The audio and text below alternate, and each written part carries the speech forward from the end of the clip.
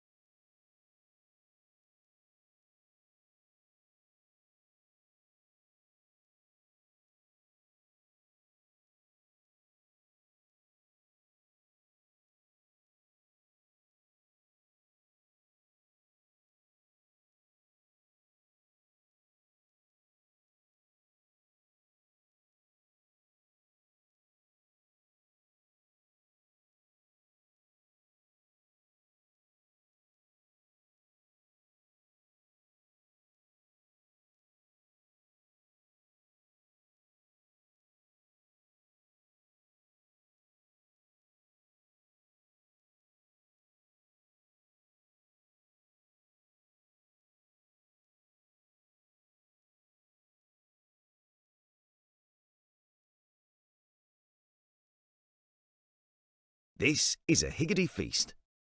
There's plenty of this, and these as well. We top it like this, and bake it like that. Higgledy, baked generously.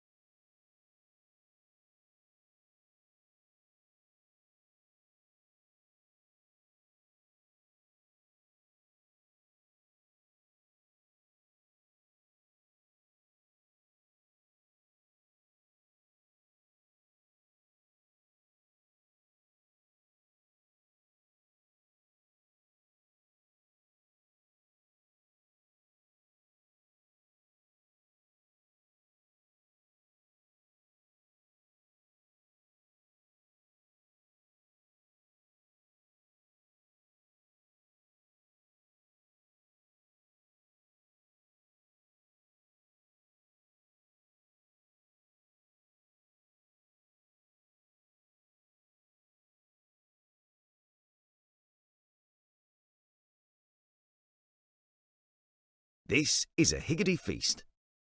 There's plenty of this, and these as well. We top it like this, and bake it like that. Higgity. Baked generously.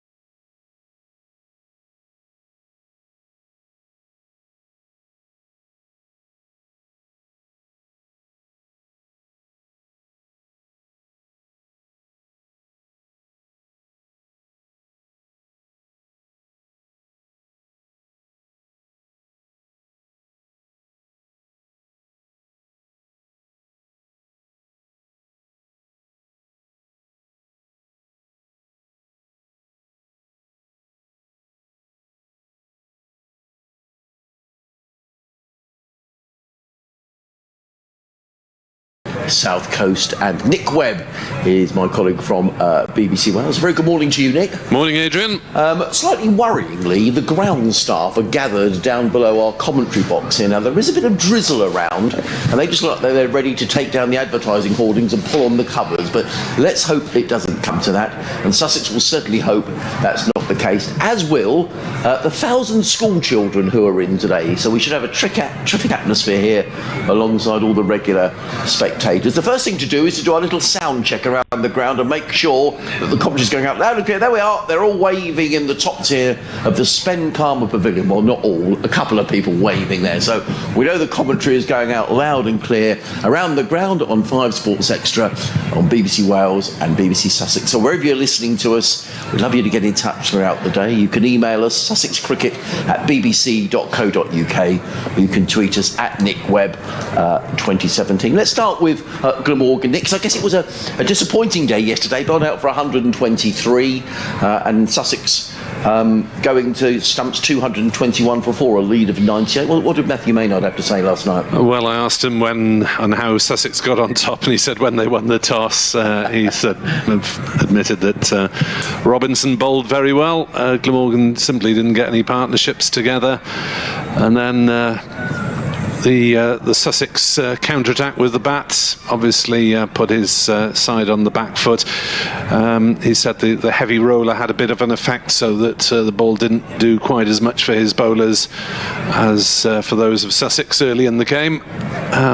But you just have to admit from the Welsh point of view that the bowlers didn't bowl accurately enough on a consistent basis, and allowed Sussex rather too many free hits in the back half of the day. Well, I spoke to Tom Haynes, the Sussex opener, after the close. He made 58 yesterday. He's missed a couple of games with a knee injury, Tom, but that seems to have cleared up. He picked up a couple of wickets as well.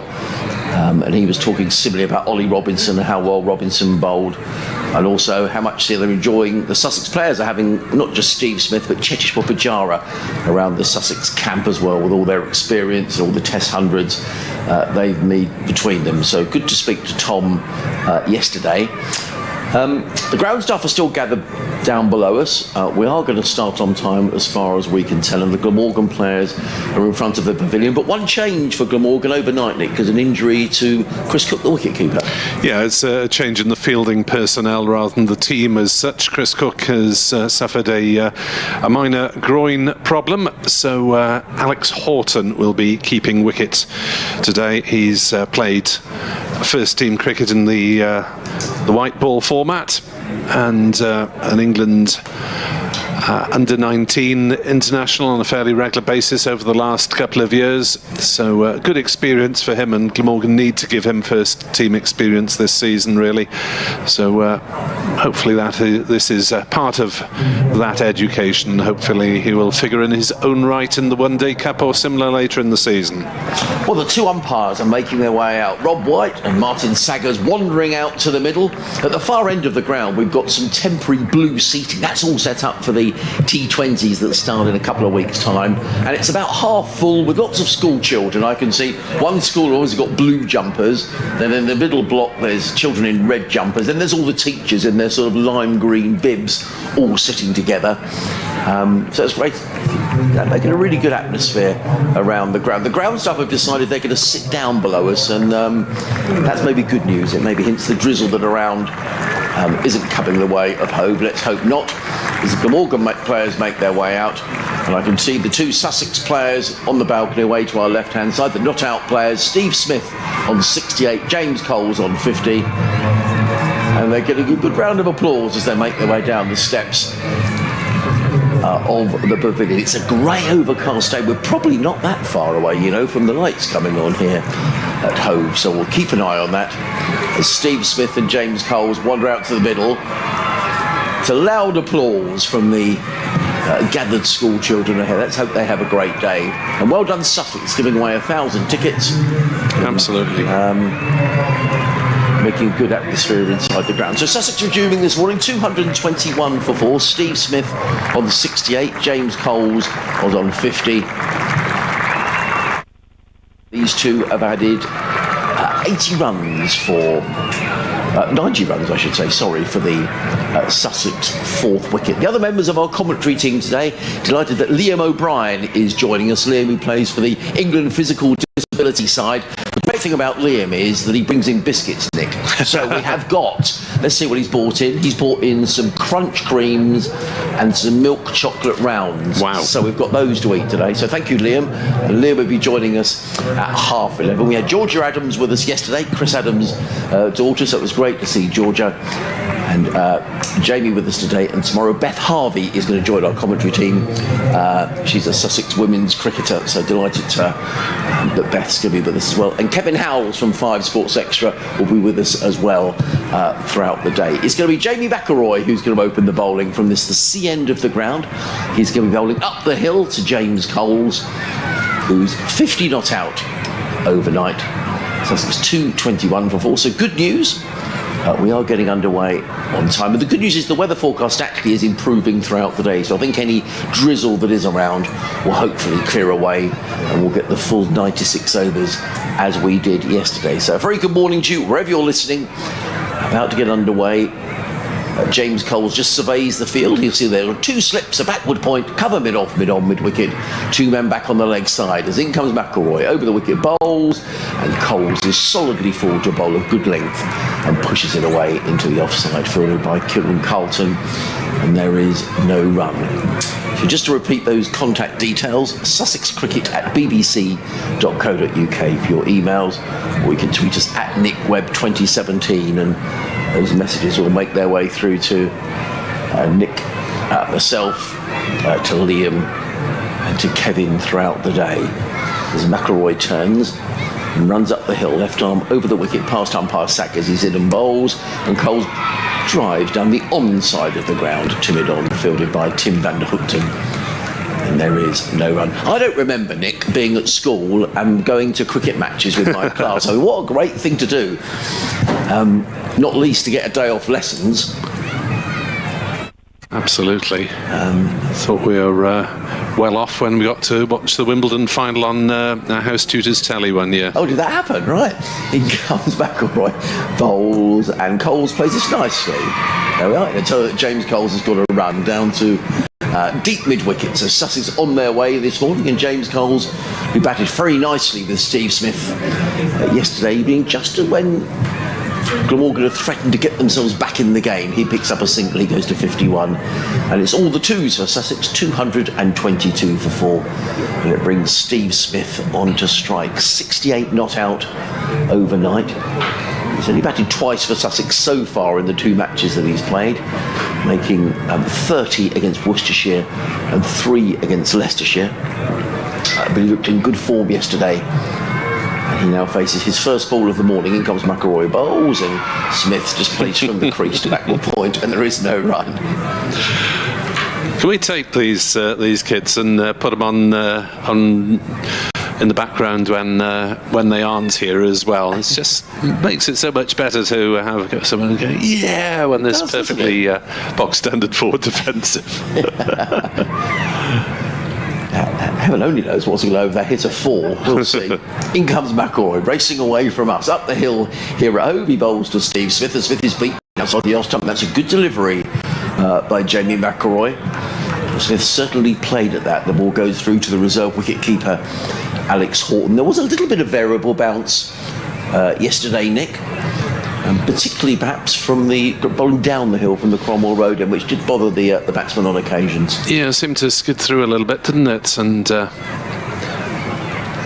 keep low. Ollie Robinson getting a bit of movement off the wicket as well, and a couple of real nice nip-backers. In comes McIlroy over wicket, bowls, and Smith clips this one down to fine leg and picks up a single with cheer from the school children around the ground. So Steve Smith is on his way. He goes to 69. It's the end of the opening over of the day here. If you just joined us here, you're listening to live cricket from the BBC on 5 Sports Extra, BBC Radio Sussex, BBC Wales, myself, Adrian Harms, and Nick Webb on a cloudy grey morning at home, but every prospect that the weather will improve throughout the day, and fingers crossed we'll get the full 96 overs in. Rather concerning times for Glamorgan with Cook off injured. I mean, it may be just a precaution. He seemed to be limping slightly and sat out the pre-match football, as you'd expect. But with David Lloyd, we're waiting news of the extent of his hamstring injury that has kept him out of this match. And Tom Bevan, an attacking young batter who may well have played a part in T20, suffered a shoulder injury yesterday as the first ball from Neser is defended by Steve Smith, so Bevan is having a scan on a shoulder injury as well. Suffered in the second 11 victory over Gloucestershire in Newport. So Glamorgan will hope that all those are fit as soon as possible. If at all possible, of course, for the opening T20 match away to Gloucestershire a week tonight at Bristol, and there'll be coverage of that. And indeed, all the Sussex games on BBC Sport Online. As Neser comes in to bowl to Steve Smith, and kept a little bit low as well. Smith watching it carefully, defending it to mid-wicket, and there is no run. As Matthew Maynard said last night, he thought that Smith probably played and missed once in the course of his innings. It wasn't spectacular. I mean, there was a lovely cover drive from Neser to register his first boundary, but it was a run every other ball without really appearing to ever go on the offensive. Yep. As Neser steams in, bowls, there's an appeal, not out as the ball runs out on the leg side. Smith appearing to play rather across that one, and a bit of a howl, but wasn't sustained. That swung, Nick, we're pretty much wicket to wicket in the commentary box here at Hove this week, and that swung quite late to Steve Smith. I think it was going down the leg side. A bit of bowling though. As Neser races in once more and bowls, and that I think takes the inside edge onto the thigh pad, just bounces down in front of Steve Smith. If you're watching on the stream, we're in the commentary box behind the batter as you're watching it from that end. There's the microphone hanging elegantly out the window to pick up the noise of those school kids in the background, and they must be pretty loud because we're away from them at the opposite end of the ground. There's Neser's in, bowls to Smith, who's carefully forward, playing to mid-off. And there is no run. Good over this from Neser to start the morning. Glamorgan quickly into their work. Tim van der Hoogten is lurking at first slip. A rather unusual position for him. I can't say I can remember seeing him field in the slips before today. Labuschagne in his usual place at second slip. As Neser runs down the hill towards us to finish this over, and it's driven back to him. Fields in his follow-through. No run. Maiden over. Aussie to Aussie. 223 for 4. Well, talking about Aussies, Nick, I can see in the southwest corner in the stand, right at the top on the back left, there's an Australian flag has been hung up. So presumably there's a couple of Aussies there who have come down to see Steve Smith. As I'm talking to you, more people are making their way into the ground. It was a really good attendance here at Hove yesterday, and it looks like it's going to be similar today. We've had our first email of the day. Hello Adrian and Nick from John Malone, who he says you're coming through loud and clear on the stream in an overcast Bexhill-on-Sea, which is east of here, east up towards of Brighton. I had a great day at the ground yesterday, wickets, runs and decent weather. What's your thoughts on the score Sussex will attempt to achieve in this first innings to get a decent lead? In comes McElroy, bowls, and Cole to clip that one away on the leg side. The ball thumps into the pad and just dribbles down in front of him. And there is no run. I guess to a certain extent, because a lot might depend here on how many Steve Smith scores. As I say, he was very unfussy yesterday. It wasn't an innings full of brilliant shots he accumulated. I think he realises that it's not the easiest pitch in which to bat on, and he certainly took his time yesterday, did Steve Smith. In comes McElroy, bowls again, and Coles drives firmly to wideish mid-on, fielded there by Tim van der Hoogten, and there is no run. Nick Davies been in touch. He says, excellent day for Sussex yesterday. Surely Robinson starts the first test of the Ashes is a must now.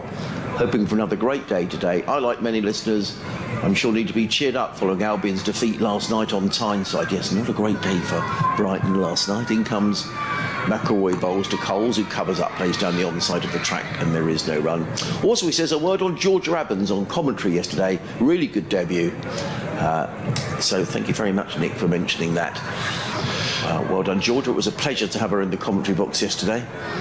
And Dad Chris presented county caps to Tom Alsop yesterday, and also to Steve Smith. I didn't see Chris yesterday, but he was on the ground, certainly in the morning. It was good that Georgia was here as well. In comes McElroy, bowls, and Coles caresses this into the covers off the back foot. He picks up one, and that's all he's going to get. He goes, oh, in fact, he comes back for a second. There's a misfield from, I think that was Zainul Hassan. No, it was Carlson dived over it on the first attempt. Did he? Yes.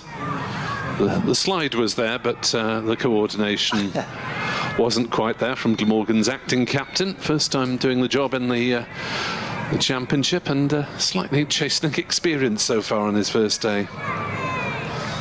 There are two slips, a backward point, cover mid-off, mid-on, mid-wicket, deep mid-wicket and a fine leg. As in comes McElroy, left arm over the wicket, bowls to Coles, who drives down the ground, and a sprawling Tim van der Hoogten. Well, there was really a single there. I'm not quite sure why they didn't take a single, because van der Hoogten had to dive to his left-hand side.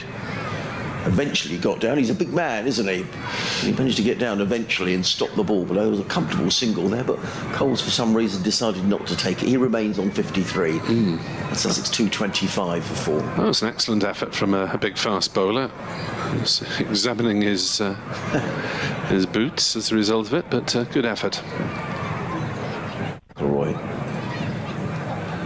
In again and bowls, and Coles defends into the offside. There is no run. So end of the third over of the morning. Jamie McElroy's figures: 13 overs, 3 maidens, 2 for 51. And Sussex going along nicely here. 225 for 4. They've added 4 runs this morning. 69 to Steve Smith, 53 to James Coles. And you're listening to 5 Live Sports Extra. Adrian Harms and Nick Webb, soon to be joined by Liam O'Brien, Kevin Howells, the other member of our commentary team. And the sky is getting a little lighter. The weather coming over the North Downs, South Downs, I should say, down towards Brighton. It just looks a little brighter, so hopefully that drizzle that was around is working its way away. It's a bit murky. We don't want 1,000 school children rampaging around the ground, do we, with no cricket to entertain them. Here's Neser in, bowls, good carry on that one as Smith leaves outside off stump and then points with his glove as to how the ball behaved. Edward Cooper says Glamorgan may have to call up a St Helens Balconeer or two because of these injuries. Have you got your gloves with you? No, I haven't, I'm afraid, Edward. My gloves have been sadly unused so far this season. Oh dear. So, yes, welcome to the St Helens Balconeers, providing a more mature voice in the crowd. As Neser bowls, oh, that's a fine delivery, cuts back, Smith hit on the pad, not out, says umpire White. Wow, that was a good shout. I thought it had bowled him, Nick, initially. That was a good delivery. Yeah, struggling to deal with that one was Steve Smith. I've been bought a coffee. Yeah, courtesy of Kevin Howells. Thank you so much. Marvellous man, marvellous man. I take back all I've said about him in the past. 225 for 4, quiet starts to the morning here in Hove then, as Neser bowls and Smith on the back foot defends to mid-on, and there is no run. So Steve Smith has added just the single this morning, and Coles 3 runs at the other end. The 19-year-old made his debut aged just 16 back in 2020. Of this formidable Sussex production line, really have produced a lot of hugely promising young cricketers in the last few years. As Neser is in to bowl, outside off stump, Smith chops down on it, it rolls out into the covers, fielded by Harris, and there is no run. Smith, as yesterday, a constant ball of energy, nerves, non-stop movement around the crease in the time between deliveries, fidgeting, touching both pads, no settling. And the stillness is temporary during the run-up. As Neser is in to bowl to Smith, who plays one off the inside half of the bat to mid-wicket, was looking to play straight, but it ended up with Byram at mid-wicket. He's being very respectful of this opening spell from Neser, and quite rightly, because it's a good spell so far. He's really bending his back, isn't he? Well, if you want to get a test match place, one way to do it would be to clean up one of your leading batsmen, wouldn't it? As Neser turns at his mark at the Cromwell Road end of the ground. Bowls to Smith, who is forward defending to mid-off. So another maiden played out, Neser to Smith.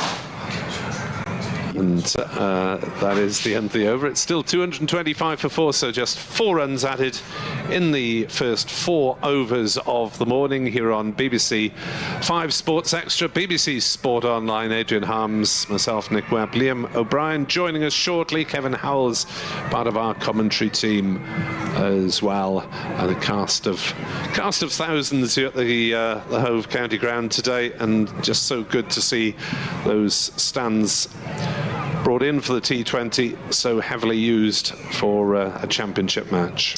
Absolutely. I've got an apology to make, actually, Nick, because every day here we test that the commentary is going around the ground. And Julian is a regular contributor. He sits in the top tier of the Spain Car Mobility. He always waves his hat just to make sure that we are going out and all the technicals are working. However, there's a chap who sits behind him I thought was called Tim. Right. Well, he isn't called Tim at all, and the man concerned has been in touch, and his name is John. And he sent me an email, so I'm going to read it out in a minute. In the meantime, it's Jamie McElroy coming in over the wicket to bowl to James Coles, who plays defensively to a ball just short of a length, plays it into the covers. I know you're used to small crowds in the county championship, as are we all at times, but you don't have to name check every member of the crowd, Adrian. Well, John's been in touch and he says, "Hello, Adrian and staff." Just to clarify, the chap behind Julian who occasionally waves to you is me, not Tim, and that's John. And I'll read the rest of his email in a minute. As in comes McElroy running in, bowls, and Coles plays firmly through move. That's a lovely shot by James Coles. He's going to pick up one. In fact, it doesn't quite go for four. It's a relatively short boundary on the leg side out towards the clock tower scoreboard, but James Coles comes back for a couple of runs, fielded by James Harris on the boundary. Coles goes to 55 and Sussex to 227 for four. But John says, thanks for the commentary. It's made all the difference to my enjoyment before my cataracts were sorted and for the way that we engage with visitors to the ground from the commentary box. So thank you, John. He says, Sussex's performances so far this season have made up for the disappointment of the last two. Certainly the case. In comes McElroy, bowls to Coles, who lets that go outside the off stump, taken by Alex Horton, who's standing him behind the stumps for Chris Cook, who's picked up a slight groin injury. Yeah, in reply to a tweet from Glammy Podcast, we don't really know the seriousness of it yet. I mean, he kept wicket throughout the day yesterday, didn't leave the field. Obviously something that he's just tweaked, so hopefully a couple of days rest, or he will be able to bat, I imagine. In comes McElroy, in again and bowls, clipped away by Coles to mid-wicket. There's two men in there. There's a shortish mid-wicket and a straightish mid-on. Marnus Labuschagne is in there. It's an area where James Coles is particularly strong. And there is no run. Judy's been in touch. He says, can you please explain why Adrian sounds like he's in an echo chamber? So I don't know why that is. Hopefully that's a little better. We're just adjusting the microphones here, Judy, but thank you for getting in touch. In comes McElroy, bowls to Coles. It's wide of the off stump and thrashed away by James Coles. That's a lovely shot through the covers. It was wide of the off stump and the boundaries met with raucous applause, and that's the 100 partnership up between the two, between Smith and Coles. Is coming 156 balls in 103 minutes, and it's been a good partnership, Nick, because at one stage Sussex were 131 for 4 as Glamorgan were fighting their way back into the match. So that's come at a rate of almost 4 runs and over, which is pretty decent. 26 overs, 156 balls, if my maths are right at this relatively early hour in the morning session. So with regard to Chris Cook, we saw him walking round with looked like some slight discomfort. He didn't take part in the warm-ups, obviously, but I imagine he'd be fit to bat with a runner. In comes McElroy around the wicket, bowls, and Coles plays into the offside, into the covers, fielded by Zain Ul Hassan.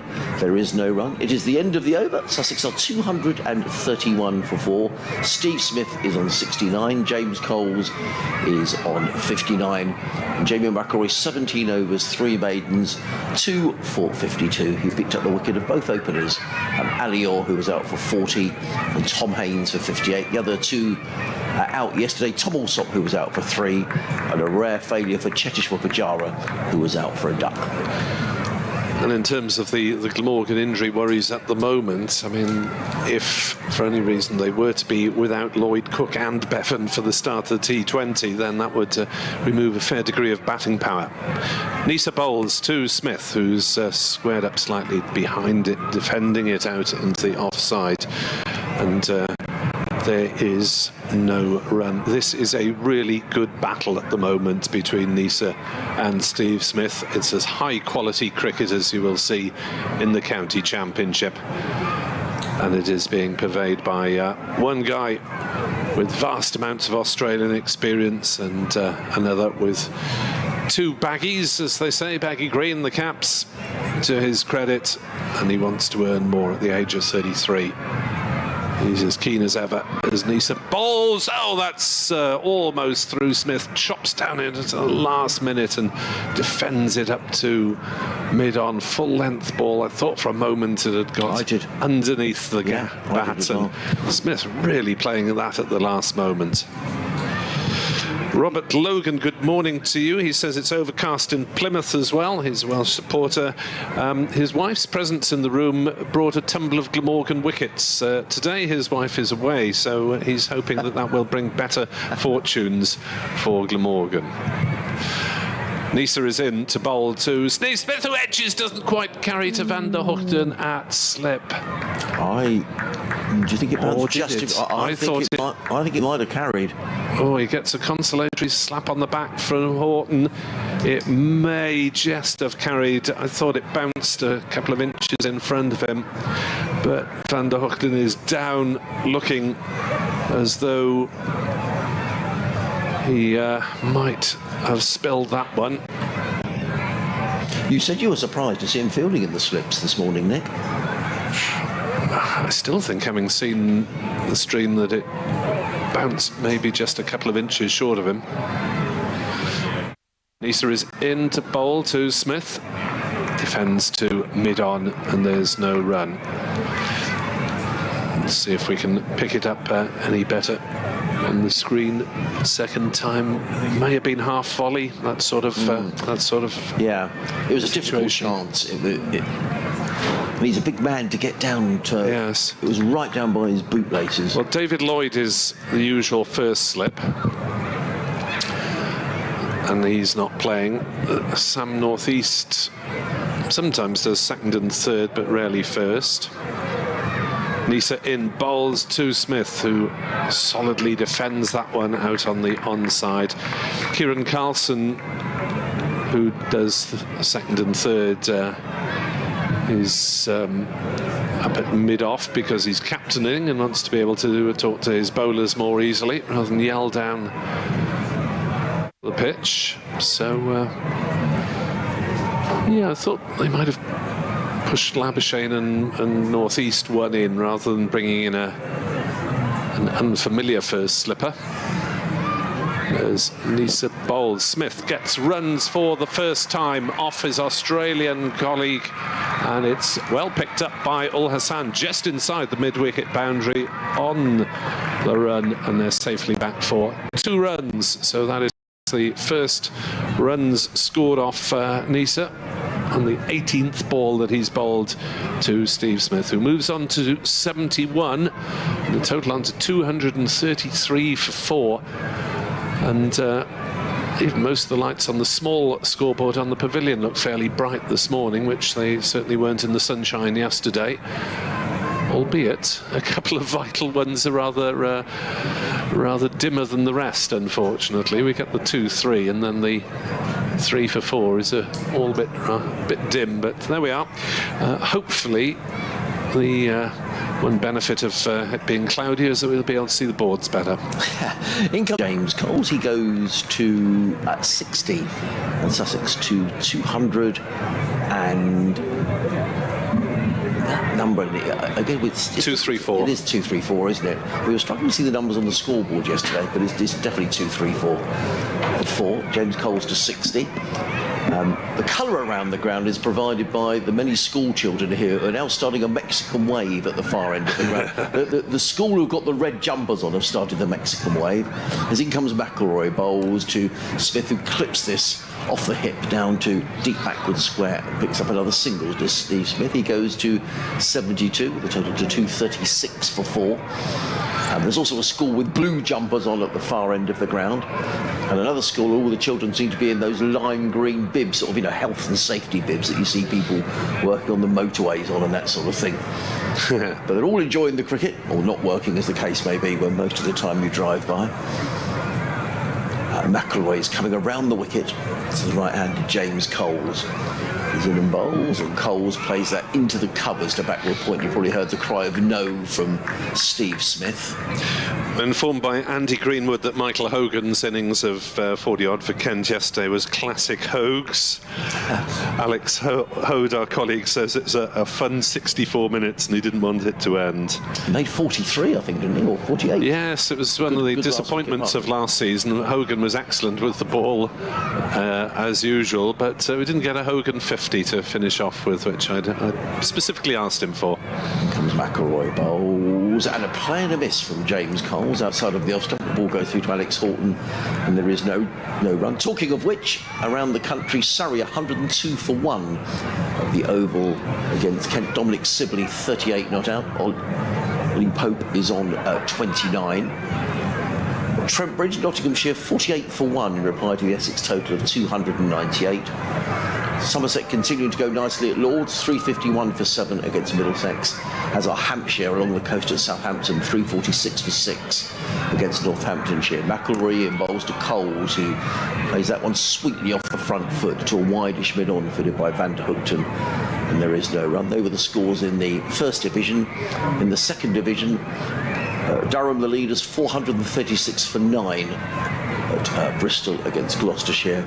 In the other game, Leicestershire 80 for 3 already in their second innings against Worcestershire, leading Worcestershire by 170. As McIlroy is in around the wicket, bowls to James Coles, who plays this delightfully through mid-wicket, but there's a fielder on that deep mid-wicket boundary who is James Harris. Coles picks up another single, he goes to 62.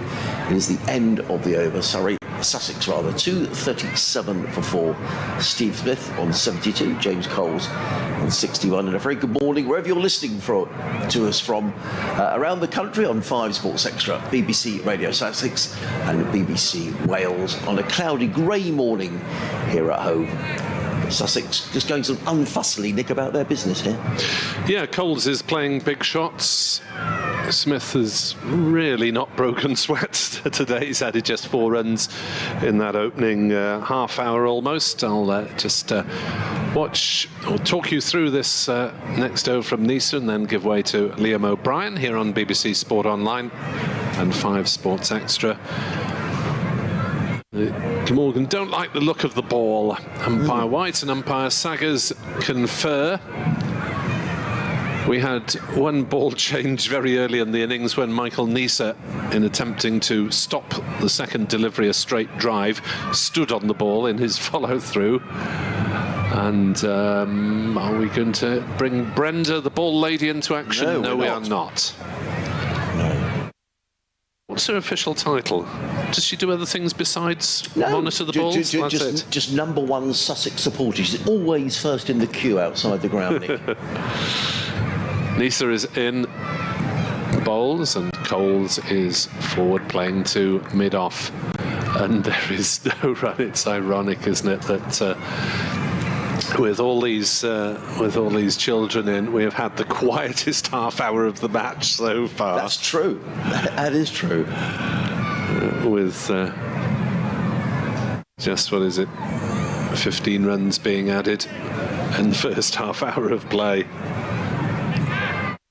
Yesterday we had wickets flying, and Sussex scoring a very decent lick early on. Neser is into bowl. Coles drives through the covers. Classic shot from the 19-year-old as the ball races away to the clock tower scoreboard, away to our right. And the youngsters have something they can get behind. A young man, probably only a decade older than some of them, and he takes Sussex on to 240 for 4. Coles is on 65. He is catching Smith up, having come in 19 overs after him. So Coles nicking some of the limelight for himself as Neser bowls, and Coles is whipping this away on the leg side down to Ul Hassan at backward square, the Glamorgan debutant, who is an all-rounder. Saw opening the batting, made 22 in the absence of injured skipper David Lloyd. and has also bowled a few overs off seam. He is more regularly a middle order bat, so did well really to hang around for a while up top while his colleagues were blown away. 241 for 4.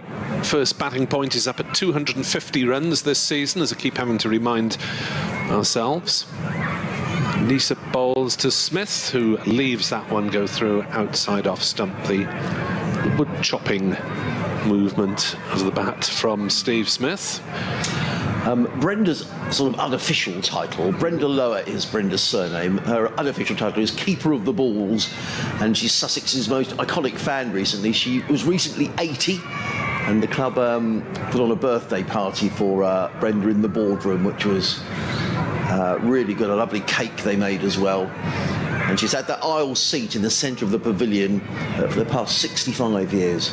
And always first in the ground. Neser bowls to Smith, who is playing that one into mid-wicket, fielded by Byram, charging in eagerly, and there is no run. So thanks to everyone who's tweeted me so far. Chris Manring says with the Glamorgan injuries, it's like emergency ward 10. Anne-Marie Briggs paying tribute to George Adams' efforts on commentary yesterday. Furry Animal says it was a great game of the seconds at Newport. Tom Bevan's injury, hope it wasn't as bad as it looked. So he is having a scan on a shoulder today. Fingers crossed, Nick. Yes, I would have suggested that he'd been a strong contender for a batting place in the T20. Likes to put bat to ball firmly. As Neser bowls down leg side, and they're through to Horton, the substitute keeper, as Smith pulls out of attempted pull shot at the last moment. Thought about it, decided that discretion was the better part of valour. 241 for 4. Steve Smith has 72. James Coles has 66, and Adrian will be joined by Liam O'Brien. Yes, thanks very much indeed, Nick. Very good morning. If you just joined us here at the county ground in Hove, down on the south coast of England, you're listening to 5 Sports Extra, BBC Wales and BBC Radio Sussex. And James Harris, the right arm seamer, sort of come into the Glamorgan attack. 8 overs, 1 maiden, no wicket for 28. Sorry, 8 overs, 1 maiden, 0 for 28 for James Harris. Sussex 241 for 4. Beginning the day on 221 for 4, so they've added 20 this morning. Steve Smith still there on 72, and James Coles on 66. The noise you can hear in the background, 1,000 school children Sussex have allowed into the ground today, free of charge, and there's a terrific atmosphere as in comes Harris over the wicket and bowls down the leg side, and Coles rather misses out, looking to flick that one down to find it. The ball goes through to the reserve wicket-keeper Alex Horton, and there is no run. We'll do an update in a couple of moments' time to the listeners on BBC Radio Sussex. So I'll introduce Liam in a couple of moments' time, just when that update is done and out the way. Well, they might have forgotten us even, you never know. As Harris is away from us, up the slope here at Hove from the sea end. He's in and bowls, and Coles lets that one go outside the off stump, taken by Horton, and there is no run. No update so far. So Liam, a very good morning to you. Morning. How are we doing? You all right? Yeah, great to see you. Liam's brought the biscuits in. Here does come the update, so right on cue. And we're hearing the weather forecast. Is it this cloud's going to break up during the day, so that's good news. There's one slip, a gully, a sweeper on the cover point boundary. There's a cover mid-off, mid-on, mid-wicket, then a deep mid-wicket, and a fine leg. As Harris, after speaking to skipper Kieran Carlson, is now on his way. Over the wicket, bowls to Coles, shot hammered away by James Coles to backward point, fielded right out on the boundary by Zainul Hassan. One more to James Coles. Yes, Sussex going along nicely here, Sarah. They're 242 for 4, so they haven't lost a wicket so far this morning. Steve Smith, the Australian, is on 72, and James Coles going along very nicely, the 19-year-old for Sussex. He is on 67. So the Sussex lead now goes up to 121. Meanwhile, at the Oval, Surrey also going along nicely this morning against Kent. They bowled Kent out yesterday for 278 in reply. Surrey 107 for 1. Dominic Sibley is on 38. As in comes Harris and bowls and let go outside the off stump by Steve Smith. And there is no run. So I can say a proper good morning to you, Liam. Great to see you again. Thank you. Happy to be back. Yeah. Now, last week, or was it last week, we were in Worcester and you got in touch. I forgot what you got in touch about. And you said you were on holiday in France, and that sounded very grand. Yes, I've got a little bit of a tan now, so I can try and flex that. And it was about the stem guards, wasn't it? And do you remember Steve Smith was there for like 5-10 minutes? That's exactly what it was about. The helmet. So we could probably talk about that. As in comes James Harris running up the hill, comes in and bowls to Steve Smith, who plays forcefully into the covers, and there is no run because there was a delay at the start of play because the umpire said that Steve Smith's helmet didn't meet regulations, and we don't think Cheteshwar Pujara's did either, and you kindly wrote in about that. So just explain what happened in that scenario. Yeah, so I have it with my England team as well. So I think it's an ECB initiative, is that every player under first class or international has to wear a stem guard, which is the extra bit of protection behind the back of your head. But it's not the same for Cricket Australia, which is where the confusion is. Here comes Harris and bowls and let go outside the off stump. A wide swinging delivery let go by Steve Smith at the end of James Harris's over. He's bowled 9 overs, 1 maiden, no wicket for 29. So yeah, it's one of those where I don't think Cricket Australia make you wear it, but the ECB have enforced that all players at first class international have to wear the stem guards, the extra protection. And I never used to wear them myself, and I turned up to one of my England games a couple of weeks ago and got a stern telling off because it wasn't on the back of my helmet. Yeah, so the ECB are really pushing for that extra protection, and I spoke about it yesterday at a training session, and it's definitely mandatory. So I imagine Steve Smith helmet, when he plays for Australia, he doesn't have to wear it because it's not under their regulations, but being playing at first class cricket in England, he's got to put it on. Tim van der Hoekten is going to pick up the Glamorgan attack from the far end. So training, where were you training last night? So I had my home club, Preston Nomads. So when I'm not away with England, I'll train at Preston Nomads, and they've got a beautiful setup over there. So very lucky, had a good session.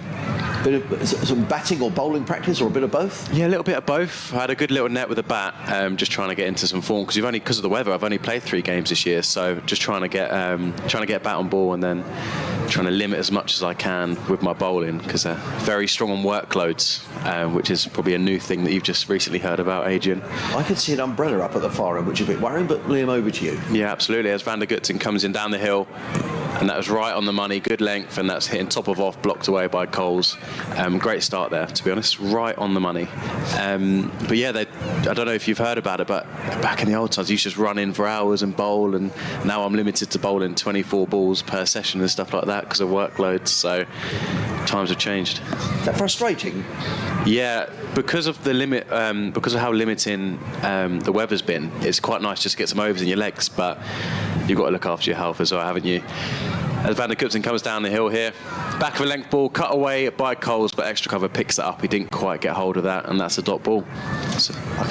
Just say about the weather here. I can see a red umbrella up at the far end of the ground, and away to the left-hand side, there's a couple of people putting up umbrellas as well. I think it's fairly light, the rain, so fingers crossed. It's not going to be anything that's going to delay, if indeed it does delay us. Yeah, I think it's just going to be light drizzle through the day, looking at the forecast. But the groundsmen, you can't see them, which is normally the tell, isn't it? I don't know. You're quite right. If you could tell the grounds around the covers, you know there's rain coming.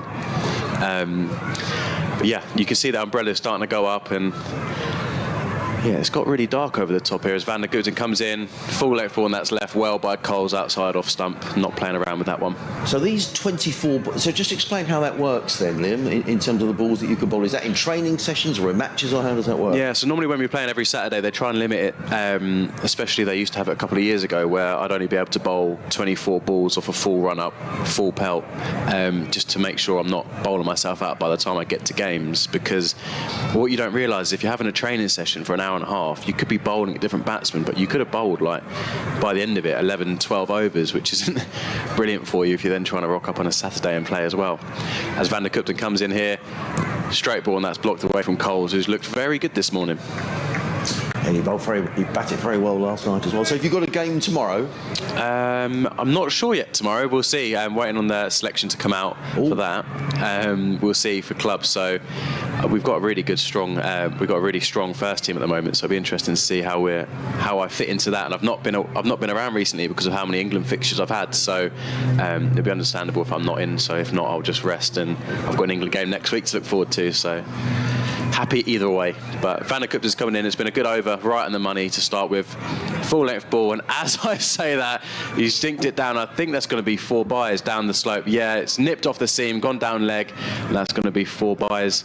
That is commentator's curse at its finest there. And they've lost the ball as well. It's gone underneath all the covers and everything else that is down here, all the gubbins at this end of the ground, and James Harris is now having to search for the ball, so we are going to have a bit of... Oh, he's just found it, I think. No, he hasn't. No, he's still looking. I'll be honest, there's nothing worse as a fielder as well as when it goes around the covers, because if the covers are a little bit wet, it can really ruin the ball. Yeah, well, he can't find it. There's the big covers that go over the wicket here, and there are some other covers that go over the bowler's run-ups. So James Harris is looking for the ball. So while they're looking for the ball, so an England match coming up next week, just because we've got listeners, I know people on BBC Sussex have heard you before, Liam, but just explain for our wider audience, the England team that you play for and the fixtures you've got coming up. Yeah, so I play for the England physical disability team. So there's 4 different disability teams. There's the VI team, so the visually impaired team, the deaf team, the learning disability team, and then I'm in the physical disability team, which is where you have physical impairments. I have a thing called clubfoot, and we've got some really exciting fixtures coming up this year. Hopefully, we have a World Cup in India in October, so we're all kind of training, getting ready for that. And then I've got a really exciting couple of fixtures next week against Hampshire and Surrey Academy, so that'll be nice and competitive as well. Terrific. And where are they being played, Liam? That is going to be played over in Southampton at one of their Premier League grounds. So very exciting. That should be a good setup. As Van der Kupt comes in to finish his over, and that is blocked away well from Coles. So that's 246 for 4. 4 off that over, but kind of counts as a maiden still, doesn't it? Because it's byes. So it does. He'll take that. So 246 for 4. Steve Smith on 72 and James Coles on 67. And you're listening to live cricket on the BBC, BBC 5, Sports Extra, BBC Wales, BBC Radio Sussex. Very good morning, wherever you're listening from. Myself, Adrian Harms, alongside Liam O'Brien. Nick Webb, the other member of our commentary team, will be back with us in about a quarter of an hour or so. If you'd like to get in touch and join our conversation, maybe got questions for Liam, please get those questions into us. sussexcricket@bbc.co.uk. There's someone standing up behind the bowler's arm. I thought it was us for a moment. Yeah, we both sat down there. But it's not us, because we're behind the tinted glass here. But I think it's just down, maybe above us here in the seats. And Steve Smith is now happy. We both sat down at the same time. I thought I was getting a telling off from Steve Smith.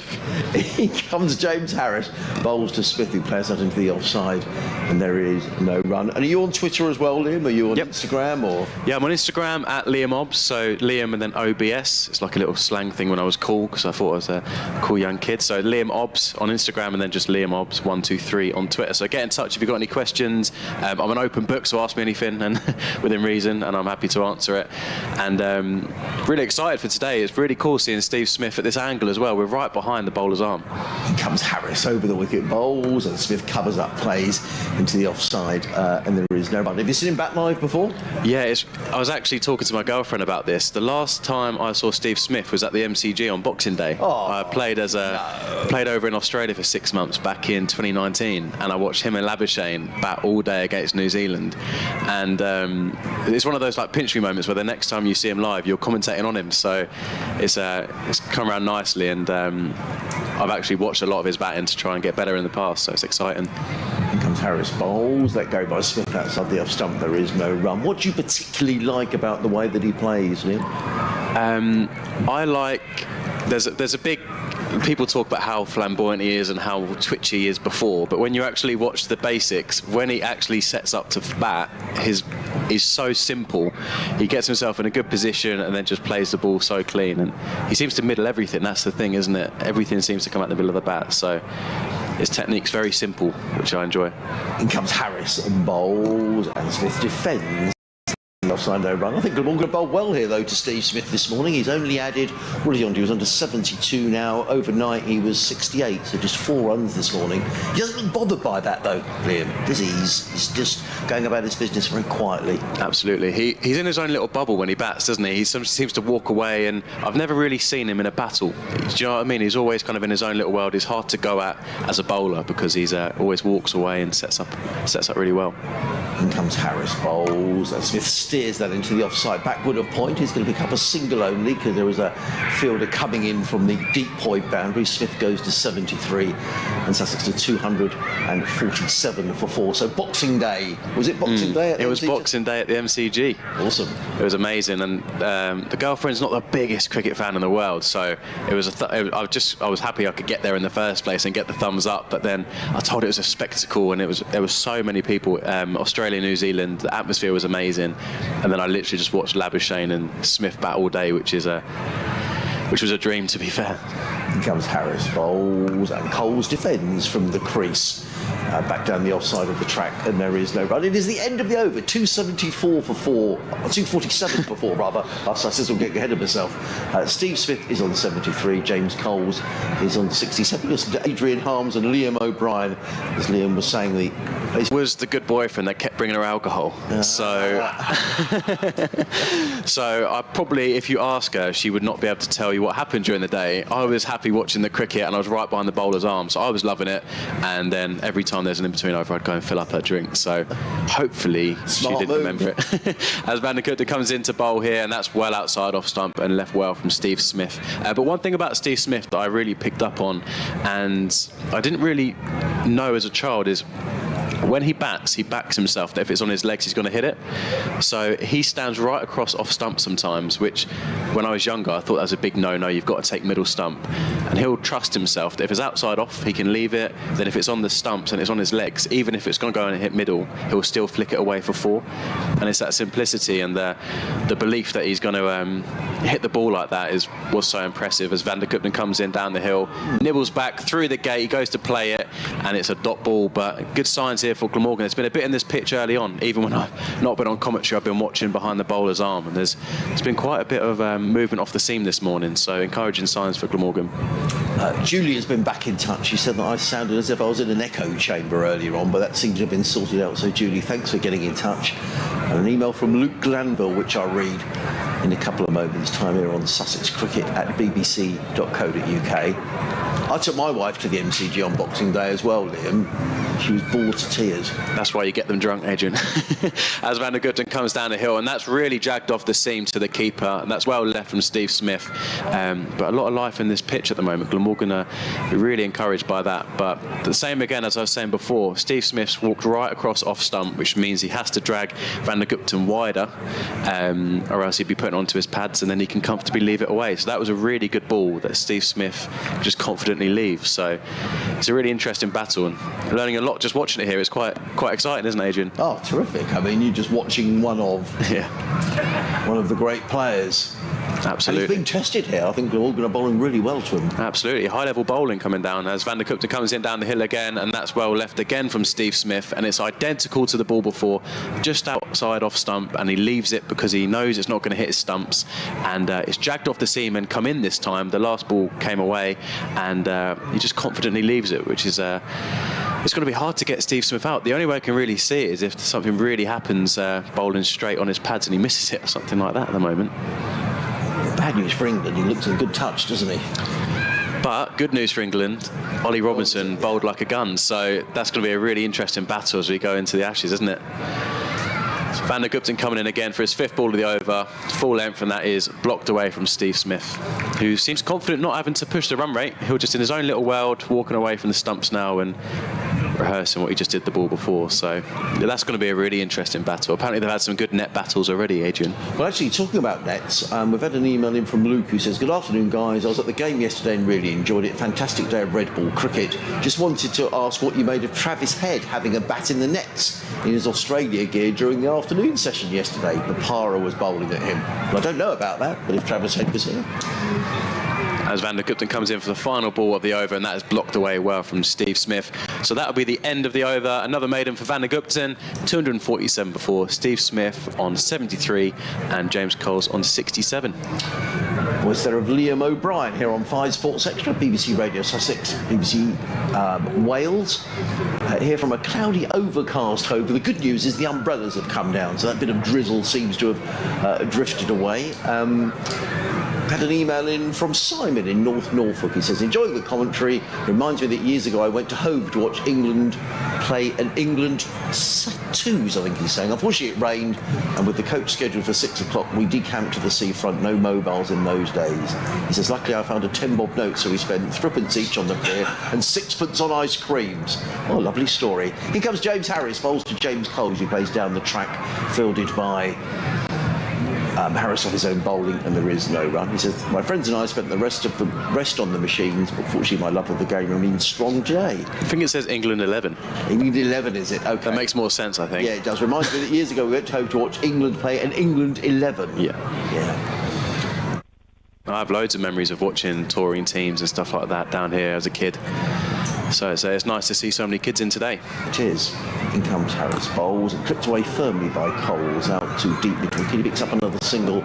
James Coles. Sussex making slow but steady progress this morning. James Coles goes to 68. Sussex to 248 for 4, which means they've added 27 runs this morning. Just the one slip in place, sorry, Liam. Backward point, cover mid-off. There's a sweeper on the cover point boundary, a mid-on and mid-wicket, and 2 men set back on the leg side, one in front of the scoreboard at mid-wicket, the other at fine leg, as James Harris runs away from us. Comes into bowl to Steve Smith. He's in and bowls, and Smith clips this one firmly to mid-wicket. Good bit of fielding in there by Sam North East, prevents a single. I was just going to say, the field seems quite negative. If you're going to get Steve Smith out, you've got to be a bit more positive of your fielding plans, I think. They've got a deep cover, deep fine leg and a deep square leg, and the ball's seaming around, and I think the best chance to get them out at the moment is making the most of it, bringing some fielders in short and hoping he edges one. It just seems like they're letting him get into his comfort zone a little bit today, Adrian. Well, it is a defensive field with just those one slip, as in comes Harris. Under cloudy skies, in and bowls, and Smith drives beautifully. That's the shot of the morning. Beautiful shot by Steve Smith. Over pitched and hammered away through wideish mid-off for 4 runs. That was a shot that had quality stamped all over it. It brings up the first batting bonus point for Sussex, 252 for 4. Steve Smith to 77. Yeah, that was just pure class, wasn't it? That was an excellent shot, perfect placement, and that's what you see with Steve Smith. He always seems to find the gap. There's quite a wide mid-off and a straight extra cover, so the gap isn't actually that wide. He's literally just put it between the two and absolutely hammered it for 4. And you probably heard it on the commentary as well. The crack of the bat sounded like a cannon went off. He absolutely nailed that one. He did. I'm not happy about the ball. He keeps one thing I've noticed with Steve Smith, he keeps exercising his left shoulder. He keeps twirling his arm around. I don't know, maybe he's got maybe it's just a habitual thing, maybe he's got a slight concern with that shoulder, I don't know, but nothing wrong with the shot. It was beautifully played. Stuart from Sunny Ferring has been in touch. Hello Stuart, who I met at Leicester last week. He says, I had a wonderful day yesterday and had a great spot at the Cromwell Road end in the temporary stand. Just to let you know, I'm listening while I'm mowing my front garden and the sun is on its way. Good news, Stuart, thank you. In comes Harris, bowls to Smith, who defends down the track and fielded off his own bowling by Harris, and there is no run. When I went to the MCG on Boxing Day, David Gower was playing, and as he walked out to bat, and it was a famous tour where he went up in a tiger moth plane and got in all sorts of trouble on that Ashes tour. But when he came out to bat at the MCG, the whole ground stood and applauded as he walked out. Really? It was amazing. Yeah. Oh, amazing. And he made 100. In comes Harris. Bowls and still lets that one go outside of the off stump. There is no run. It's the end of another over. 252 for 4. Smith 77. Coles is on 68. And the lovely noise you can hear in the background are all the school children. 1,000 school children here today. 1,000 tickets were given to local schools, and they're sitting up in the temporary stands around the ground that are put up for the T20. Children in red jumpers, blue jumpers. All sorts of colours around the ground. Yeah, that 100 from David Gower was over 2 days. I think he was 77 not out on Boxing Day. They went on to get a ton the next day. Amazing. No, I can imagine Steve Smith won't get the same reception when he comes over to the Holly stand or something like that at Edgbaston this year. That is wild. It is absolutely bonkers, and that's where I do my fitness testing every year. So we train as England team over at Edgbaston, so it's a middle point. We have some guys live up Leeds way. I live down at Brighton, so it's a nice middle point. And I've spent the whole winter doing laps round Edgbaston, and we have the coaches sometimes as a joke in the Holly stand giving it as we're running round. So it's really cool. It's weird running around an international ground on the Astro outside, but yeah, I can imagine when it's full, the Holly stand is lively. As Van der Gupten comes in against Coles here, straight on the money, blocked away well from Coles, but that's a really good line there. And I was very impressed, Liam, because last time you were here, you bought biscuits as well. And I remember I was tucking in, you said, I better not have any today. And you were talking about your diet and, you know, your fitness regime, etc. And that's obviously something that you take and the team has to take extremely seriously. Yeah, so it's one of those weird ones when you guys hear I'm an international cricketer, you must think, oh, I'm a professional, but we're actually all technically volunteers. We all still have full-time jobs. I did the commentary as well. And so we have to treat it like a professional job while still balancing family life and everything like that. As Van der Gupten comes in here, and that's blocked away well from Coles. So yeah, I try and treat it really seriously and as professional as I can. And I think it's all stemmed from my cousin's a professional footballer. So growing up, he was a little bit older than me. I kind of saw what it took to become a professional and saw the professionalism that he had. So I think it's rubbed off on me a little bit. And we take it seriously. We want to win a World Cup over in October. So me eating burgers and drinking beers, the last thing I need to be doing, I need to be ready in great shape. And it's the best shape I've been in years, to be honest with you. So I'm feeling good. Just means I can't have the biscuits, unfortunately. Van der Gupten comes in here, and that is blocked well from Coles. Good little battle here. He's been on the money, outside off stump every ball, and Coles has looked solid, but a little bit of life in the pitch, so hopefully one will nibble for him soon.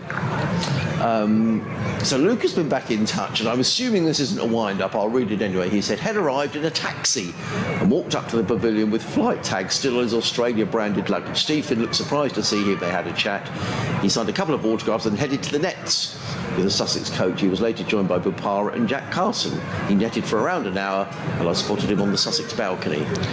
As Van der Gupten comes in again, full-length ball, that's driven by Coles, but it's straight to extra cover, and that's going to be another dot ball. So there we are. Travis Head, who spent a season down here playing for Sussex and was due to come back again, but then got into the Australia side, did really well, and we haven't seen Travis Head here since, but he'll be playing in the Ashes. So your cousin played professional football. Who was that? He still plays. So he played for Brighton growing up. His name's Grant Hall, and then he moved to Tottenham. Then he went on to QPR, so I've seen him a few games at Loftus Road. And then, yeah, he's up at Middlesbrough on loan to Rotherham. So, yeah. Lucky I had that growing up, so I had to see what I had to do. As Van der Gupten comes in and Coles cuts that away straight to point for a dot ball. So I was quite lucky because my family's all sporty and he's a few years older than me. So growing up, I kind of saw how serious he took it and going to the gym and training and stuff like that. So it was a good role model to have. You have to tell us about this World Cup over in India and who are the favourites, and would England be the favourites for that? So I'm obviously playing for the PD team for England. We're going to back ourselves to win it. We lost in the final last time to India, but we got dealt a bit of a tricky hand that I'll probably get into after this ball. As Van der Gupten comes into bowl, and he's tried to flick it. There's an appeal, but I think it's just a half-hearted appeal as it goes down the leg side for a dot ball, and that is another maiden from Van der Gupten. So it's 3 maidens in a row there. Really impressive spell so far. End of the over, 252 for 4. Smith on 77 and Coles on 68. And for those who aren't sure, I'm Liam O'Brien, playing the England PD team, and I'm here with Adrian Harms. And just to explain about this World Cup and why it was unlucky last time, Liam. So, because of the weather, it was a group stage, and then you had the semi-final, and then a final at New Road. And because of the weather, all the games got moved back to the end, like the last few days. So we beat Bangladesh on like the Thursday, let's say, and on the Friday we had to play a semi-final against Afghanistan in the morning, and then an hour later had the final in India. And because there's no floodlights at New Road, you had to get in 2 games before it got dark. So we were absolutely cooked by the time we got to the final. In comes James Harris running in and bowls and drilled down the ground by Sussex. Doesn't quite time it, and a tumbling Tim Vandenberg makes a really good stop literally down in front of us and prevents a boundary. Yeah, he nailed that, didn't he, down to mid-on. So yeah, we had to do 2 games in probably the space of 4.5 hours, and so India had 2 games off, 2 days off, so they were fresh watching us play, and then we got straight in and had to play, which is a bit tough. And we were going toe to toe. They hit about 170 odd, and then we were going at 10 and over, and then it just completely died off. We run out of steam. It does happen. I'll bring Nick Webb back into commentary in a couple of moments' time. I'll finish fine. He picks up his 78th run, 255 for 4. Graham's been in touch. He says, I'm watching on YouTube. I've just noticed there are currently 2.1 thousand viewers. This is the first time I've noticed it showing more than 2,000. That must be the Steve Smith effect. That is the Liam O'Brien effect. Everyone knew I was going on commentary. It might be the Liam effect. No, it's the Steve Smith effect for sure. Andrew's been in touch. I'll read his email in a couple of moments' time. He says, good morning, Adrian and Liam. It's Andrew Elcock from sunny Selby in Yorkshire. Comes Harrison bowls and driven away by Coles, and he's going to get 4 runs, but it wasn't far away from the clutches of the fielder in the gully. You could hear the applause from the school children at the far end. James Coles goes to 72 and within 2 of his highest first-class score, but it wasn't where he intended it to go. It's a thickish outside edge and flew away over the gully. Absolutely. I think that's Labuschagne there at gully is probably the last person you'd ever want to be there if you're the batter, because he is a gun fielder. But that's one where if you're going to throw your hands at it, really commit, because if you get an edge, that's going to fly for 4 rather than go straight into Gully's hands. So as much as he edged it, he properly committed to it, so he deserved to get away with it. 257 for 4. So, yeah, Andrew's out in the car. Brilliant to hear the kids at the ground. Hope more counties do this. Keep up the commentary, says Andrew. Andrew, thank you for getting in touch. Sussex Cricket at bbc.co.uk, and it's getting lighter at home is the good news, as in comes Harris, bowls to Coles, who plays firmly to mid-wicket. There is no run. And James Coles, who's made quite an impression for Sussex this season. Nick was saying he made his debut when he was 16. He's the 2nd youngest player to play for Sussex. He's now 19, but he just looks to be developing into a very fine cricketer. So this is the first time I've seen him live, and obviously being a Preston Nomads playing Premier League cricket, and obviously playing with some of the Oxfordshire guys that know him as well. Everyone talks really highly about him and his bowling in particular. They say he's a really good left-arm off-spinner as well.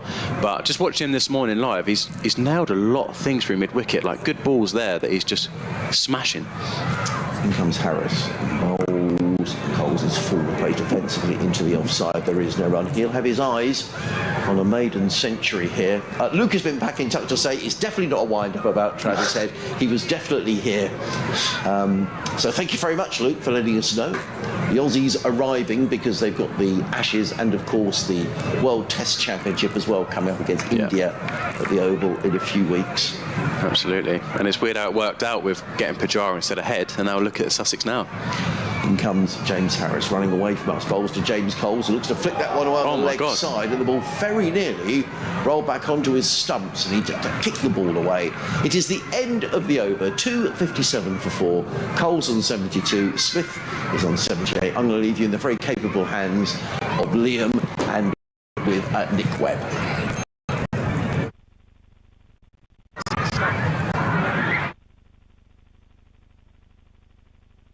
The replay there, and I'm confident that ball's just bounced off the stump there and the bails haven't come off.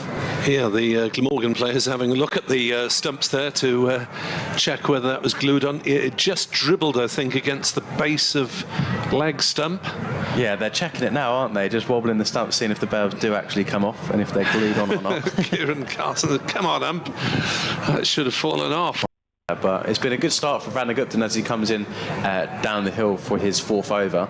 He's 3 maidens in a row, so he's been bang on the money, and you do need to be really consistent when you're bowling against the standard of Steve Smith.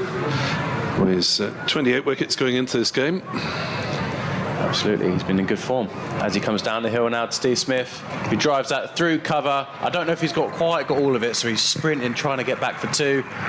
Good stop there. Oh, the fielders tried to slide and throw that back, and they're going to pick up 3. It looked like he'd gone into the advertising board, so...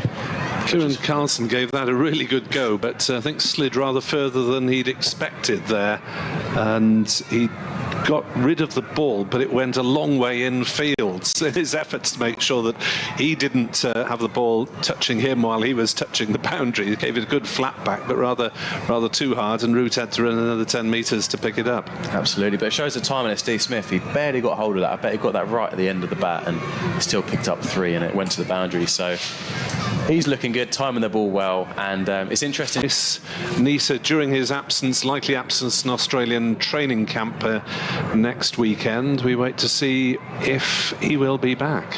Absolutely. Van den Gupta's coming in here.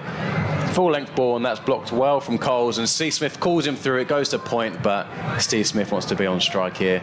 And they pick up the single really well. And Neser's really impressed me, and obviously as a cricket myself, I always try and watch as much as I can and pick up as much as I can from these professionals. And the way he's been swinging the ball, and he tried to set up Steve Smith a little bit earlier on, and I heard Adrian say how much he swung one of those balls, but he'd gone outside off stump, been patient, and then proper tried to send in an in-swinger, and it was interesting how he tried to set him up. So he's been a really fun bowler to watch this season as Van den Gupta comes in, and that's left well from Steve Smith.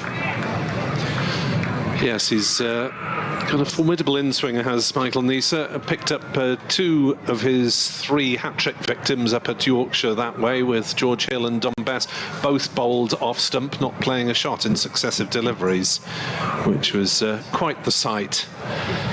Absolutely. I reckon I've watched that hat-trick ball at least 15 times now, Nick. It was an absolute jaffer, and no one criticised Dom Bess there for that leave. It was just the perfect ball, started well outside off stump, crashing into off stump. And then Van den Gupta's down the hill here. Steve Smith just confidently flicks that into the leg side and picks up 1, and that wasn't really there to do, but really good hands from Steve Smith, rocked right on top of it and just flicks it down to square leg. I just thought on the occasion Dom Bess might have learned from what happened to his James, the former Glamorgan captain and England batter, who is off on a marathon charity bike ride this weekend. He's riding from Cardiff to Tenby tomorrow, then from Narberth back to Cardiff on Sunday. That's a total of 215 miles. It is in aid of the Welsh bereavement charity 2 Wish. That is the number 2 and Wish. Steve tragically lost his daughter Bethan, who had Crohn's disease. She died from sepsis several years ago. Van der Hoogten bowls, turned on the leg side by Steve Smith, and will take a single out to mid-wicket. So Steve is raising money for 2 Wish, the Welsh bereavement charity that have helped him and his family since Bethan's death in 2020. And if you go to the justgiving.com fundraising site, you can find Steve's efforts at Bike for Beth. Bike for Beth, Steve James. Look for that on Just Giving.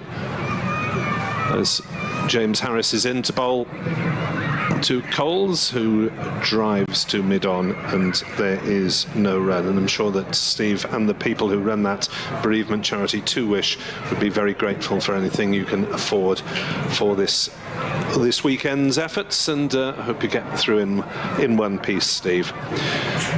So that's justgiving.com, and look for Bike for Beth, Steve James. Absolutely, all the best. Long way on a bike, even when you're a keen cyclist like Steve. Harris bowls through outside off stump and allowed to go through by James Coles, who really has batted very nicely in a game that is being watched by more of the written media than usual, the websites and newspaper correspondents here to watch Smith, of course, but they're actually watching James Coles outscore him in the course of this innings, having started an hour or so later. Harris is in to bowl, down leg side. Coles flicks it away to square leg. Rootfield's in front of the scoreboard, and they take a single, and the score moves on to 264 for 4. We are in the 73rd over, so maybe time to start thinking about the new ball, which comes up at the 80 over mark. And we'll see which of Glamorgan's quicks will be chosen to propel that, as Harris is in to bowl to Smith, who is, I think, beaten there, slightly on the move. didn't quite get his feet in the right position for once, and through it went to Alex Horton, the young keeper. That's the best thing about Steve Smith, is if you're not sure, he'll let everyone in the crowd know what that ball did there, as why it's not his fault as he missed it. So yeah, he showed everyone with his hand there. He pointed it just landing and then seaming away, and Steve Smith did well not to chase that one, just so he missed it instead of edging it. But it was a great ball there from Harris. As Harris is in to bowl, and that one is turned away on the leg side. Sliding stop by Northeast, scrambling backwards at short mid-wicket. No run, end the over, 264 for 4, and that's in reply to Glamorgan's 123 all out. Freddie Jones asks a query that I really don't understand at all. What's your Madden ranking currently? So yeah, one of the things people might not realise is I'm actually a gamer as well, and I'm #1 in Europe at Madden. So yeah, still #1 in Europe, Freddie. I don't know if you play, but if you do, I'm happy to have a little game with you later on. But yeah, that's one of my other things that I do. Obviously play for England cricket, do some commentary now, and then I'll also do gaming and YouTube, so do it all. As Van der Gupten comes in here against Coles down the hill, that's pitched up and that's driven straight to mid-off. Fumbles it a little bit, Steve Smith nearly calls him through, but they decide against it and it's a dot ball. Yeah, I think I'll leave that one to Liam. Freddie, it's a generation thing.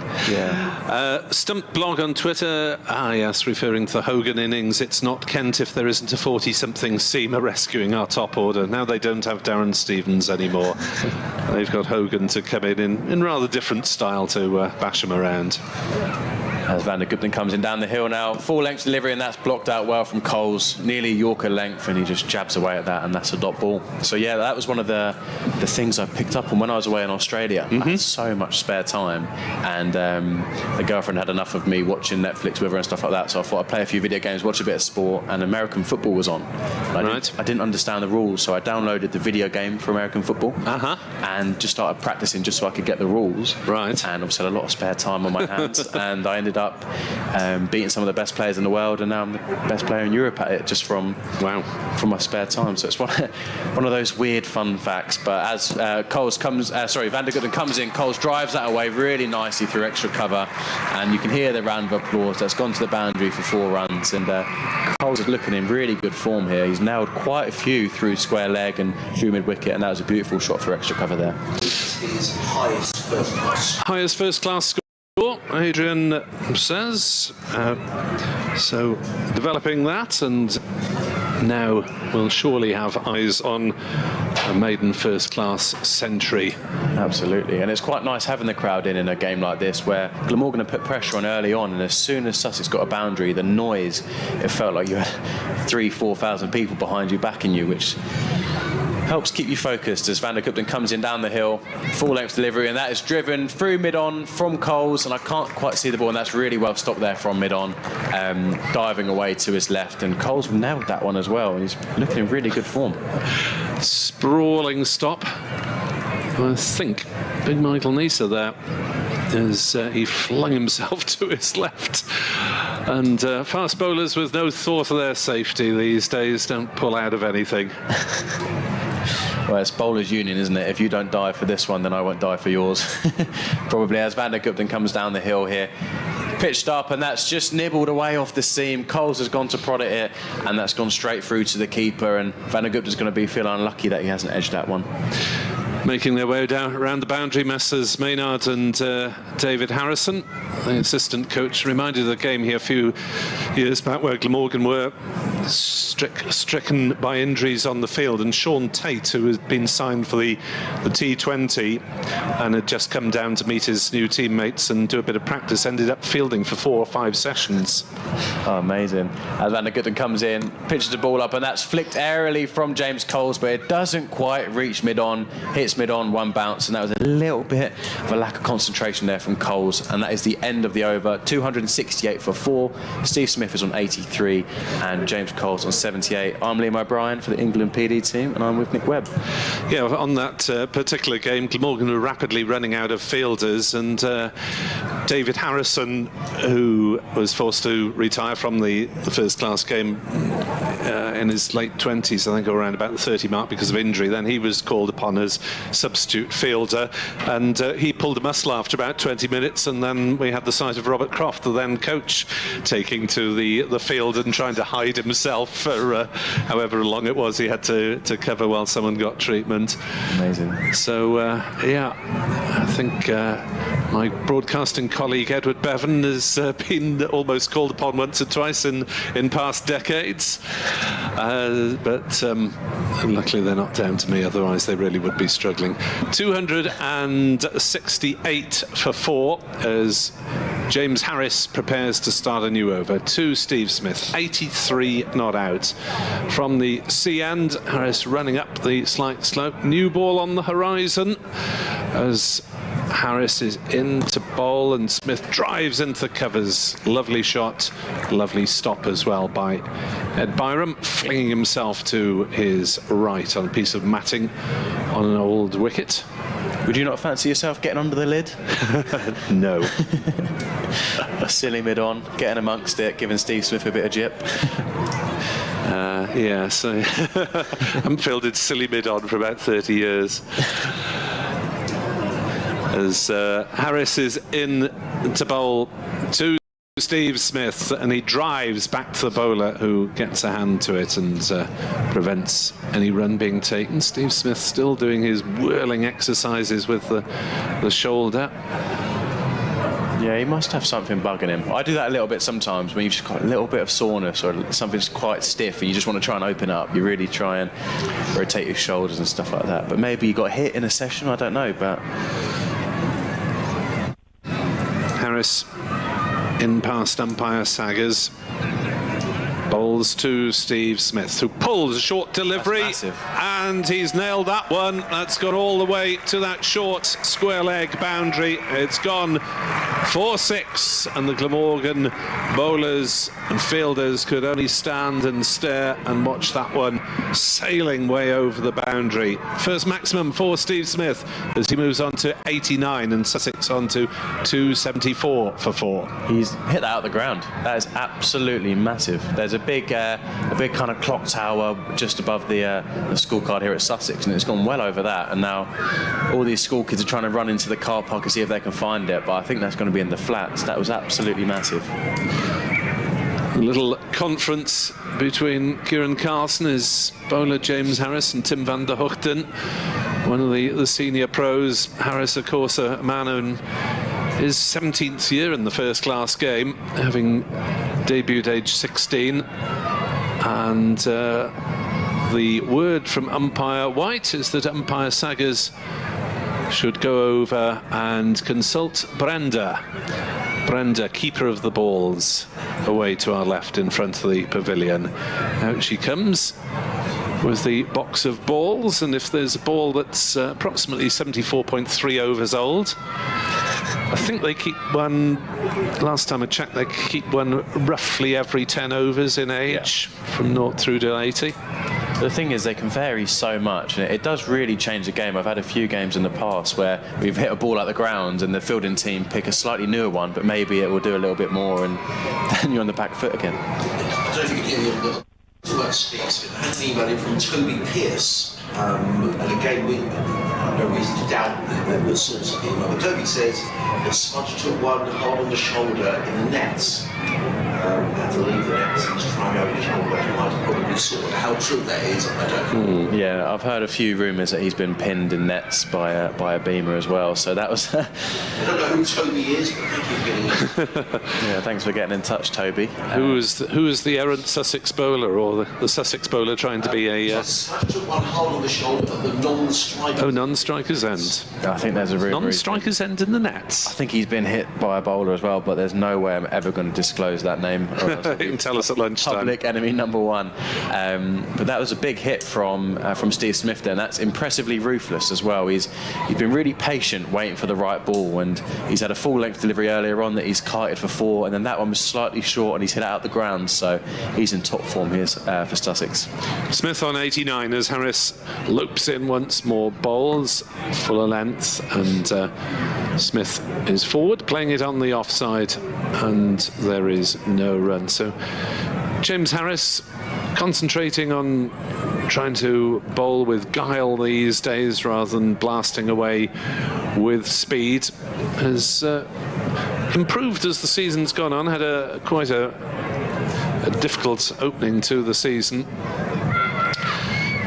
as in he comes to bowl to Smith, who plays it defensively, thinks about a single, realises that it would have been suicidal to Colston at mid-off, and then thinks better of it. Harris with 9 wickets at 38 coming into this game. It's been in and out of the side. Good county professional. Nice to see him get a few runs in the first innings, even if it wasn't that many of his top score. As in he comes again to bowl to Smith. Just the one slip with the old ball, and that's kept low and out. Steve Smith has gone. 89, he is gone. James Harris strikes that one. Looked to shoot. Probably hit him fairly low down on the shin, and Smith squared up, and he has to go. Up went the finger from umpire Saggers, and no surprise at all when that decision was made. Glamorgan have the breakthrough. Sussex 274 for 5. Smith gone for 89. That's an umpire's call one there. I think it's just because Steve Smith gets so far across, it seemed away and hit him just on the edge of maybe just outside off or in line. So that'd be an interesting one to watch back. But that's a massive wicket for Glamorgan, and especially with the new ball coming, they're going to be really happy to get some new batsmen in. Yeah, he didn't get very far forward on that one, Steve Smith, and he has to go. I think in terms of his own form, he's proved enough. Sussex and this crowd would obviously like to have seen him go on and get to 3 figures, but at least 1,000 school kids can see they've seen one of the best batsmen in the world do his stuff for an hour and 25 minutes this morning. Absolutely, it was a pleasure to watch, and it was so good to see how he goes about his work, and that 6 showed all his quality. But that's going to be Ollie Carter coming in now, who's been in fine form this season for Sussex. Had a big match-winning knock against Durham as well, very mature knock, and he did well in the off-season over in Australia. So let's see how he can kick on in this innings. Yeah, Glamorgan know all about Ollie Carter after his 185 in the match at Cardiff last year, and 83 in the second innings as well. So Smith faced 183 balls for his 89, hit 10 fours and that 1 6.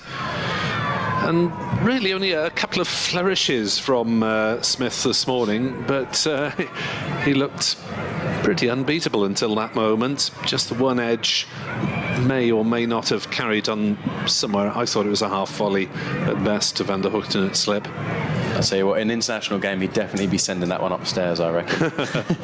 With maybe a few of his earlier dismissals as well in the year. As Van der Hoogten comes down the hill here to James Coles, who blocks that well. And it's a really important spell for Sussex here. In my England cricket games, our coaches always talk about partnerships, and this is a really big one. When you don't want a couple of wickets to fall early on, you need to rebuild, start again. Hopefully James Coles, as much as he's a young 19-year-old, needs to take this part of the innings by control and maybe face a few more balls, be a bit more smart about his work, maybe a few less loose shots, and build up a partnership with Carter here. Yeah, 2 young players, 19 and 21. But degree of experience, Sussex blood and young these days. Absolutely do. As Van der Hoogten's running in down the hill now, into bowl, and James Coles leaves that well outside the off stump for a dot ball. And with the new ball on the horizon, we can should get a couple of overs before lunch with the new ball, which will help Glamorgan, that the Neser will be able to keep fresh and maybe bowl an over or two more in his new ball spell, since he'll have a lunch break in the middle of it. Absolutely.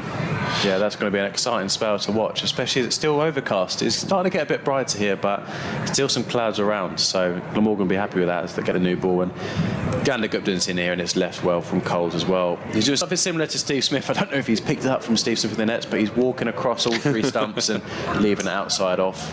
And it must be contagious, just covering all your stumps and leaving it outside off at the moment. It's a little bit pointless, but whatever gets you results. And Sussex are looking at, even if things go badly wrong here, they're looking at a lead of 200, which is going to put Glamorgan under real pressure second time round. As Gupton comes in, and that seamed away, and that is just gone through to the keeper and just missed Coles' outside edge. Really good ball there from Gupton, fourth stump line, and it's just seamed and gone through to the keeper there. But he's been on very good form this morning, bowled 3 maidens, I believe, and he's on for another one at the moment. Batting to come, Finn Hudson-Prentice, all-rounder status, and then in some order, Carson, Carvallis and Robinson. I'll let the local experts tell you what order they'll come in. As Gupton's in again, pitches the ball up, and that's left well from James Coles there. And that did quite a bit off the ball, so I can't believe the ball's doing this much 75 overs into the game. It's still doing quite a bit. Maybe a little bit muggy. I mean, we're inside in the enclosed media box, but the cloud around might just be a little bit muggy and helping the ball to swing a bit from these experienced practitioners. Absolutely. And this is going to be the last ball of Gupton's over. He's had a really good spell so far as he comes down the hill here. Pitches it up, and that's flicked from James Coles down to fine leg. Harris dives for it, but it hits the boundary boards, and that has gone for 4 runs. Very good shot there from James Coles, and full length dive from Harris. Can't stop the ball, and that's going to be 4 runs. End of the over, so 278 for 5. Coles on 82, and Ollie Carter yet to face a ball. Curse to the commentator from Liam O'Brien on Tim van der Hoogten there, praising his bowling. He slips one down the leg side, and it's easily clipped away for 4 runs. 278 for 5 here on BBC Sport Online and 5 Sports Extra. Pleasure to be with you on the radio, as well as Liam will be back in due course, and Adrian Harms of BBC Radio Sussex resumes duties. I'm sure that people would rather listen to Liam, actually, than me. I love some of Liam's expression. He talked about the gun fielder and the gun bowler, and we were laughing the last time he was on commentary when he said he smoked one through the covers for 4, so I love all of that. In comes James Harris, running away from us, comes in and bowls to Ollie Carter, lets that one go by outside the off stump, and there is no run. So James Coles, his highest first-class score. He's on 82. I think he's batted really well, Nick, to be honest. He's particularly strong, isn't he, through that mid-wicket area. That's his favourite shot. Anything pitching around middle and leg disappears. But he's played really, really well throughout the innings. And the experience of batting with someone like Steve Smith must be enormous. As Harris is on his way, just the 2 slips, bowling to Ollie Carter, and Carter lets that go outside the off stump. There is no run. And credit, I think, due to Glamorgan's bowlers here this morning, because although they've only picked up the 1 wicket, and that's the big wicket of Steve Smith, I think they bowled really well, Nick. I think they've kept Sussex reasonably quiet. Sussex beginning the day on 221, so they've only added, 57 this morning.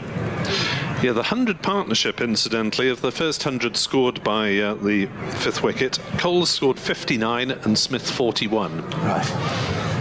Comes Harris over the wicket, bowls to Carter. Carter drives firmly into the covers. He can't beat the fielder there at point, and there is no run. The partnership in the end was worth 143. One of the Sussex players has come down and started to sign some autographs in front of the pavilion, and there's a mob of school children over there, all in their red jerseys, and now some in the lime green vests are making their way over there as well. I don't know if it's Steve Smith who's signing autographs. It might well be, but someone over there signing autographs. So well done then. As in comes Harris, running in, bowls, and Carter is forward and gets his first run as he runs that down to 3rd man and picks up a single. 279 for 5. Those of you just joining us, 1,000 school children given free tickets to get into the ground today, and they picked a lovely day. A bit of drizzle earlier on, but now this cloud is starting to break. It's much lighter here now, and the sun is trying to break through. It's got to be better watching cricket than doing Pythagoras' theorem or something, which I never understood, by the way. And comes Harrison bowls, and Coles is going to get a very, very fortunate 4 runs. He was looking to clip that one away on the leg side. He got a thick outside edge, and the ball raced past second slip down to the third man boundary for 4 runs. James Coles goes in to the 90s, does he, or has that already gone up? He goes to 86. That probably went 180 degrees away from I agree. where he was aiming it, if we're being mathematical about things. Talking of which, I mean, Liam's been at school in far more recent years than you and I, Nick. I wonder if they still do Pythagoras' theorem at school. Liam looks baffled. It's all Greek to him. James Harris, just the one slip in place, now runs up the hill away from us and bowls. Short pulled away by Coles, and he's just going to get a single down to deep mid-wicket. Billy Root fields underneath the scoreboard. I just hesitated for a moment because I thought the ball was in the air. Nonetheless, Coles picks up another single. He goes to 87, and the total goes up by 1 to 2. 284 for 5. It's probably helped by, I don't know if he deliberately pulled out that shot, Coles, but he didn't really hit it very firmly. If he'd just got a bit more on it, he would have probably whacked it down Root's throat, whereas he was trying to stick it into the flats, as Steve Smith had done a few overs before. Update for BBC Radio Sussex to come very shortly. Yeah, thanks very much, Nick. That will come in a couple of moments' time. I remember Pythagoras' theorem. I remember Archimedes' principle as well. That was another one, Nick. Do you remember that one? I remember the names, but my maths A level is a long time gone, I'm afraid. I don't quite remember what Archimedes did. I'm sure it was something very important. I'm not quite sure what the square was doing on the hippopotamus either. No, there we go. One of our listeners might know about Archimedes. I think it was something to do with displacement of water. Eureka! But I might be wrong. Someone will tell us. Sussex Cricket at bbc.co.uk, or you can tweet us at NickWebb2017, or you'll find Liam on social media. Change of bowling, and it's Zainul Hassan who comes in and bowls to James Coles, who lets that go outside the off stump. There is no run. 13 short of a maiden first-class century is James Coles. And as Liam was saying, what a day to do it if he can, because there's a lot of people in the ground, forgetting the 1,000 school children who are here, making a lovely atmosphere inside the county ground. There's a lot of people come to watch Sussex today, and to watch, let's face it, to watch Steve Smith, and what an interest it's had here down on the south coast. And he comes again, bowls to Coles, who hammers that into the covers. And there is no run, fielded by Sam Northeast. I think we're going to have a cricket update, but now they've disappeared. Don't know where they've gone. 284 for 5. We heard the music. They cut us off. Oh well. Just the one slip in place now. Well, we're here, but you cut off the feed, so we couldn't hear you as Coles plays to mid-on and there is no run. So just to let our producers know down in Brighton that we were listening, and then it completely cut out and we couldn't hear what you were saying. So I don't know whether there's a technical defect somewhere in the system. Coles remains on 87.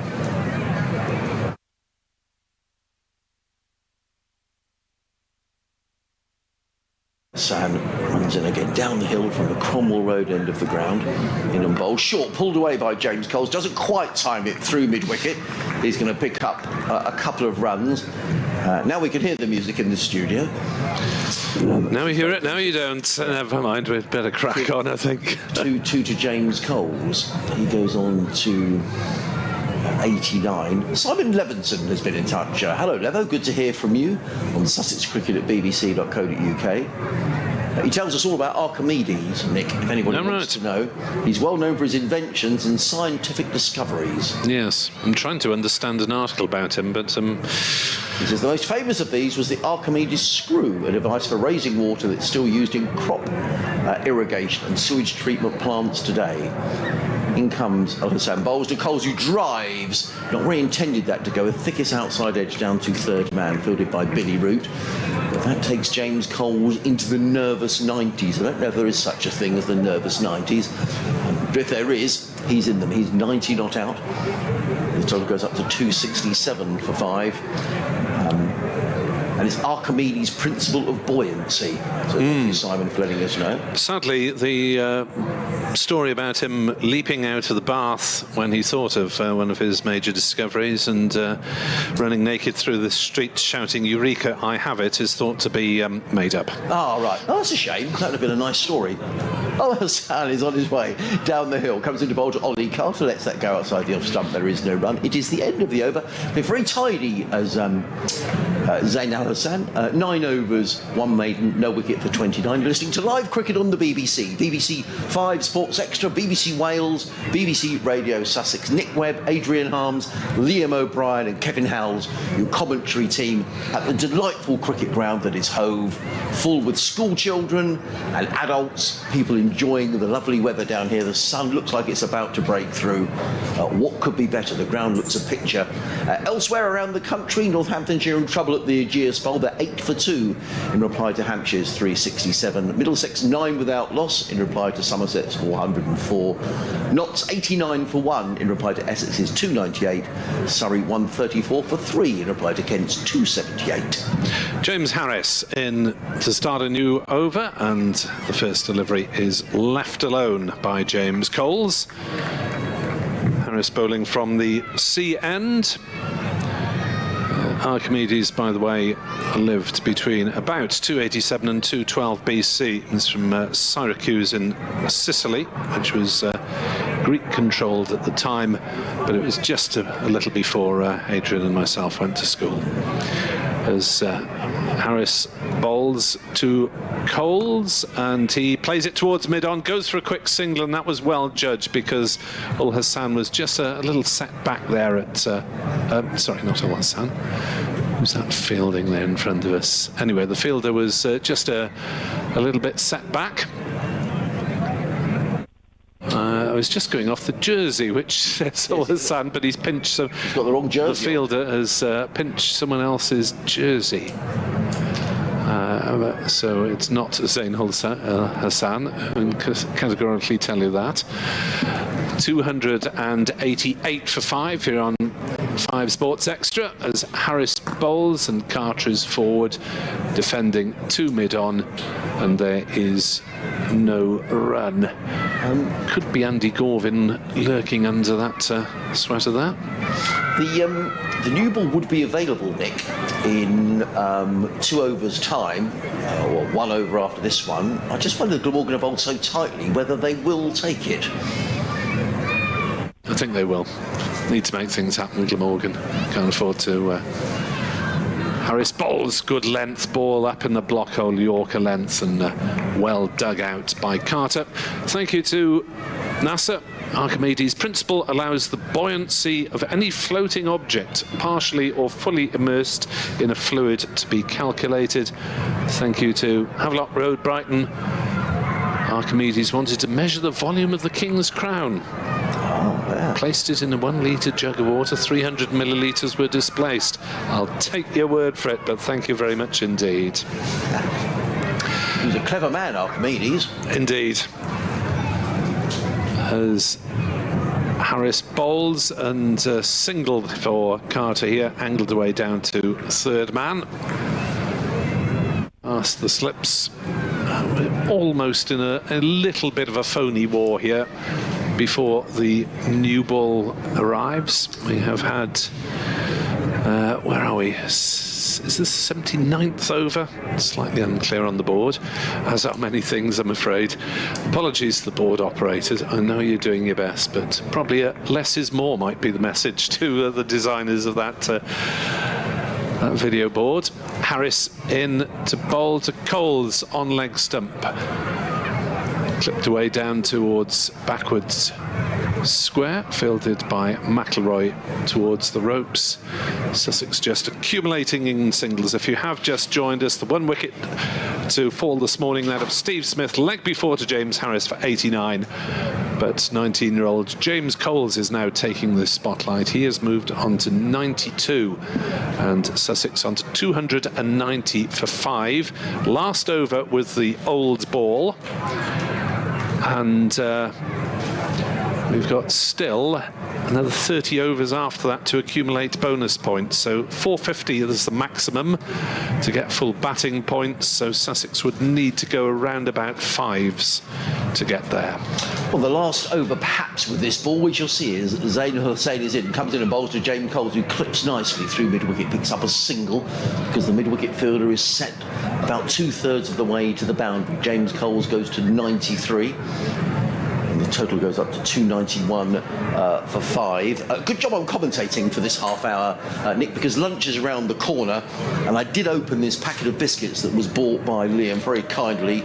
They are shortcake biscuits coated in smooth milk chocolate, and they are very nice. I'm very surprised that our other colleague hasn't been in to devour some of these rather nice looking biscuits. However, he's decided not to.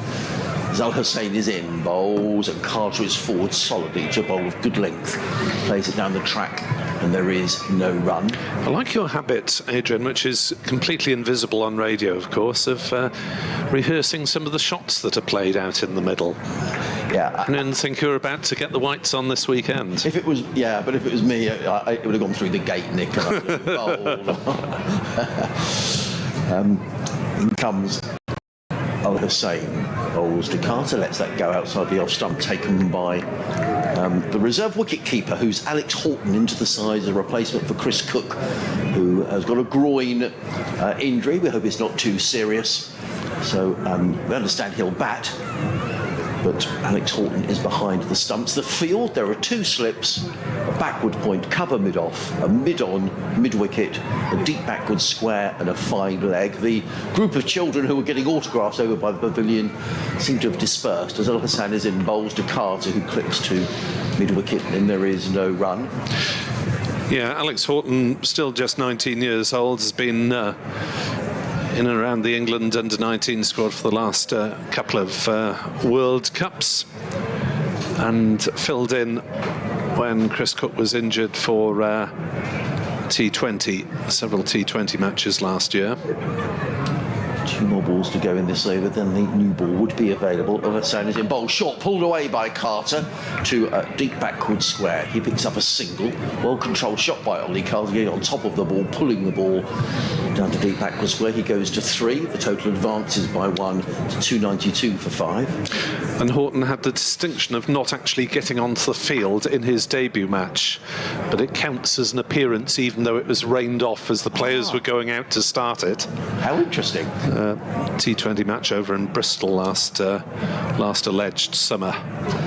Now we've got a delay here, and umpire Saggers, who was at square leg, is now coming across to officiate from point. Now I don't know whether that's because, would he be looking into the sun? I'm not sure. That doesn't look that bright. No, I'm surprised. Byram is in front of square, and he's a fair distance back, so he wouldn't have been getting in the umpire's way.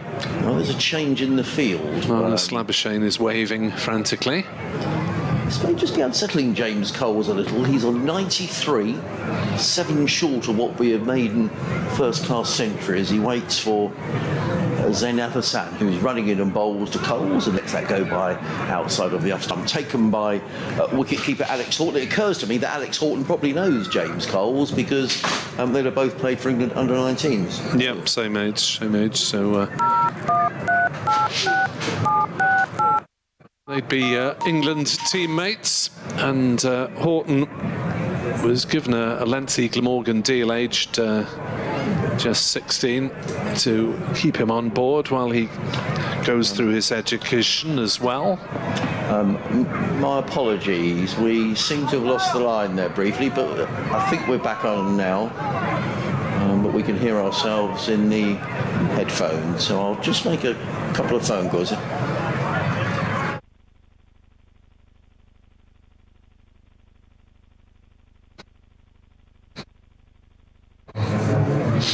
292 for 5. Jamie McIlroy to bowl with the new ball from the sea end.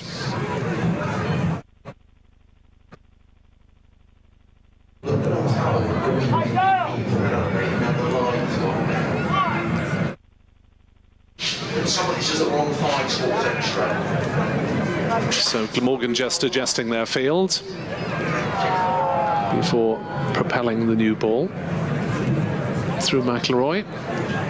Tosses a few practice deliveries to Carl.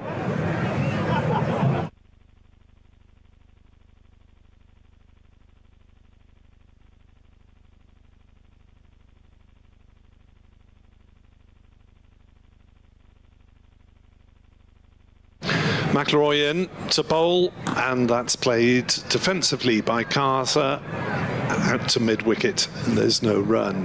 292 for 5.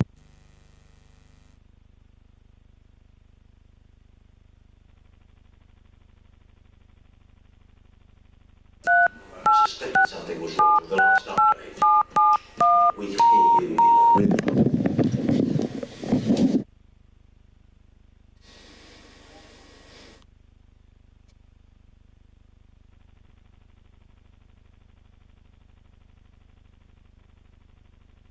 Apologies for the slight delay. We are still having technical difficulties with our commentary, but we'll struggle on as best we can. 292 for 5. Smith gone for 89. Leg before Harris. Carter is 3.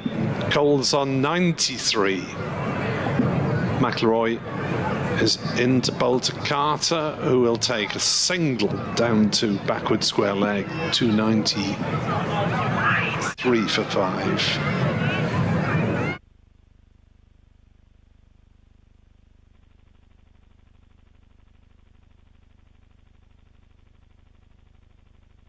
Apologies if the commentary is running on half speed at the moment, but we're getting a lot of feedback.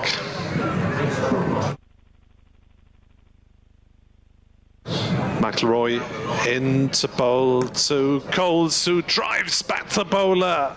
McIlroy goes down and is examining his hand, his left hand, bowling hand, ringing it. Fierce straight drive. Bowler did well to stop it.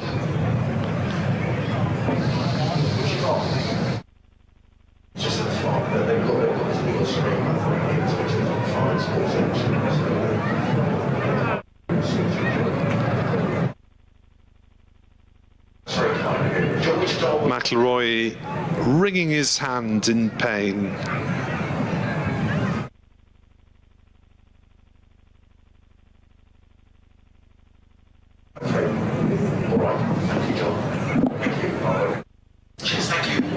Here's McIlroy in again to bowl, and that's off the inner part of the bat, played up towards mid-on by Coles, and there's no run.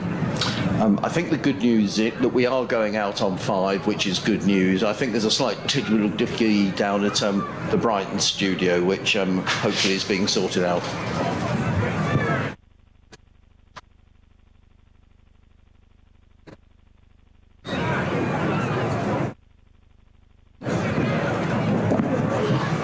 Coles is in, bowls, Cole playing that one from McIlroy rather up to mid-off, and there's no run. 293 for 5.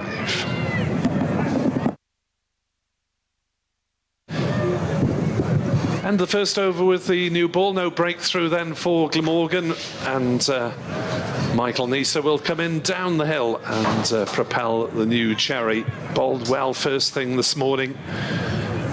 Really testing Steve Smith out. Bowled 17 dot balls at the Australian, who's eventually out for 89. Well, James Coles closing in on this half century. Nick, he'll be very pleased if he could get there before lunch. Can't think of much worth of being at lunch with in your nervous 90s. Wouldn't know. No, nor would I. Got a couple of half centuries, but that was about it. Michael Neser. Back into the attack and bowling down the hill, coming into bowl to Ollie Carter, who's on 4. Carter is forward, plays it down the offside of the track, and there is no run. 3 slips, third man, point, extra cover, mid wicket, and a fine leg. What have we got? Another 8 minutes to go until lunch. Carter on 4, Carter on 93.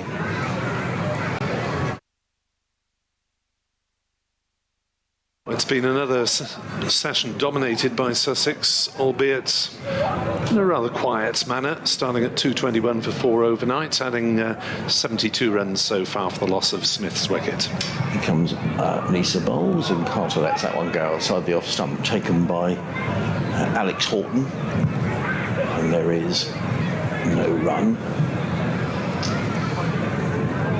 The new ball has been taken.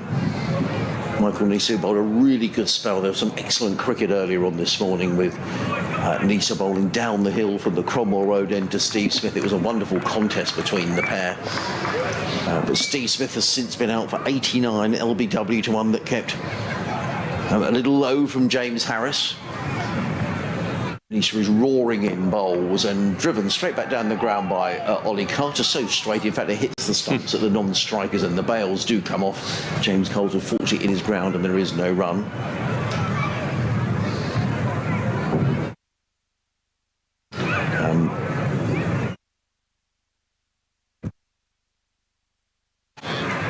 Three slips then. Poised to snap up any offerings. It's the first time we've had 3 slips, I think, this morning. Yeah, absolutely. Marnus Labuschagne in there at second.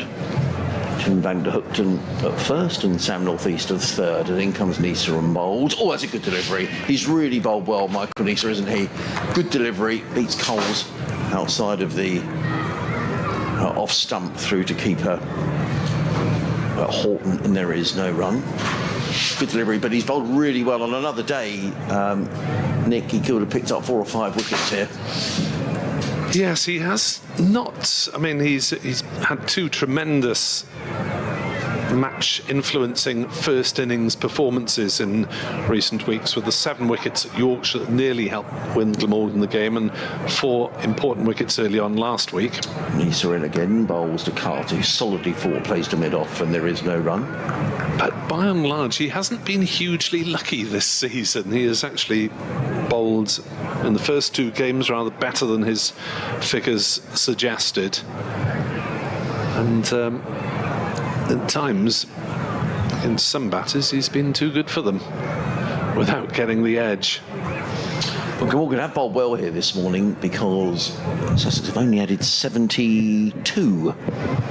But they've only lost the 1 wicket, so Sussex will be very happy. There's lots of time left in this game, and the weather forecast very good for the next 2 days as well. As Neser is in down the hill, bowls to Carter, who's forward and plays down the onside. There is no run. It's a maiden over from Michael Neser, who's bowled 17 overs, 5 maidens, taken 2 for 58. Sussex 295 for 5. James Coles on 93. Ollie Carter on 4. Steve Smith, the man out this morning, for 89. And we'll probably have time for maybe 2 overs before lunch here at Hove on the 5 Sports Extra, BBC Wales, BBC Radio Sussex. Apologies, we lost the commentary for a little while a few moments ago, but we're hopefully back on now, and you're hearing us loud and clear. And when we were on and you thought we were slightly less fluent than usual, we haven't been on the early morning gin. It was the fact that we were getting some horrible feedback for a few overs, as McIlroy will run away from us up the slope and bowl to Coles, who runs one down towards point, sets off for the first one fast, but it's fielded by Ul Hassan, coming in off the backward point boundary, and they have to settle for the single. So not sure if Coles is going to get enough strike before the lunch interval to get to his half century, albeit he could be. Just 1 blow away now on 94. We've seen 1-6 lofted this morning by Steve Smith. As that's down leg side, and the slips appeal for a catch, but rather a giveaway. The keeper and bowler do not, as might have just flicked the pad of Ollie Carter on the way through.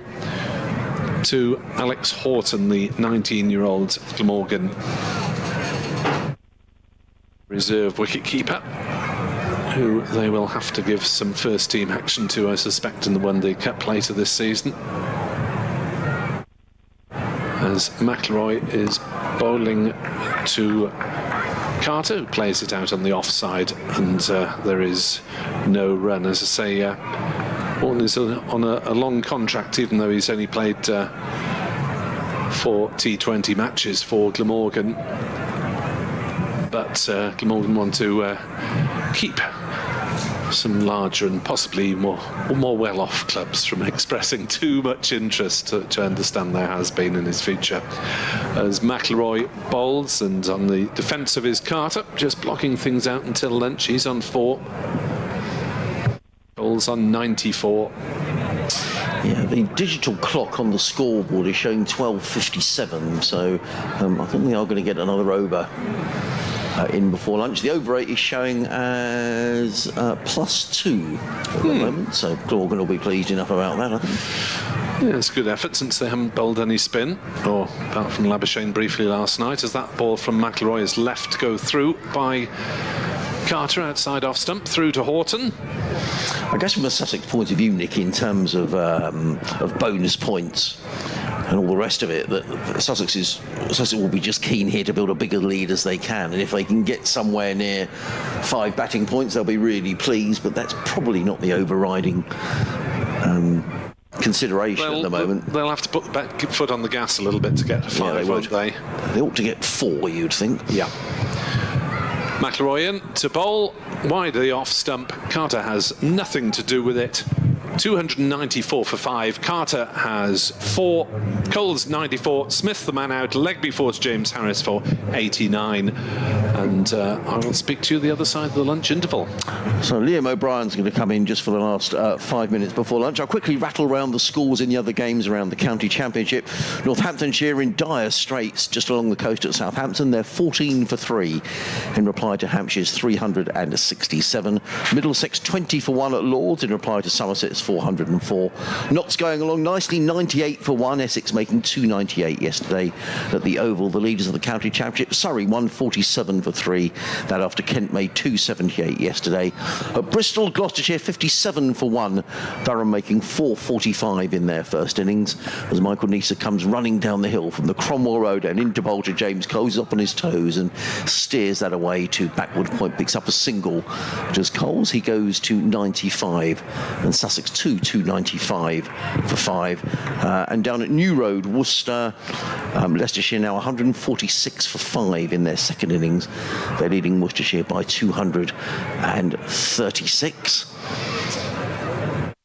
As Michael Neser wanders back. I've been really impressed by Michael Neser, Liam. I think he's bowled really well, and as I said on another a day, he's still got very impressive figures, 2 for 59 in 17 overs, but he could have easily picked up another couple of wickets here this morning. He's racing in now, comes into bowl to Carter, who lets that go outside the off stump, no run. Absolutely, you can tell by the pace, there's just a bit of extra yard about him, and he's really swinging the ball and seeing him and bending his back, and it's quite nice seeing international level players still properly charging in at first class cricket and giving it their all, and he's bowled some really impressive in-swing and deliveries as well, so it seems like his stock ball's maybe a little away swinger, and then he's a really big hooping in-swinger as well to try and catch the batsman off guard, so we might even see him try and set up Ollie Carter here, because that one was just outside off stump, so maybe watch out and see if he sneaks in an in-swinger soon. Well, he's got 3 slips in place. And he's running down the slope from the Cromwell Road and bowls to Carter, wider of the off stump, and on this occasion Carter's able just to let that ball go through and taken by keeper Horton about waist high. Good carry through to the keeper on that occasion. Yeah, he's got a really good follow through as well, and it's one thing I've been working on this winter actually, is trying to build up a bit more pace, and it's all through the snap in your wrist and really flying through your action, and he properly completes his action and follows through quite fast, so you can see he's got a very smooth rhythm and then snaps really quick to really get that extra bit of pace, so getting some life out of this pitch. He certainly is. coming in down the hill to bowl to Carter, who's just looking to hang around here until lunch and plays that quietly to backward point fielded by Byram, and there is no run. So very much the story of the day. Sussex starting on 221 for 4, Steve Smith on 68, James Cold on 50. That was a lead of 98. So Sussex this morning have added another 74 runs. It's been hard going against accurate bowling, but it's been a really good contest, particularly Michael Neser bowling to Steve Smith. And indeed, Steve Smith, the only man out today for Sussex. He was LBW to James Harris for 89. And in comes Neser, bowls full toss, driven away by Carter, but straight to the fielder at mid-off, who's Kieran Carlson, and there is no run. Lucky to get away with that, Liam. I'll tell you what, I nearly called it as well. He tried to do the in-swinger there, so he'd done 3 away swingers trying to bring Carter across, then he tried to get the in-swinger out, but he just got it stuck in his hand and it floated out. But I would have looked like a genius there if he executed that. Well, I don't think you can believe he's got away with that, Michael. but he has, and he's now sending Zain El Hassan, who was fielding at mid-wicket, out to deep mid-wicket. So I wonder if he's going to try and lull Ollie Carter with a short delivery here, and the last delivery before lunch. He's racing in, comes in and bowls, and Carter is hit round about the 5-pad. The ball bounces down in front of him, and that is going to be lunch here at Hove. Another good session for Sussex, just losing the 1 wicket, that of Steve Smith, who was out for 89. The players leave the field, and Sussex will be delighted, and particularly James Coles, who goes to lunch on 95. I'm not sure, Liam, if you can enjoy your lunch when you're on 95 and your maiden first-class century is just around the corner. I'd love to speak to him afterwards. I bet he doesn't eat a thing. I bet he doesn't eat. I bet he's ready, waiting to bat. He might even have some throwdowns. It'll be tough going into lunch on 95, but he's looked amazing. He's looked batted way on his years. Really is that what you would do? You seriously wouldn't eat anything lunch, and you think he might have a... Do you think that's...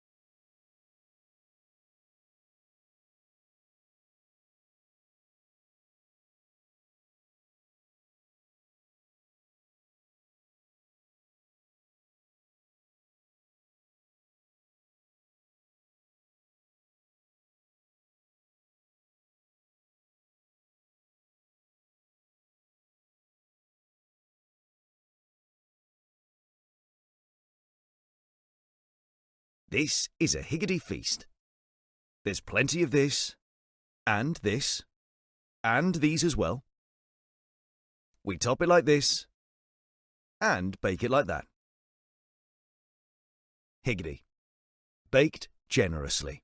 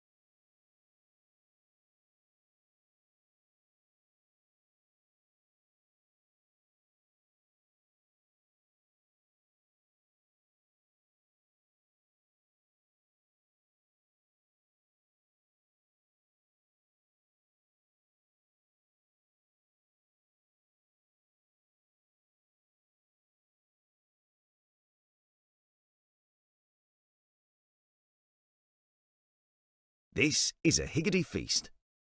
There's plenty of this, and these as well.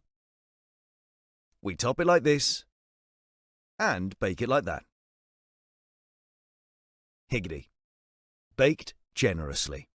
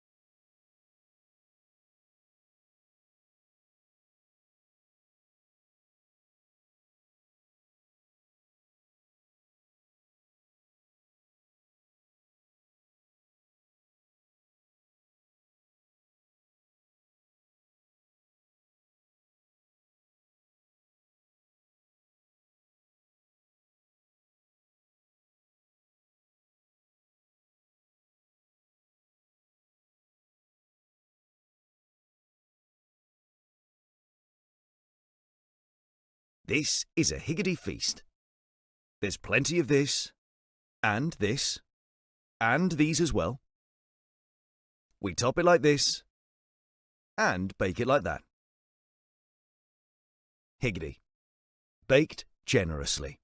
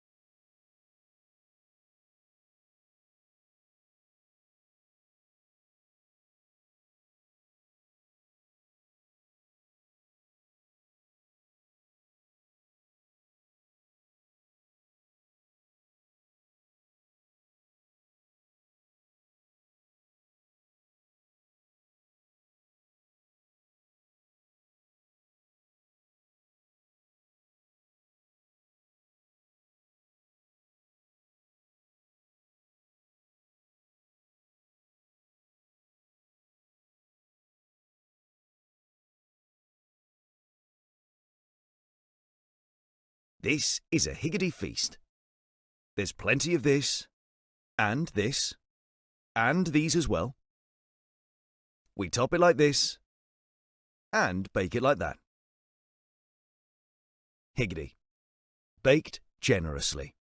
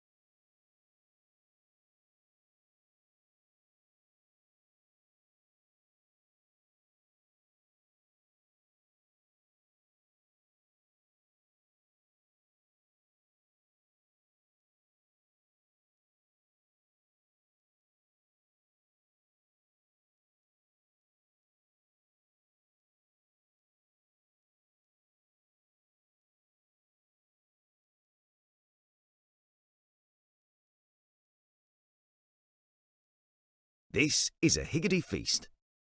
There's plenty of this, and these as well. We top it like this, and bake it like that. Higgity. Baked generously.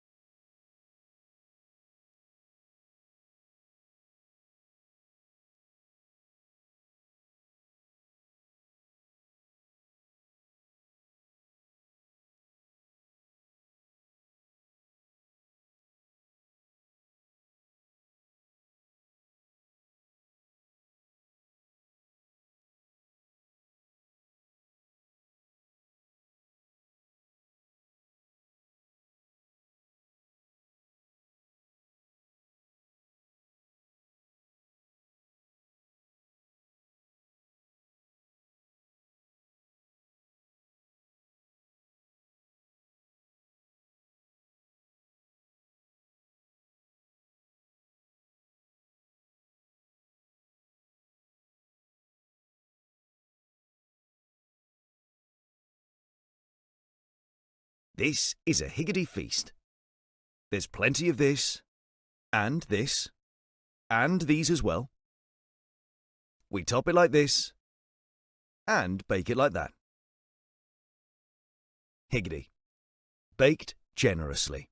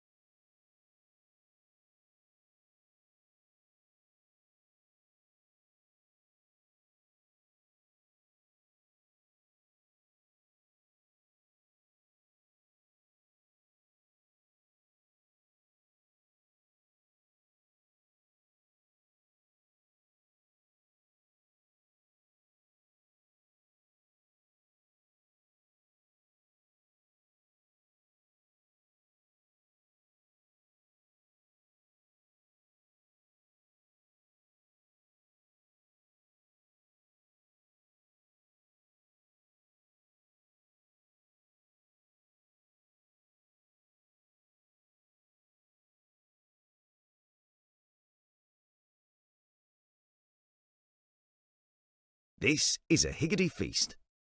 There's plenty of this, and these as well. We top it like this, and bake it like that.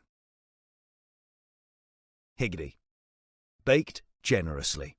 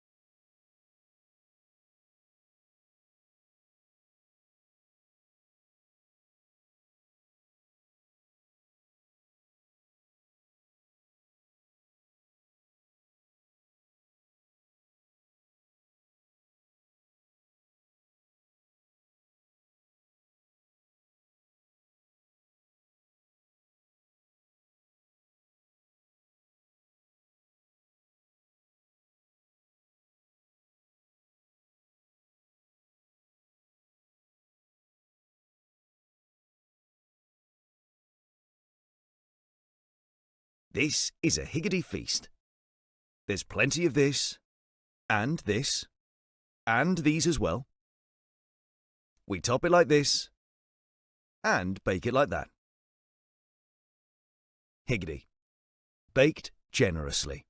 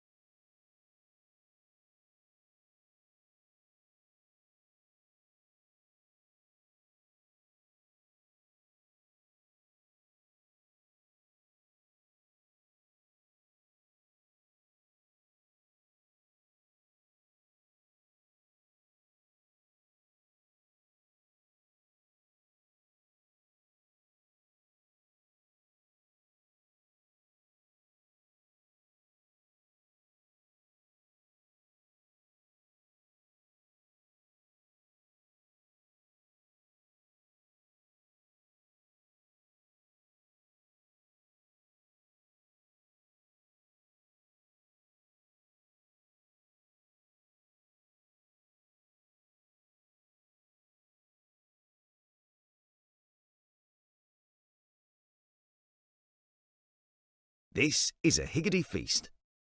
There's plenty of this, and these as well. We top it like this, and bake it like that. Higgity. Baked generously.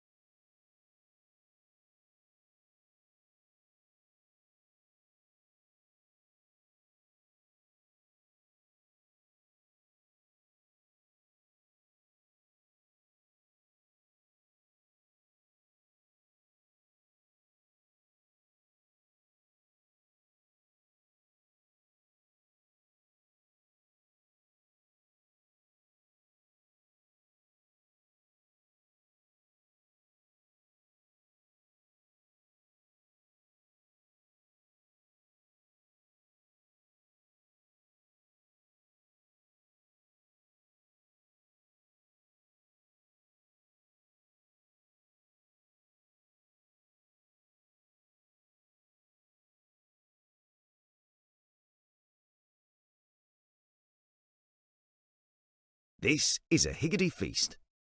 There's plenty of this, and this, and these as well. We top it like this, and bake it like that. Higgity. Baked generously.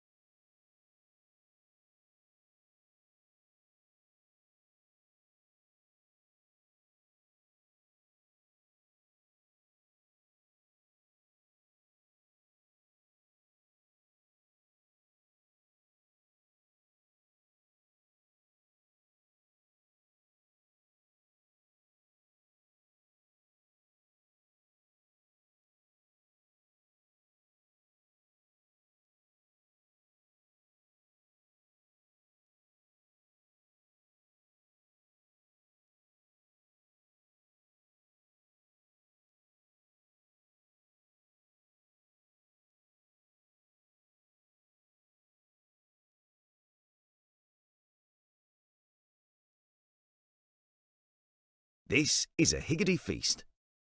There's plenty of this, and this, and these as well.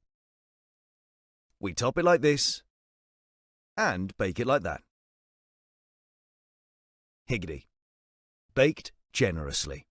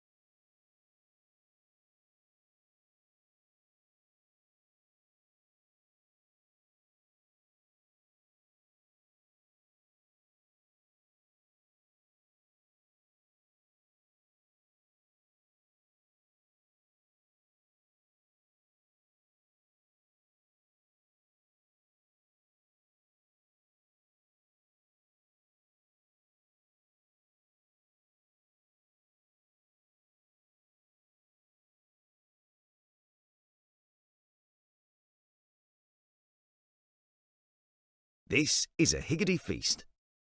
There's plenty of this, and this, and these as well. We top it like this, and bake it like that. Higgity. Baked generously.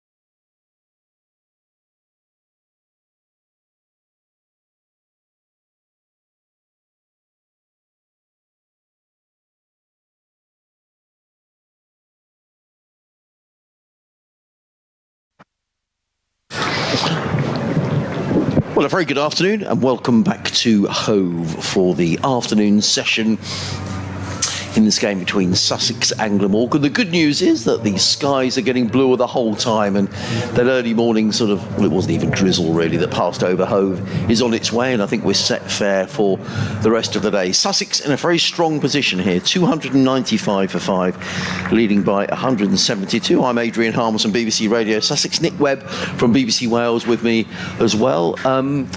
Sussex in a good position. The new ball has been taken, Nick, and you'd think that Glamorgan need to make inroads here, unless Sussex are going to build quite a substantial lead. Absolutely. It's looking pretty ominous for Glamorgan as things stand, isn't it? With the lead likely to pass 200 sometime in the next hour. Still 5 wickets in hand. And Glamorgan need to strike with this new ball and really run through this Sussex lower order if it isn't going to be an insuperable deficit in this game. It's already looking pretty mountainous, and Glamorgan going to have to bat very well indeed second time around. Well, it's going to be Jamie McElroy who's going to get things underway. He's going to be bowling to James Coles, who's just 19 years of age, but he's within sight of a maiden first-class 100. He's 95 not out. The only wicket to go down, for those of you just joining us, is Steve Smith, who was out for 89.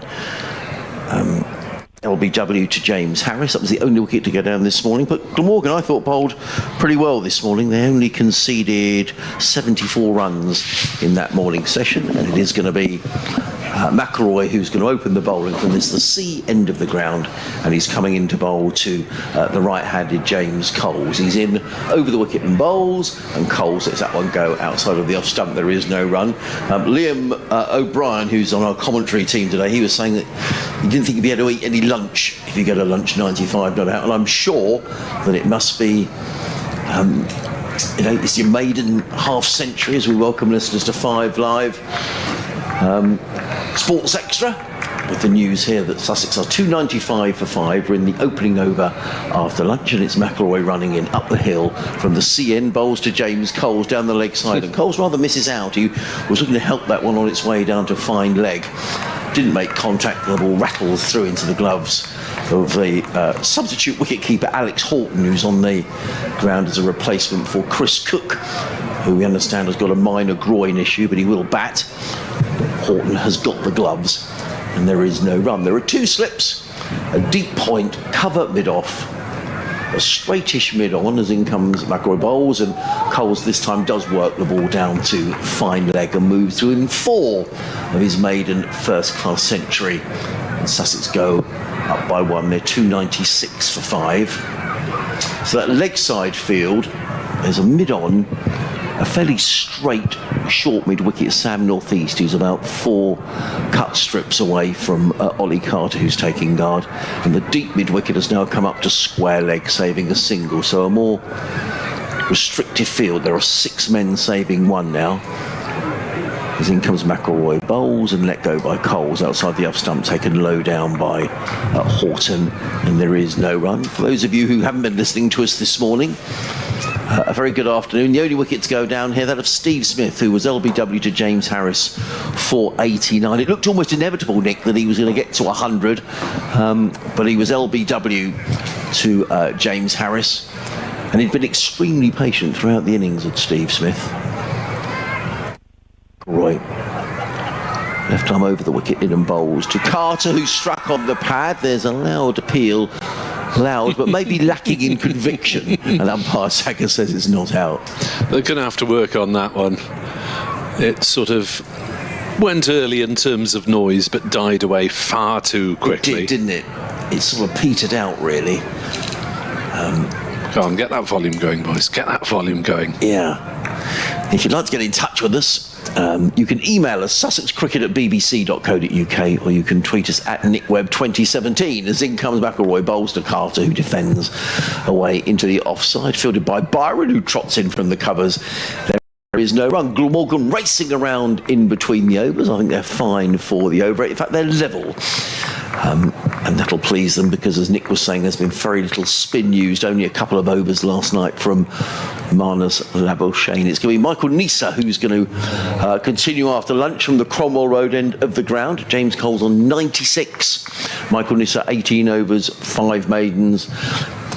He's taken 2 for 59, and I'll just carry on chatting away to see if we can see James Coles through to this maiden first-class 100. He's got 2 slips in place, Michael Neser. He's bowled really well, and the battle against Steve Smith earlier on today was really worth watching.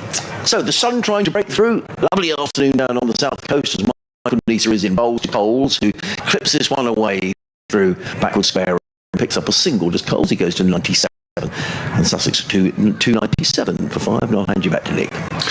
Thank you. In case you are new to this game, it's the time-honoured tradition on the county championship circuit of the home commentator describing any batter reaching 3 figures. But Coles is for the moment off strike, and Ollie Carter, a score of the 185 and 83 in Cardiff last year, facing up to Neser and defending that one out on the offside.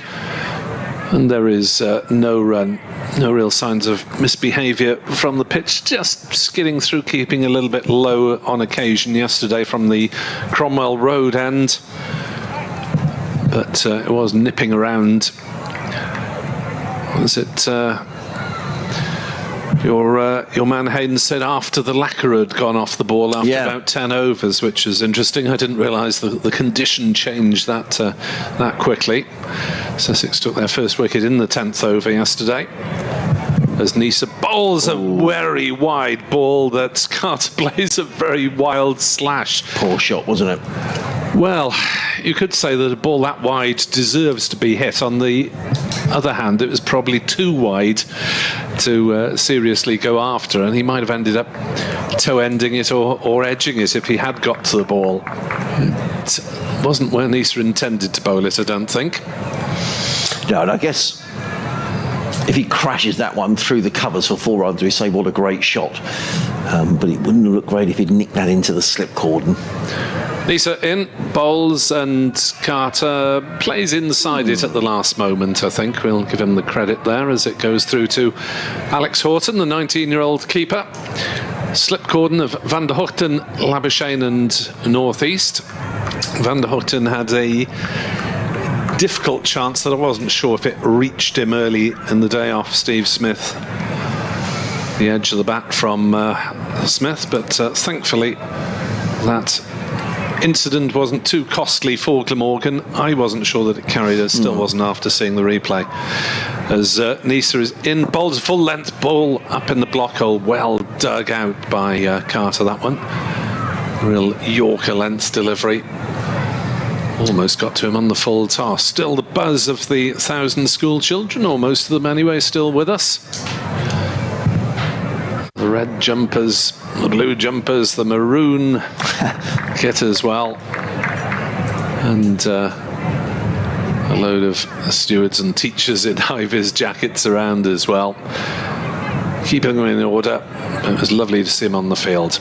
Neser bowls, and thick edge from Carter beats Northeast at third slip. Root fields at third man.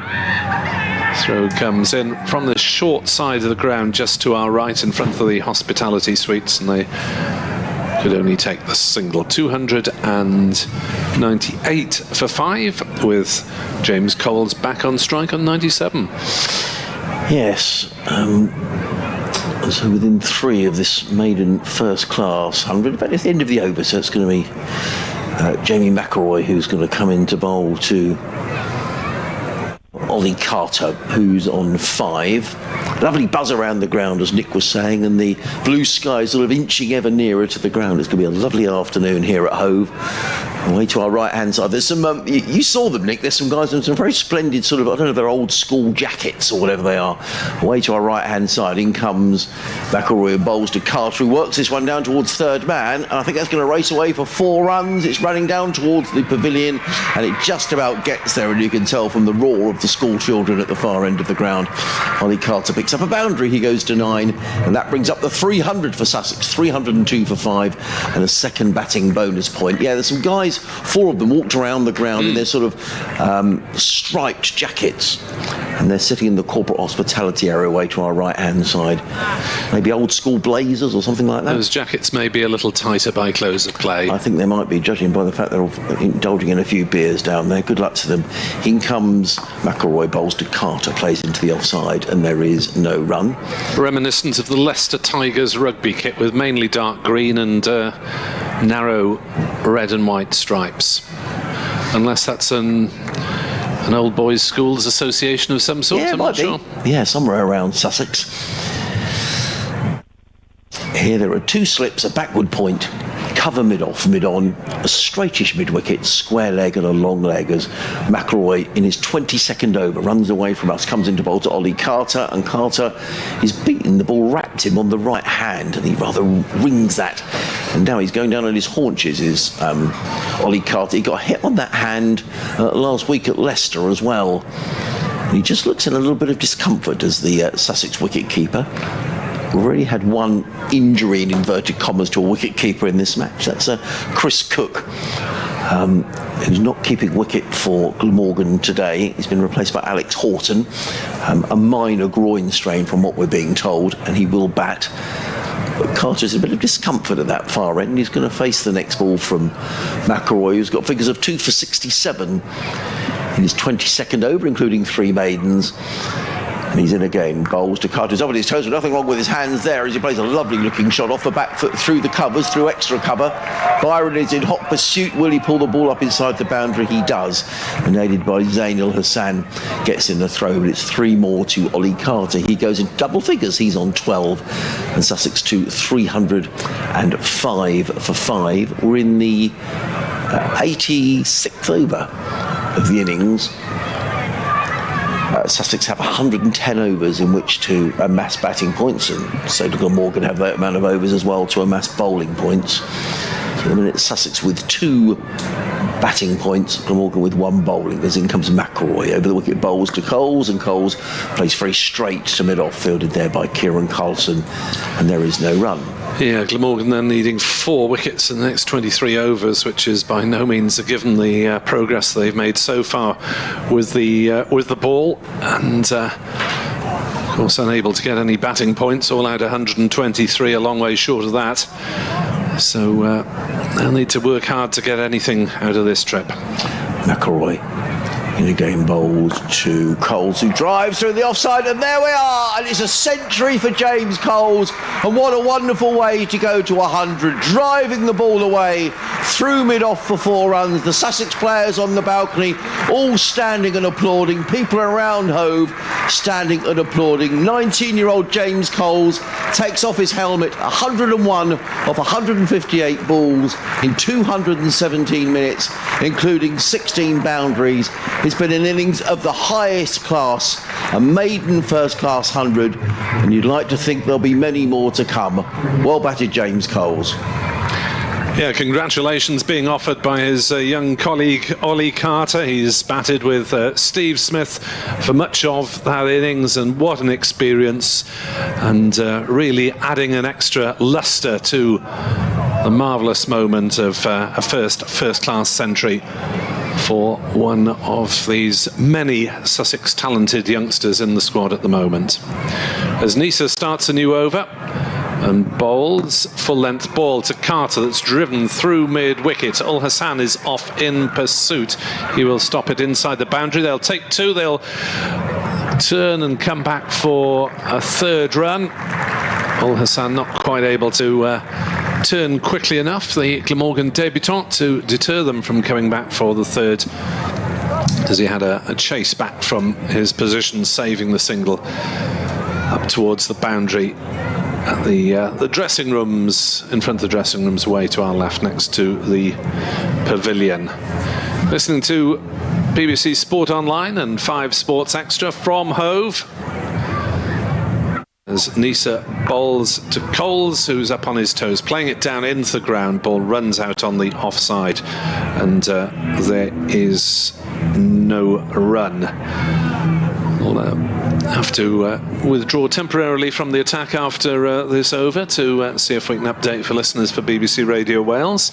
Okay. And I'll be back shortly after that. Okay, we'll bring Liam in, Liam O'Brien back into court. We had an email actually from Jonathan Dakic, who I think knows you, Liam. I'll read it in a few moments' time. Sussex Cricket at bbc.co.uk if you'd like to join our conversation.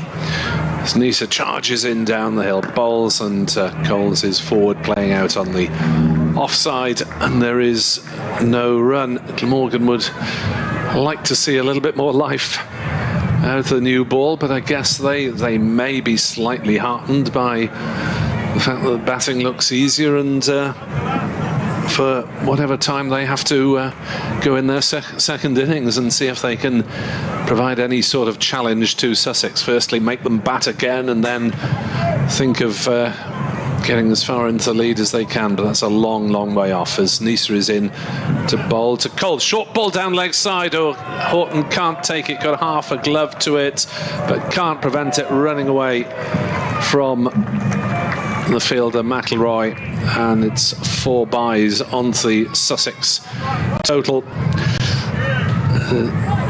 Not quite reading that one, may have gone a little bit further away from him down the leg side, and I think he might feel he could have got more of a paw on that one. Yeah, I think he'd be slightly disappointed. It wasn't a great delivery. 316 for 5 then. Sussex total moves onwards. 450 for maximum points within 110 overs. Next delivery is again short, but better directed from Neser, just outside off stump, and Coles just sways back and downwards out of the way of it. 316 for 5. Just seeing Nick around the country, and the other 2 games in Division 2 of the Championship, they're both being delayed by rain. Both down at Bristol, where Gloucestershire are 66 for 1 in reply to Diamonds, 445, and at Worcester, where Leicestershire are 148 for 5, leading Worcester by 238. So clearly a bit of rain in the West Country. Neser in full pelt still, bowls down leg side this time. Horton manages to take it rather more comfortably, waist tight, going down leg side. 316 for 5. The Gloucesters have had their problems with rain. Virtually all their pre-season was wiped out. They looked a little shaky with the bat in Cardiff first up, and then they had a game completely abandoned thereafter at the county ground in Bristol, where Glamorgan start their T20 a week from tonight. Looking forward to that. I'll be back in due course. Liam O'Brien to join Adrian Harms. Thanks very much indeed, Nick. So a couple of emails have come in. Jonathan Dakic, D-A-K-I-C. I hope I'm pronouncing that properly, Jonathan. He says, I'm listening from a slightly hazy Wolverton, which is 2 or 3 miles from Arundel. I've been listening to the coverage from the beginning of the season in the game against Durham. I hope the Gremlins clear up this afternoon for the coverage. Hopefully a result will be made. I'm planning to visit Sunday if it makes it until then. Yeah, 1 or 2 Gremlins before lunch, but we're all working okay now. Jonathan goes on to say, I hope Liam is well. I played a few matches alongside him with Sussex Disability Team. Also played for the England LD cricket team. Have a good rest of the day and go well. Regards, Jonathan. As in comes McIlroy, bowls to Carter, who plays deftly down towards third man. He slips over, looking to turn, does Ollie Carter, so he has to settle for a single and looks at the bottom of his boots. And he goes to 16, the total 317 for 5. Hi, Liam. Hello, how you doing? And hello, Jonathan, thanks for the email. Sussex Disability actually have an exciting game coming up soon, playing at Hove, so it'll be a good opportunity for them to come out and play on the county ground as well, so I hope he's doing well. Well, thanks for getting in touch. As McIlroy is back to his mark. He's bowling with 2 slips, 3 men saving 1 on the offside, and runs away from us. Comes in and bowls, and Coles is forward, plays to backward point, no run. Martin Weich has been in touch. Hello, Martin. Good to hear from you on Sussex Cricket at bbc.co.uk. Says, what a thrill for young James Coles. This is surely the strongest team Sussex has fielded in several years, with 3 world-class players, competition for places, and a thriving academy crop. Wonderful to see my teams, Durham and Sussex, ducking out for promotion. As in comes McIlroy around the wicket, comes in and bowls to Coles, who with a play and a miss, and that was a very uncharacteristic James Coles shot. But he's gone through to his 100, and well, you'd have made 100 or 2, I guess, in your career, Liam, have you? Yeah, I'm on 19 now. Are you? Yeah, I'm on 19. So Wow. I need to get to that 20. I didn't get one last year. What was it like getting the first one? I remember the first one because my dad was at square leg. Oh, wow. The umpire didn't turn up. So I was 13 and I remember retiring because I thought that would look better and more flair. In comes McIlroy bowls, and Coles lets that one go outside the off stump. There is no 13, you got your first ton.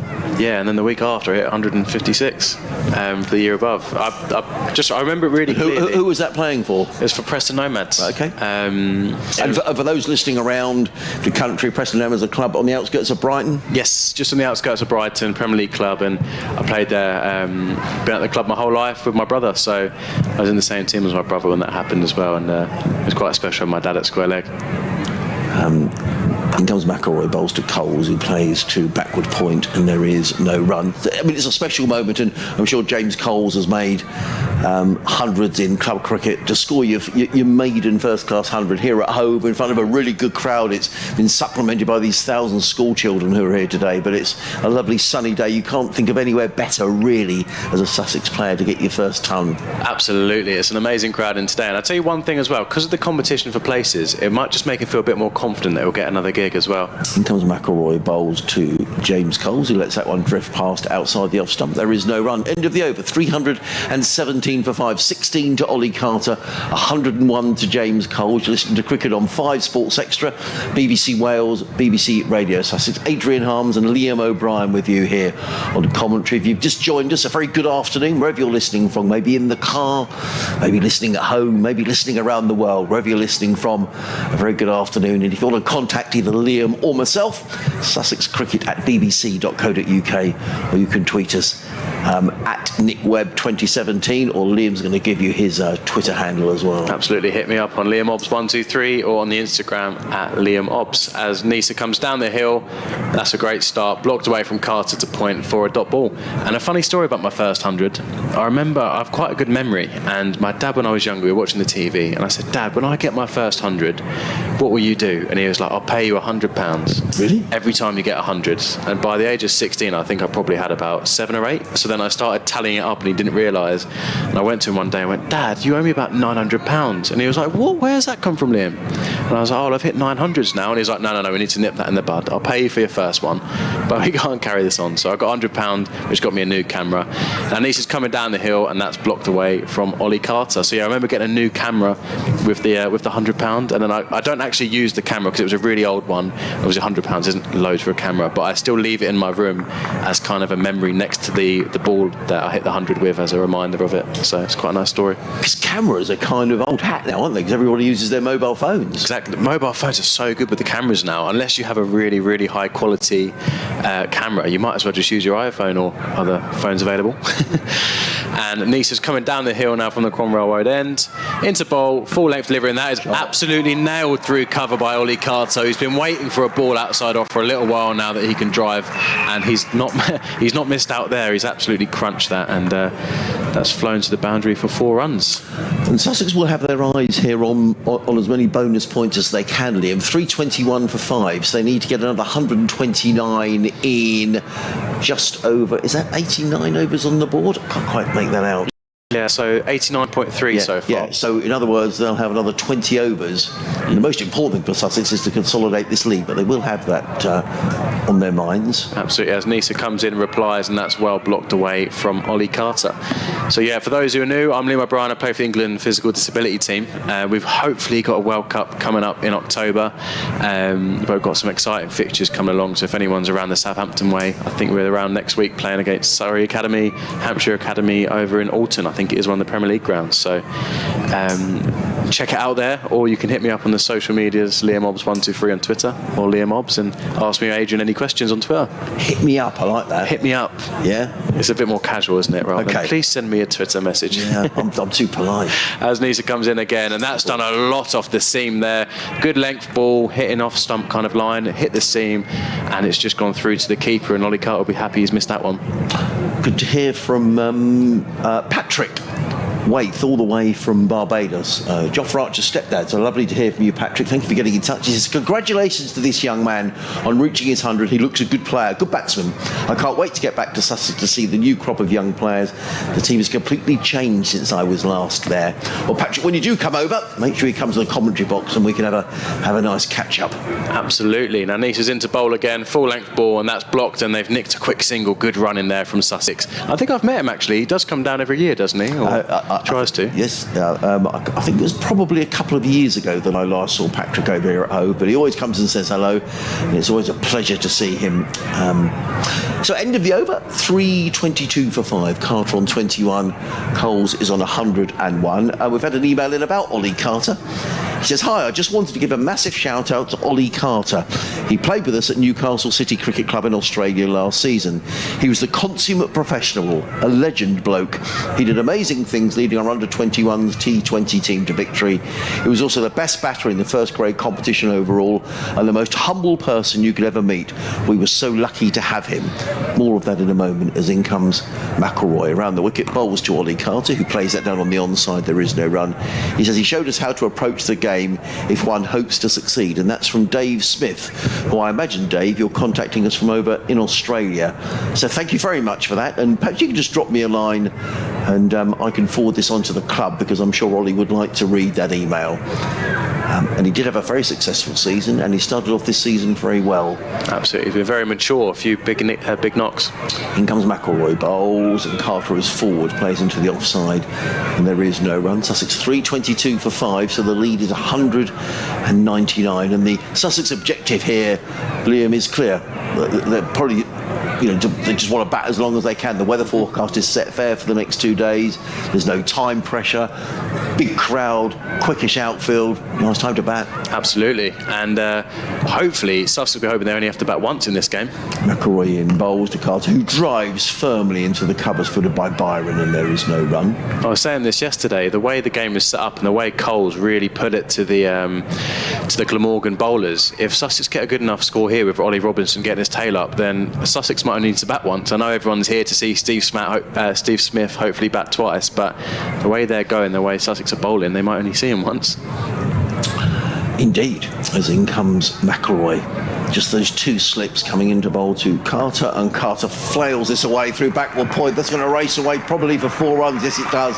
The outfield is getting quicker and quicker, and the cheer you can hear is from the school children who are here inside the ground. At the risk of repeating myself, Sussex giving away 1,000 tickets today.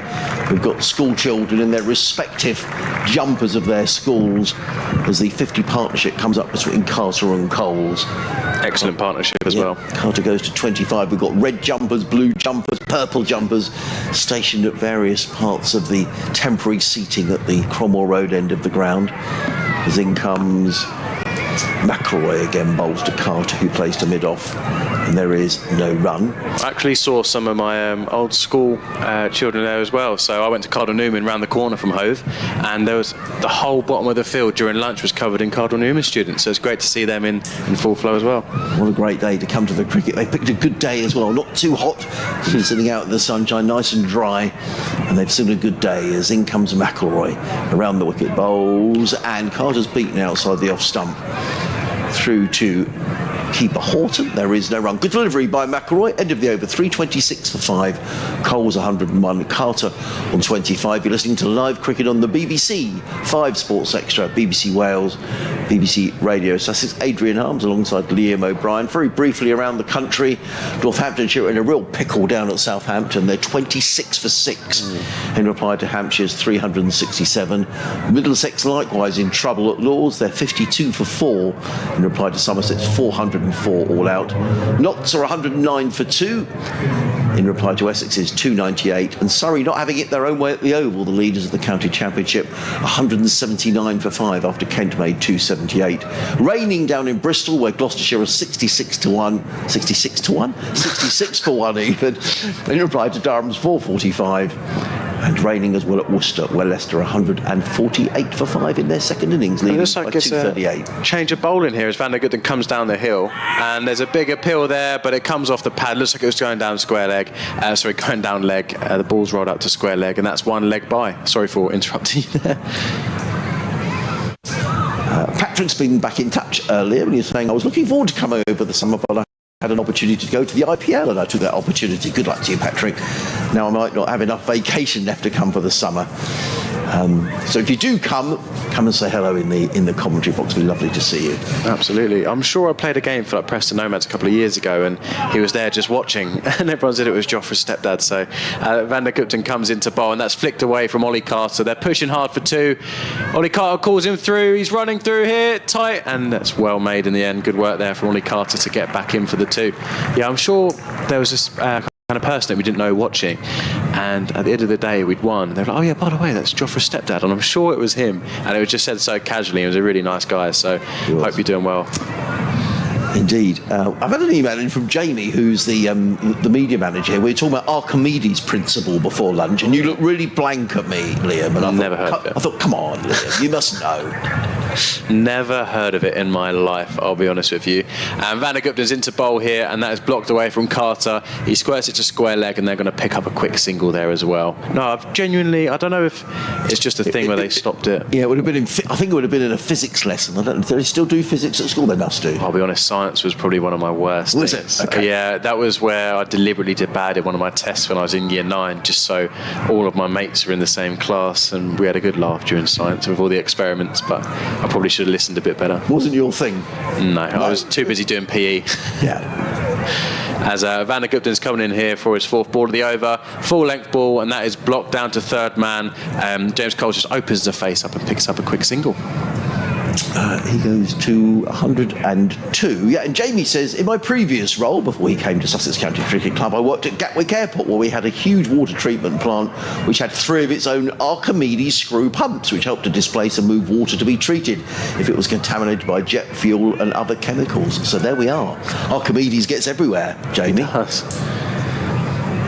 Honestly, never heard of Archimedes. I'm trying to go back to my school days, but I don't remember. As Van der Gugden comes in, and that's well blocked away from Ollie Carter. And when you're talking about Pythagoras, maths, I was always so good at adding up and dividing and timesing, but as soon as it came to shapes and pi, I was useless. So, no, I didn't really pay attention to that bit. Were you any good at maths back in school? Not great, to be honest. I was worried at things like darts, if you had to get 101, you could work out, what you need, bang, bang, bang. Yeah. No, absolutely. It makes a big difference. And it's similar with cricket as well. As Van der Gugden comes into bowl, that's nicked and it's taken at first slip. I think Labuschagne parries it to Neser in at first slip. And that is a wicket for Van der Gugden, who's definitely deserved one today. He's bowled very, very well. And that is Ollie Carter going forward 28 off 60 balls. And that was a big partnership they needed to break up there. And it's a big wicket. It is a big wicket. It was a juggling catch, wasn't it? It went to second slip. I thought the chance had gone down. He parried the ball up and it was grabbed at the second attempt, and Ollie Carter is on his way. I think he'll be slightly disappointed about that. It was a ball outside the off-stump. I'm not sure he had to play it, Liam. No, he definitely had to play it. It was around about off-stump line, and Van der Gugden's coming from a wide angle, so it's tailing in towards off-stump. I think it's just held on the seam, and it's a really good take from the slips. And it's one of those as a batter, Adrian, where you're in line, and just as it seems, you just hope you kind of miss it rather than nick it to slip. But yeah, it went to Labuschagne down at second slip, who tried to dive to his left. He parried it up in the air, so he didn't drop it down. And then Neser mops it up at first slip, and massive wicket, and that brings in Finn Hudson-Prentice to the crease. And I'm going to leave you with Nick for a while, because I haven't been to get my lunch yet, and there may not be any sandwiches left. So we'll quickly have a change around with the microphones as Finn Hudson-Prentice makes his way out to them. Thank you. Didn't notice the joins. Like that catch, you see, teamwork. You get such a thing as an assist on a catch? Probably not, but Neser took it, and having been knocked up by his Queensland and Australia mate Labuschagne. Well, we do fines in our cricket, Nick, where if you do a drop, you get fined, and it goes towards like a kitty and everything like that. So do you reckon they would fine Labuschagne for that being a drop rather than an assist? Do you reckon they'd try and sneak it that way? Ooh. I know I'd still get fined for that. I'd still have to put a tenner in the pot or something like that. Yeah, it's an interesting one, that. I think as long as the catch is taken, it's teamwork. It doesn't really matter who takes it, as the tall figure of Finn Hudson-Prentice arrives at the wicket, wearing 33. That's a change of bowling as well. I think Harris is back into the attack. Yes, he got the wicket this morning of Smith. Leg before for 89. And it is Harris then who runs away from us and bowls, and played by Coles up to mid-on, and there is no run. A little bit of sunshine illuminating the county ground at Hove. Still the excited chatter of most of the kids on the ground. Some of the maroon shirts have decamped towards square leg, maybe to try and get even closer to the action and get an autograph or two of the fielders in that part of the ground. Harris is in to bowl to Coles. That's poor one down leg side, and Coles doesn't really make the most of it as it goes through to Alex Horton, the substitute Glamorgan wicket keeper, with Chris Cook absent from proceedings today because of a minor groin problem. Glamorgan hoping that doesn't affect his availability for the T20, as we await news of the hamstring injury suffered by David Lloyd in last weekend's game. Harris is in to bowl to Coles, who drives and quite time it, and a scampering stop by the skipper Kieran Carlson in front of us at mid-on. Thank you to the Havelock Road Brighton account, who informed me that density is weight over volume. Discussion we were having on the discoveries of Archimedes before lunch.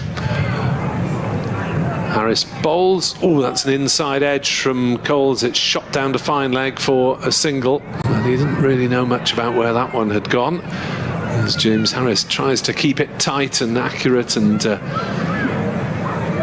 work his way through these remaining wickets. So Glamorgan have 2 bowling points. The over rate last time we heard was level, so Glamorgan don't have to, they have to keep an eye on that, but they don't have to claw anything back at the moment. 3-3-2-4-6 Sussex. Harris in. Bowls to Hudson-Prentice. Good ball up in the block hole. There's some sort of appeal. Now, that sounded very definite wood, but Glamorgan were obviously under the impression there, I think, Liam, that it was boot or bottom of the pad first. I think they knew it was bat, but you might as well just appeal just to see. But it might have been pad onto bat, actually, looking at the stream. Yeah, well, I think my stream's a little bit further behind yours, so you get a better perspective. Here's Harris, bowls on the back foot, goes Hudson Prentice and defends. So end the over, 3:32 for 6, single off it, and where are we in terms of overs? 93 bowled, with 13 with the new ball. 17 to go in terms of bonus points. Sussex need for the 118 runs to get maximum points, and Glamorgan need a further 3 wickets to get maximum bowling points. And I suppose if Sussex open their shoulders a little bit and have a dash at the 450, then it helps Glamorgan's chances of getting the 3 wickets as well. Absolutely. If I was Sussex, I'd still be trying to look just to bat through the day and set yourselves up as Van der Gupten comes in again for his next over. He's already bowled 19 so far, and he's been on good form. 4 maidens already, and he picked up the big wicket there of Ollie Carter. But if I was Sussex now, I'd be trying to reconsolidate, just try and build a partnership again. Coles and Carter took a bit of life out of the game. They got the big wicket at Steve Smith. Carter comes in, settles everything down, and I think Hudson Prentice could do the same. Just take a bit of sting out of the Glamorgan attack, and then try and bat through the day to set up hopefully a win on the 3rd day for Sussex. As Van der Gupten comes in for his second ball of the over, pitches a ball up, and that is edged away to deep point. Glamorgan have a bit more of a defensive field with a deep third man, deep fine leg, a deep square leg, and a deep point all to Coles. So he's got to set away to deep point for a single, getting Hudson Prentice back on strike. And as I say that, clearly it was a move to get Hudson Prentice back on strike, because point comes up, square leg comes up, and then there's a gully coming in as well. So we've got 2 slips in a gully. That's a pretty experienced slip cord in there, as Sam Northeast, Labuschagne and Michael Neser. Doesn't get much more experience than that. And it looks like they're actually going to go for 3 slips and forget about the gully. So let's see what happens here as Van der Gupten comes into bowl, and that is blocked away well from Finn Hudson Prentice, who looks for a single and then immediately calls back James Coles as he realises there's a fielder right there. So Glamorgan working away, really haven't been on the back foot in the first innings to this extent since the Durham match, second in the season, when Durham ran up 471 for 9 declared. Since then the bowlers have been pretty tidy. Yes, as Van der Gupten comes into bowl, and that's an absolute jaffa, as they would say. He's bowled on a good length ball, hitting off stump, and then it jags away off the seam and goes right past the outside edge of Hudson Prentice's bat, straight through to the keeper. But we've got an amazing angle here as well. We're just in line with first slip Michael Neser, so if we see any movement off the pitch, it looks even better from our angle, doesn't it, Nick? Yeah, we've got a good view straight down the ground, and Liam's pretty straight in line. I'm just looking between slip and keeper at the moment. As Van der Gupten comes in again for his next ball, pitches a ball up, and that is towed from Finn Hudson Prentice straight to mid-off. And that's one of those where you probably rub your hands, where you get you right on the bottom of the bat, and you can feel the feedback from the ball going through your handle. Yeah, I did one of them in training yesterday, and I tried to do this big expansive pull shot, caught at the end of the bat, and you can definitely feel it in your handle when you catch it wrong. I'm envious of you just being out there. Yeah, when it comes out the middle, it feels a lot nicer though. As Van der Gupten comes in again, pitches a ball up, and that's fended away well from Hudson Prentice. And that's been another good over for Van der Gupten. It's been very impressive so far today, and Hudson Prentice still not getting off the mark on 0, and James Coles for his first 100 is on 104, and that's the end of the over. So it has been Coles' day, young English talent showing what he's about on a day when the spotlight is on this game because of Steve Smith playing his only home match for Sussex in his last first-class game before he goes into test battle, first against India and then in the Ashes against England. Smith fell for 89 to James Harris, leg before, and it is Harris who will bowl now to Coles, and he's on the back foot defending. How much cricket have you managed to get in this part of the world? Because in Wales, virtually the whole of April was washed out for most people. It was very difficult for most clubs to get a pitch prepared at all. Absolutely. I played 3 games, all international games for England, and the last one we played against the Army. We were supposed to play at one ground, and it was completely waterlogged, so they moved us to an hour away. But luckily, we managed to get all our games on so far. Harris bowls, and forward comes Coles on the defensive, respectful, taking no risks. It was a very, very wet pitch, and just to give it some context, at the moment I'm bowling around kind of 77, 76 miles an hour mark, and I was coming into bowl up the hill at the ground, and I properly was trying to bend my back and get some life off the pitch, and I hit the pitch, and it was so slow it bounced twice before it made it to the keeper, and I thought I bowled quick, and then just seeing the carry made you not want to charge in. Harris bowls, Coles again on the defensive, blocking out on the offside. So yeah, I ended up settling for more slower balls and stuff like that afterwards, as all our games are 2020s, but it's just so disheartening when you try and charge up the hill, bend your back, and then you see it just rolling to the keeper. How many slower balls would you bowl an over on average in T20 then? It's a lot more batter specific and also boundary specific. If it's a smaller boundary, I tend to bowl less because you don't have to catch it as much, but if it's a big boundary, I'll definitely bowl a lot more. Harrison bowls, and for the 3rd ball in a row, Coles is just playing a textbook forward defensive shot. But I've definitely been working a lot more on the variety and having different types of slower balls. And one thing you realise is these days batsmen think just because they pick one of your slower balls, they now know your slower ball. So a lot of my wickets won't be from the off cutter, which you can pick but spins a bit. It will actually be from the knuckle ball, which they don't realise is another option to have as a slower ball. So it's nice to have a few in your arsenal. Harris bowls up in the block hole, driven straight back to him on the half volley, and Harris fields in his follow through. So not too many of your opponents are listening to this. Yeah, let's hope they're not all listening, but the knuckleball was one I didn't really realise was an option until I saw the Worcester bowler Pat Brown bowling them, and he bowled them with such skill. I just studied them and watched him on Sky, and they did a good breakdown of it, and I just spent a whole year practicing, and it's so hard to pick. Harrison to bowl to Coles, who drives up to mid-off with a bit more force this time, but Van der Hoogten is able to intercept. So Coles on the defensive, despite having 104 runs to his credit.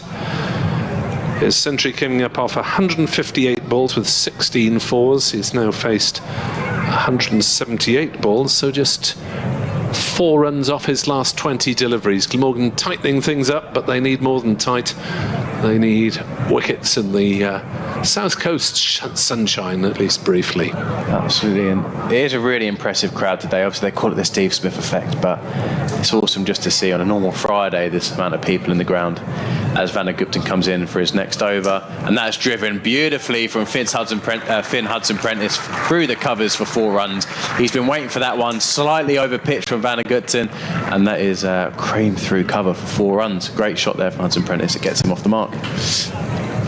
Yeah, Van der Hoogten has been largely tight in this game, but not quite as on the money as maybe the last couple of weeks, starting to show signs of wear and tear after 6 first-class games in this first block of the season. Yeah, as Van der Hoogten comes in again, answers back, and Hudson-Prentice tries the same shot again, but it goes straight to point, and that's going to be a dot ball. But it's going to be a good battle here between these two, because Hudson-Prentice looks like he's trying to get a move on a bit here, a bit of a counter-attacking. 29th wicket of the season, Van der Hoogten, when he had Carter eventually caught at slip by the 2 Australians between them. Or the 2 South African-born Australians, as opposed to the Australian-born Netherlands international that is Van der Hoogten. Complicated business national identity sometimes. Glamorgan have 3 slips now for Van der Hoogten to bowl, and Hudson-Prentice plays it to mid-on, and there's no run. They've just dropped out as well, so if you had a little have a little look here to the ground, they have a deep third man, a deep fine leg, and a deep square leg, so maybe they're trying to set up a short ball in a couple of balls' time, but they're still being positive for having 3 slips, so they've got a very attacking field at the moment, Nick. As Van der Hoogten will come in to bowl. And that slap straight back at him by Hudson Prentice off the back foot. Van der Hoogten managed to get a hand to it. It doesn't seem to be coming through with any great pace at the moment, despite the fact this is a relatively new ball. Yeah, I agree. I mean, Neser got quite a lot of life out of the ball, to be fair, and he was getting good carry, but a lot of the other bowlers have struggled, especially up that hill. I did have a look at lunch, and it did look like a really good pitch, so maybe they're not just trying to bend their back as much, maybe they're just trying to get a bit of movement off the seam and swing it around. Van der Hoogten is into bowl, and that's deflected down to fine leg by Hudson Prentice. It's a simple bit of fielding for James Harris, and they jog through for the single. 338 for 6. The third batting bonus point will be up at 350. And then it's a question of how far they try and aim for 450, or whether they're happy with 400, which would come fairly naturally, you would have thought, if they're still at the wicket. Van der Hoogten bowls. Coles drives on the onside, finds a gap. Ul Hassan speeds in from square leg to close that gap, and again they settle for the single here on BBC 5 Sports Extra and BBC Sport Online. Liam O'Brien, Nick Webb and Adrian Harms with you from the county ground. Hove on another day that's been dominated by Sussex, moving from 221 for 4 overnight to 339 for 6. As Adrian Harms moves alongside me. And apologies for nicking your over, Liam. Can you hear me okay? Or is that... Yeah. Get in there, Adrian. Right. An update comes to our listeners on BBC Radio Sussex shortly, but here comes James Harris running up the hill. Comes in and bowls to Coles, who covers up and plays to mid-on. There is no run. 105 to James Coles, a maiden first-class 100 for the 19 run. It felt like it's been on the cards, Nick, this season. He's made scores of 74 and 70 in the county championship, and on both occasions looked like he might go on and get that maiden 100. And it's duly arrived today as Harris runs away from us. Bowls and Coles. Inside edges that one down towards fine leg. I think that came off. It may have come off his bat onto his boot, actually. He's just hobbling slightly as he reaches the non-striker's end. He goes to 106. Total goes up by 1 to 340 for 6. Harris shining the ball vigorously on his trousers.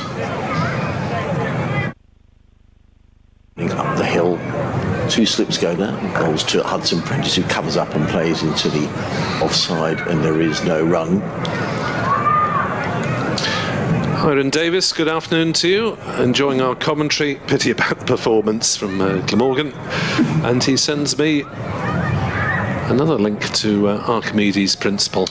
We've had a lot of that today. I'm beginning to wish I hadn't mentioned Archimedes. And unless it rains for a long time, I'm not sure I'm going to get my head around it. Harris, right arm over the wicket, bowls to Hudson Prentice, who drives beautifully through the covers. He doesn't quite time it as well as I initially thought. Nonetheless, he's going to pick up a couple of runs as the ball runs out towards the Spen Karma Pavilion.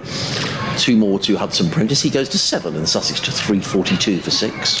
Garth Williams asked why didn't Glamorgan try to sign an extra world-class player for the T20? Well, it depends if they get Neser back from the Australian training camp, because they already have Colin Ingram, the South African one-day international, on their books. Harris. He pulls it onto the leg side. Is he going to be caught? No, he's not. It's gone all the way for 6 runs. It's a relatively short boundary on that leg side for Finn Hudson Prentice. That's the clock tower scoreboard side of the ground. It was short from James Harris. Finn Hudson Prentice pulled it onto the leg side. He didn't make that great a collection. The ball went a long way in the air, and I thought for a moment the fielder coming round from fine leg had a chance of catching the ball, but the ball just dropped over the boundary. It's probably no more than 60 yards, I would say, that boundary, Nick. Yep. Hudson Prentice gets a 6. He goes to 13. Sussex to 348 for 6. As Harris He's in again, bowls to Hudson Prentice, who steers. That's going to be another boundary. That's a good shot. It's a poor delivery by James Harris, in truth. A half volley on the leg stump, and he stands hands on hips. But Finn Hudson Prentice just played beautifully the way through mid-wicket for another boundary. He's very quickly on to 17 off 15 deliveries. The 350 is up for Sussex, 352 for 6, which means they've got their third batting bonus point, and Sussex leading very obligingly. The scoreboard puts up by 229. Yeah, Sussex on the charge. They're 13 off that Harris over, and really he doesn't have the pace these days to drop things short, as he's found out a couple of times on this occasion, with Harris and now Hudson Prentice just helping the ball on its way with a natural swing over square leg. Van der Hoogten from the Cromwell Road end is in to bowl to Coles, who plays that away on the leg side and takes a single, 354 for 6. So to go back to Garth Williams' point, Glamorgan, if they get Neser back, will have 2 overseas players for the T20, Colin Ingram and Michael Neser. It depends if Neser stays with the Australians. Update on the Sussex and in the county championship. Adrian Harms watching Sussex to Glamorgan. I told you yesterday afternoon they push on and get a big score. Well, they are, Danny. 353 for 6, and we've just seen a maiden first-class 100 from James Coles. He's come through the Sussex Academy. He's just 19 years of age. He's batted beautifully. He's on 107. Steve Smith, the Australian, out for 89, and Finn Hudson Prentice now going along very nicely. He's on 17, so the Sussex lead is now 230 as they look to pile the runs on here at the county ground. Meanwhile, up at the Oval, Surrey not having things their own way in the game against Kent. Kent yesterday making 278, but Surrey now 194 for 6 in their first innings.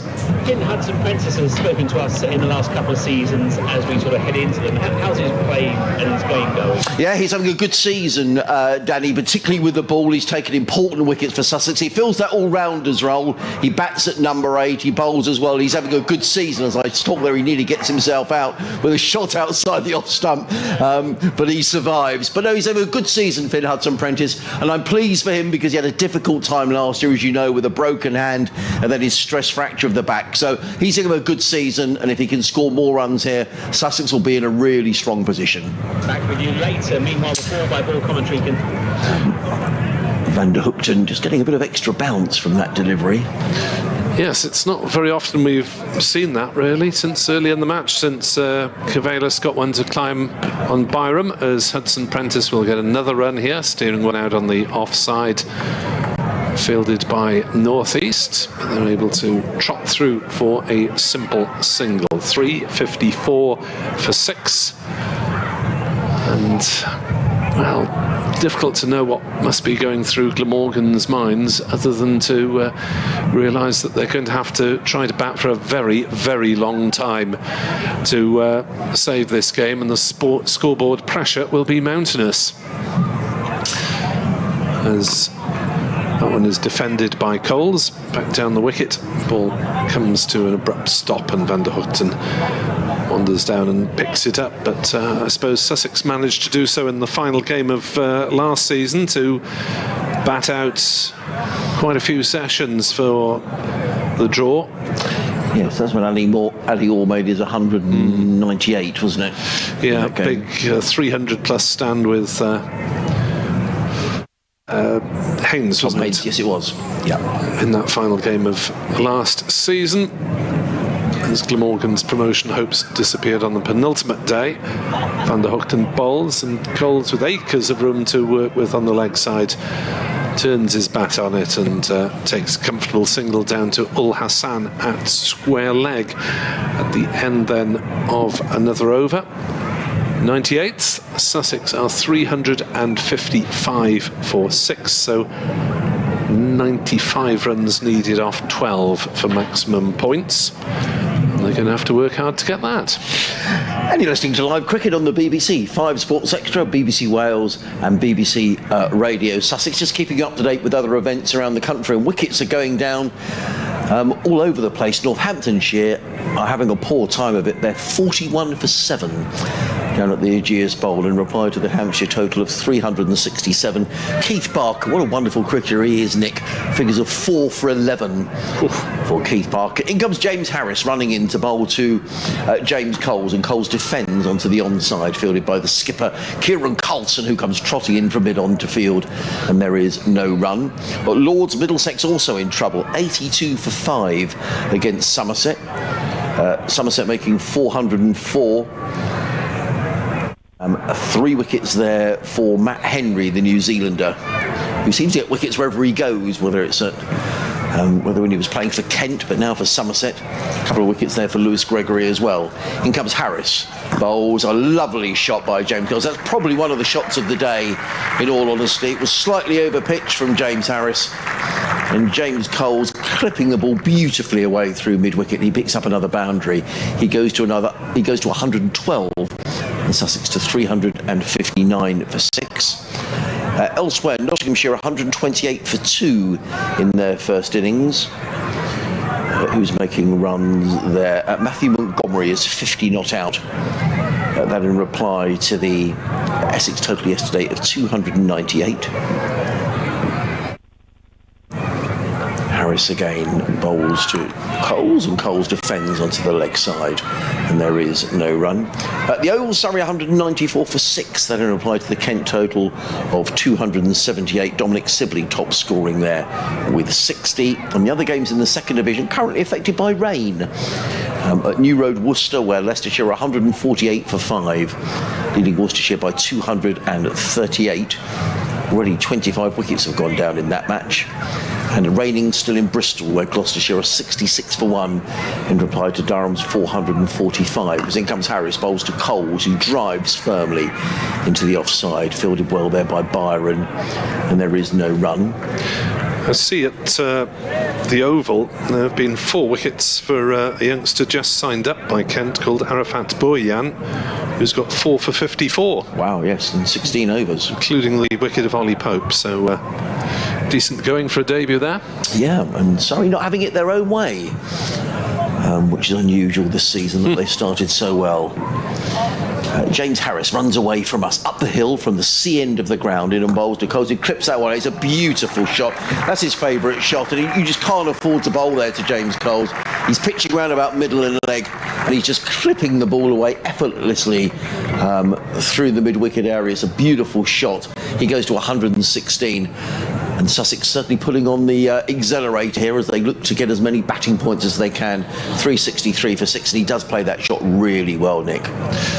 He does, but he's being fed it a little bit, in all honesty. Harris has let too many balls either be back of a length or slide down leg side in the last 10 minutes. 8 off the over. Harris is in the game, bowls to Coles. That's a much better delivery, and James Coles plays it with due respect out into the offside. There is no run. So end of the over, 363 for 6. So Sussex needing another 87 to get maximum batting bonus points, and they've got 11 overs in which to get them. So well, they got the 8 in that over. Yes, they did. So they're going along very nicely. The ground nicely full today for those of you who are just joining us, particularly on 5 Sports Extra, wherever you are, maybe driving off somewhere for the weekend, or maybe got home from the week's work and sitting in the back garden, wherever you're doing. It's a very pleasant day here at home. Some high-level cloud, patches of blue sky around. A good crowd in, supplemented by 1,000 school children who are here today. They've started to drift away back to school, presumably to be dismissed. And we're going to get a change of bowling at the Cromwell Road end, Nick. Yeah, this is usually fun. This is Marnus Labuschagne then, bowling who knows what type of spin. He's bowled both this season, leg spin and off spin. Bowled a few sessions of seam last season as well. Picked up a couple of wickets with that. It's Hudson Prentice who is on strike. Horton up the stumps, of course. Neser crouches just behind him at slip, and Hudson Prentice drives up to deep mid-on and will trot through for the single. Neser's quite fine though. I was surprised that he could see any edges because he's not that wide of Horton. So The field includes 4, possibly 5 saving the single. Square leg, mid-on and cover pointer back as Labuschagne drags one down, a quicker delivery. But it's dealt with comfortably enough by Coles as he works it out towards mid-wicket. Al Hassan does the fielding. The 22-year-old Glamorgan debutant, born in Pakistan, played much of his cricket in the Midlands, been around the circuit in the bid to get a contract, and succeeded with Glamorgan through some consistent second 11 performances. Labuschagne bowls. Prentice goes for the reverse and he's nailed it, and it's past the sprawling fielder at short third man, and it's raced away for 4 runs. Labuschagne won't like that, as Hudson Prentice called that one early, predetermined the sweep shot, I think, and it beats Root to race away to the ropes. I guess they practice that shot so much, don't they? It always becomes a low-risk shot in a strange sort of way. 369 for 6, next delivery. Off break, turned on the leg side, and Byram sprawls to field at short mid-wicket. So, a bit of sunshine around, a little bit of hazy blue sky overhead. Pleasant watching conditions as Labuschagne gives that one a little bit more air, but Hudson Prentice deals with it nicely again and just turns it away with the spin on the leg side. 370 for 6. This Labuschagne's last game for Glamorgan before going off to join the Australian training camp. Neser likewise involved. Labuschagne bowls, driven beautifully through the covers by Coles. He's played that shot really well in this innings and cracked that one away up through deep extra cover for 4 runs. 374 for 6, and this is starting to turn into a flood of runs from Sussex at the moment. Yeah, 11 off that over, Nick, and we were just speculating when you were on commentary with Liam as to how hard Sussex will push for the 5th batting bonus point. The objective for Sussex will be to make sure that they, if they can, only bat once in this game, but those batting points are becoming more and more important. We have to remember that Sussex threw 4 points away earlier on this season, the game against Yorkshire, for a slow over rate. Paul Farbrace, the coach, was none too impressed about that. I doubt Sussex will be caught like that again. Yeah, how do you manage to get caught with -4? Because, -1 or 2, you tend to hurry things around in the field. Or was it curtailed by rain? It was curtailed by rain on the final day, a game that Liam was here for. But to be fairness, Yorkshire only needed 60-odd to win the game on that final day, so they wouldn't have had an awful lot of time to make the overs up. But you're quite right, and Paul Farbrace was talking about, we don't need to have sort of a committee meeting in between overs to change the bowling and that sort of thing. He wasn't best impressed to lose 4 points.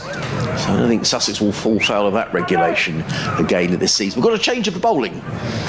Okay, it's going to be Zain Ul Hassan who's going to come in from the sea end of the ground. So cool because the sea is just behind us here on the south coast. Hassan is in bowls to Hudson Prentice, who lets that go outside the off stump, and there is no run. Not right behind the commentary box, but not Swansea. We're not talking St Helens here. But about 500 yards behind us, if you fancy the dip in the English Channel. A bit chilly at this time of year, but you could do so if you wanted to. Pebbly beach, though, so you need some flip-flops or something on to get yourself down to the water's edge. Ul Hassan is in, just got the one slip in place, bowls to Hudson Prentice, who cracks that one away through the offside, but there's a sweeper on the cover boundary, so for a good shot out the middle of the bat, it's just the single to Hudson Prentice, who goes to 25. Total 375 for 6. Yeah, I haven't seen too many swimmers, well, one to be precise, in a couple of evening strolls along the seafront, and he was a young man who I think was being egged on by his mates just to go in for a dare. It's all the rage, you know, Nick. Open water swimming. In comes Al Hassan bowls, and Coles works this backward of points on the offside. They've taken one. I think going to come back for second. That was a slightly lazy bit of fielding by James Harris. He was down a little slowly. He gets in the throw, but Coles comes back for a couple of runs. They've been out there for a long time now. Glamorgan, we're into the 100th over, and it just looked like a tired piece of fielding by James Coles. I think it was, to be fair, it was tired rather than lazy, I think. Yeah, perhaps that was a bit unkind. Sorry, James Harris. It's a man labouring away with the ball from the other end. Yeah. Until recently. Coles to 123. Sussex really piling on the runs. 377 for 6. Al Hassan from the C end is in and bowls down the leg side. James Hole's looking to clip that one away on the leg side. I'll be a little frustrated that he didn't clip that away for 4 runs. It was down the leg side.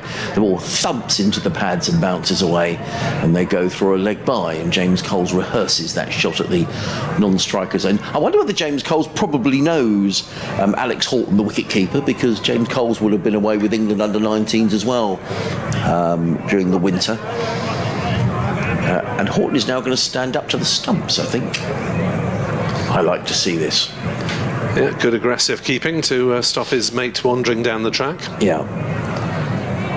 Same as in bowls, and Hudson Prentice plays firmly into short extra cover, and there is no run.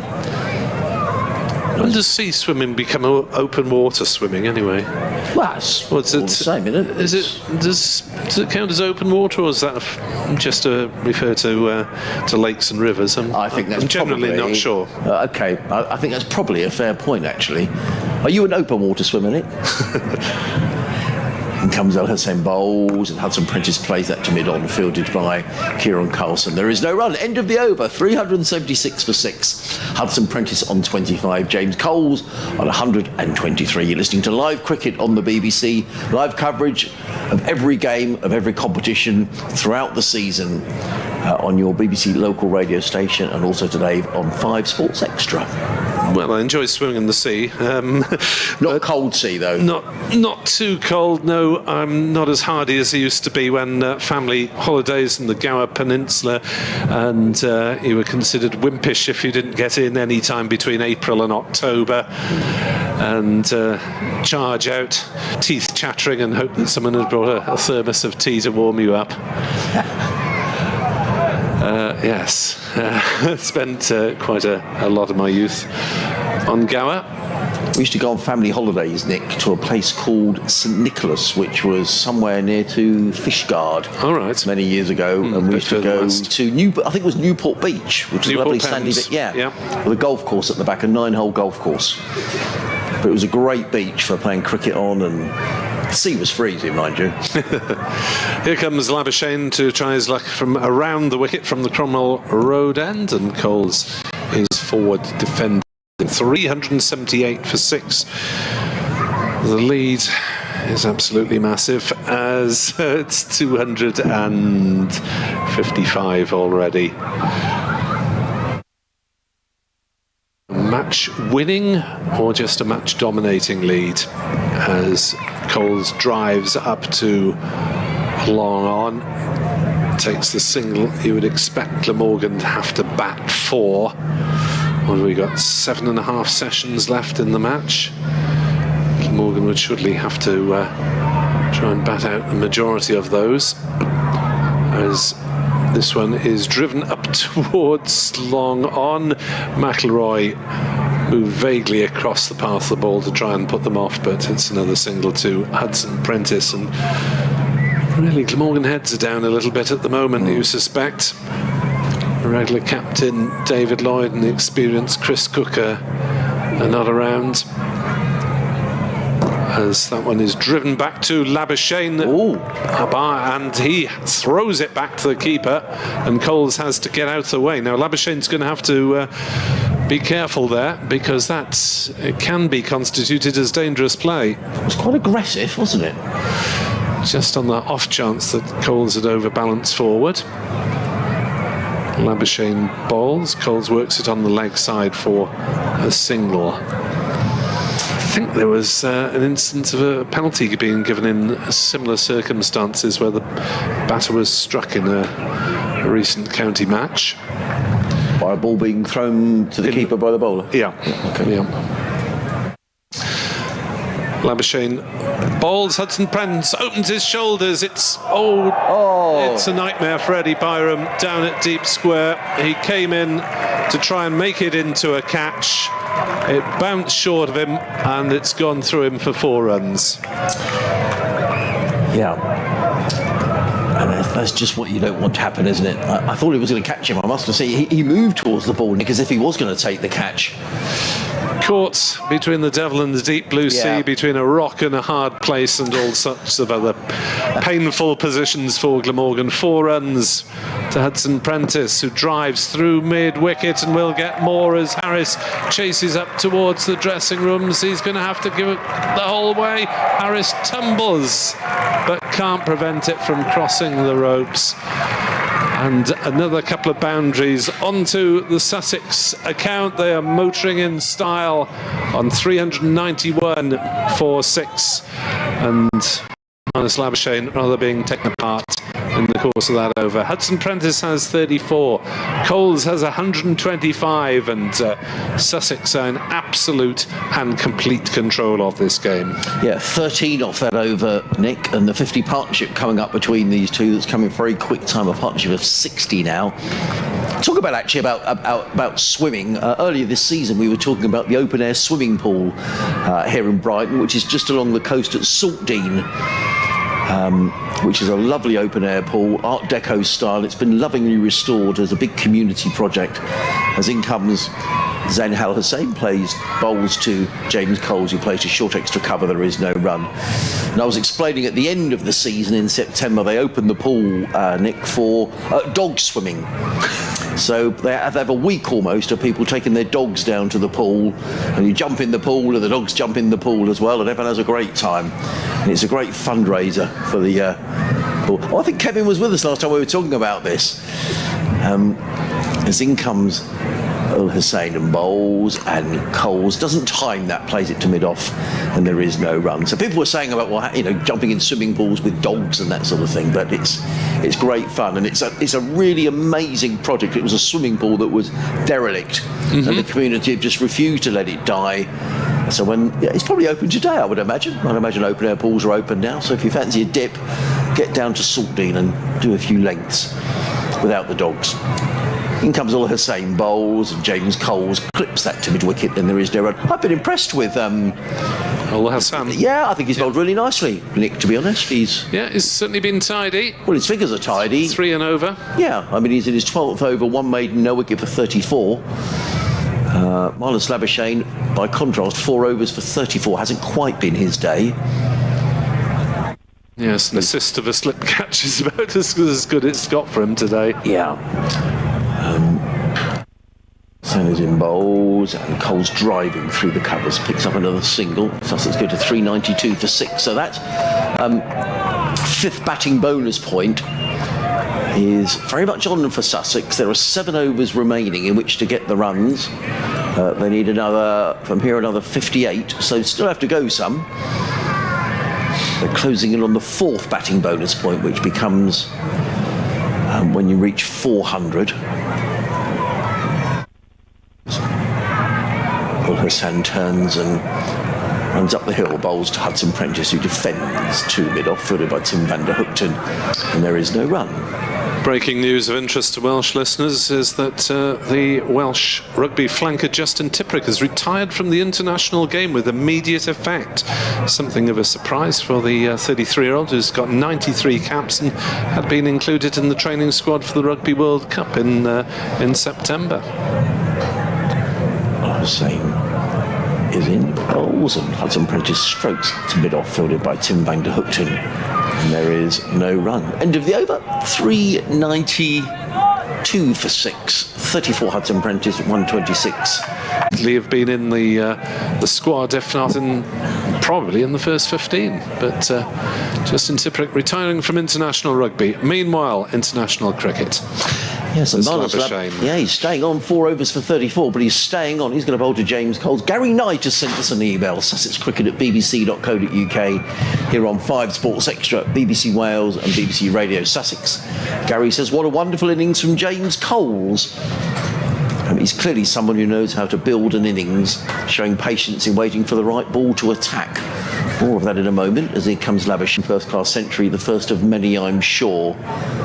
He goes on to say, following on social media, I've noticed James is another West Ham supporter. So after last night's triumph, he's had a memorable couple of days. Well, thank you for that, Gary. I know you're a big West Ham fan. I didn't realise that James was. So I'm sure we'll speak to him later on today. So we'll ask him about the Hammers. I wonder if he's going to go to Prague for the final. In comes, I doubt it. In comes Labuschagne, bowls to Coles, who clubs that one away through backward point and picks up a single. He goes to 131. I need to think of a different description, don't I, of bowls to Coles, because it's a bit awkward. It is a bit awkward.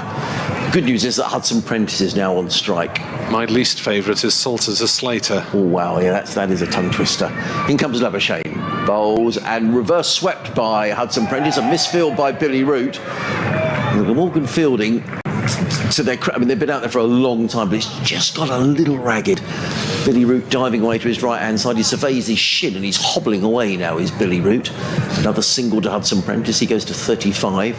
A total 398 for 6. It's all looking a little weary at the moment, isn't it? It is. But thank you for your email, Gary. Marnus Labuschagne around the wicket. Coles clips that onto the onside through mid-wicket and picks up his 132nd run. And the total goes to 399 for 6.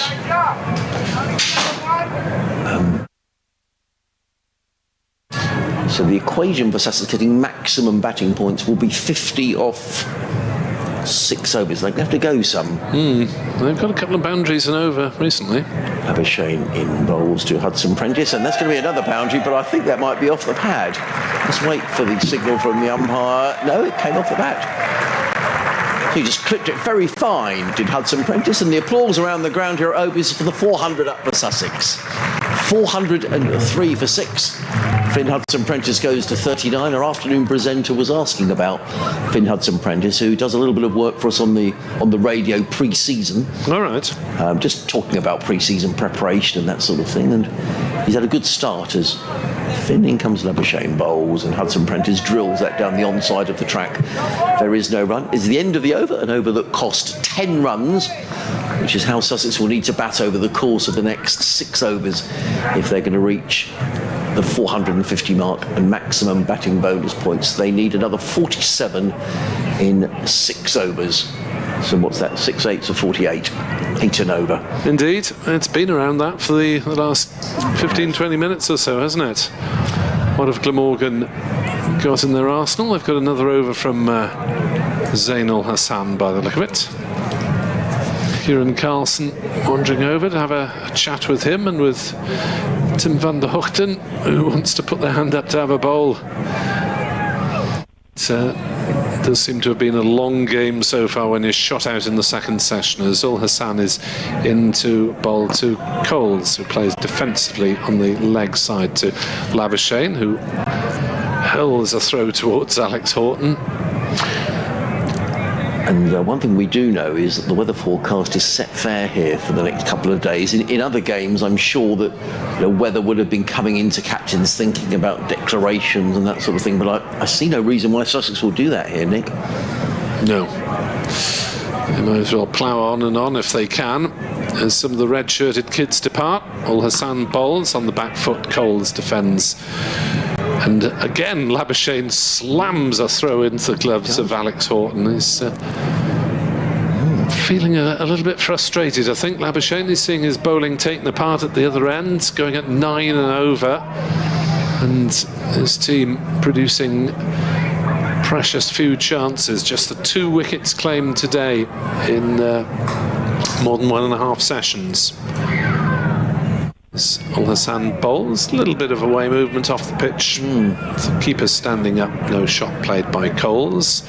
It will be a little bit quieter from now on. Most of the school children are on their way out of the ground, but there are still fair numbers of adults spread around the Shark stand and the pavilion side of the ground, and a few up in the temporary stands at the far end as well. Quite a few. Ul Hassan bowls, defended Coles. Coles. Nice straight start to the over from Ul Hassan. I agree. I think he's bowled really nicely, Nick. He certainly hasn't bowled any half volleys. James Coles has been particularly severe on anything that's pitched up, particularly around middle and leg. Very strong area for the young right-hander. He's chatting away there to Alex Horton behind the stumps. The pair clearly know each other. Ul Hassan to Coles. And he drives down the ground and he's pierced the field there. It's heading right towards us. You should hear the thunk of the ball on the advertising hoardings. He couldn't have placed that better if he'd thrown it underarm down the ground. James Coles, as it just eluded the bowler, just eluded mid-on, eluded the stumps, mid-off, everything.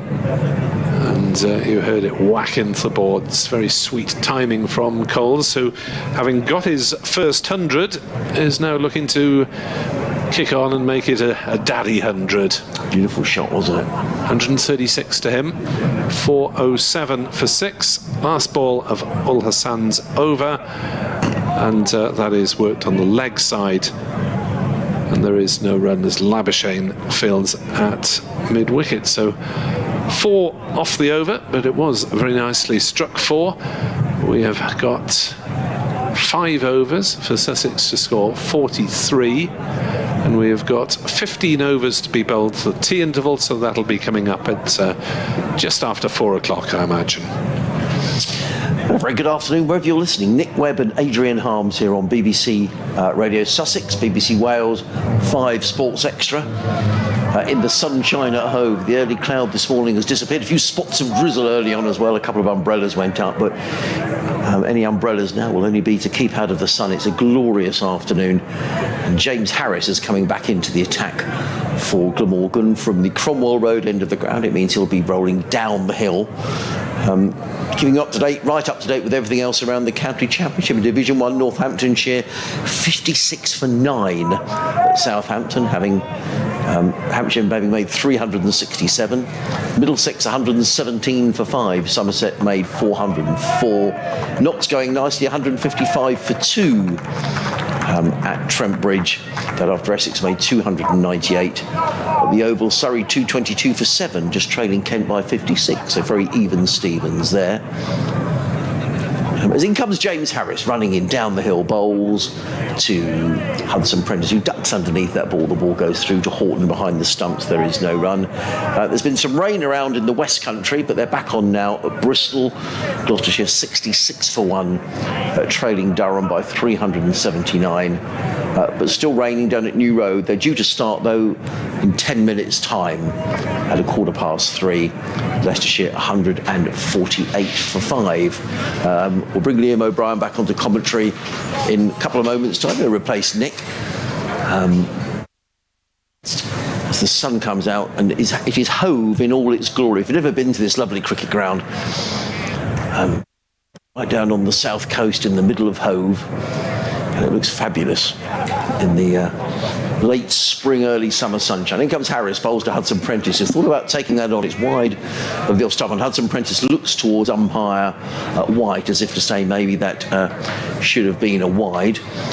Liam is back with us. We wonder we might see we've seen a few fireworks over the last half hour or so. Sussex pressing on to Liam, looking for this 5th batting bonus point, but they're going to have to go some now because there's only 4 overs left after this in which to score the requisite 450 that they need. Harris down the hill, bowls short, and did Hudson Prentice get a little nick on that? Well, umpire White is unmoved. Alex Horton thought there was a little nick on that, or trying to kid the umpire there was a nick, and there is no run. I'll tell you what, I was watching it just from behind you guys as you were commentating, and I don't think they were doing anything risky. I think Labuschagne wasn't the right person to bring on yet. He was bowling really quick round the wicket, and without much turn, they kind of had a choice of where they wanted to hit it. It was a bit 2020-like, wasn't it, where they could just pick their gap and tee off. So they maybe regret that bowling change, but they had to do something, didn't they? In comes Harris, bowls, and Hudson Prentice just stands up and plays that to mid-wicket. There is no run, and that kind of tells you, I think, that The Sussex are just determined here to bat as long as they can. I was saying to Nick, the weather forecast is good for the next couple of days here on the south coast, as indeed I think it is for much of the country. A long, long last a spell of dry weather, which will please all the club cricketers tomorrow, who spend a lot of time not playing cricket so far this summer. Yeah, absolutely. But no reason for Sussex to call a halt to proceedings, as in comes Harris. And Hudson Prentice has cut it up. That's a good delivery by James Harris. I still think if you bend your back on this pitch, there is just a little bit there. Absolutely, and you can see it from Michael Neser, couldn't you? When he was really charging in and bending his back, he got the most life out of the pitch. So you do have to put it through a little bit harder on this deck. It's a very defensive field now. A third man who's going very fine now just down below us. Yeah. Now a deep back will point, so there are three men saving one on the offside. There's a third man, very fine, almost a deep backward point, as in comes Harris and bowls, and Hudson Prentice turns that to mid-wicket, and there is no run. I'm quite sure of that fielding change. Is that the end of the over? Yes, it is. A maiden over from James Harris, and just as we thought Sussex may be pushing on towards that final batting bonus point, it would seem that maybe that isn't going to be the case. Rather unhelpfully, the score has just disappeared off the scoreboard as an announcement is being made. I think it's on the other scoreboard, 407, Liam, is that right? Yes. 407 lead of 284, so a big lead building up for Sussex. Yeah, and that's 106 overs gone. Let's wait for that to click over.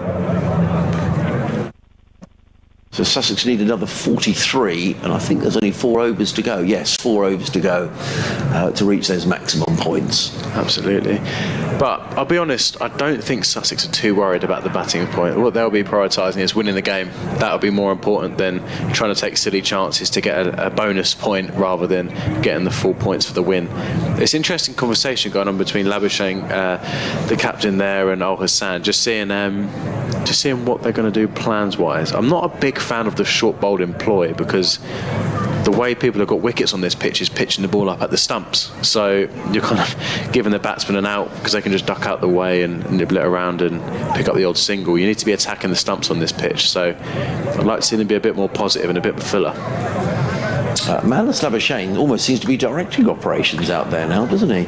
It's a little bit like when Steve Smith was in charge, Tim Payne was in charge of Australia, but they had Steve Smith still there. It was like, we all know who the real captain is. So it looks like Labuschagne's in control. What do you reckon, Adrian? Well, it's just the way that he was walking around setting the field there, because the skipper's actually a mid-on, Kieran Carlson. Absolutely, as Al Hassan comes into bowl, and there's a big appeal there. It looked high to me, and that's given not out. It's a curious field, though, Liam, in that there are just 2 fielders on the leg side. There's a deep square leg in front of the clock tower scoreboard and a mid-on. Other than that, a ring of 4 on the offside saving one, a slip and a sweeper on the cover boundary. So it's a very strange field. Can't afford to bowl down the leg side here. Yeah, but even straight, you could just nick one through the leg side for a single. I'd probably like having a catchy mid-wicket in and bowling a bit straighter, especially with the ball moving around. But we'll see what happens here. So Ozan comes up to bowl. And there's getting a bit of life at the pitch. Yeah. And can you hear the noise in the background? We have a big... Is that a Flintstone over there? Yes, it is a Flintstone. I reckon there may be a stag doing. Oh, he's getting the crowd going, isn't he? You can hear it in the background. He's getting the crowd going. You wouldn't think it, but it's a Friday daytime. It's not a bank holiday or anything like that, and the people are out in their numbers. You'd think it's more like the Holly stand at the Ashes. He's having a good time, isn't he? Absolutely. It's a great crowd in today. It's really good to see as Al Hassan comes in, pitches the ball up, and as I said, I think you need a mid-wicket in there because as soon as the ball's straight, you can just flick it through mid-wicket and nick a single. So I'd like to see them bring over mid-wicket, bowl straight, and try and get the ball to do a little bit. So the lead, Liam, is, 408? Oh, it's approaching 300, isn't it? Yeah, I wouldn't worry about run rate, just bat time. Keep Glamorgan out there as long as you can, and then give maybe Ollie Robinson a go later on in the day. As Al Hassan comes into bowl, ball's pitched up, and that's flicked through mid-wicket, and the captain Carlson's there just walking around, and it's going to be an easy single for the Sussex batsmen. But they don't look challenged at the moment.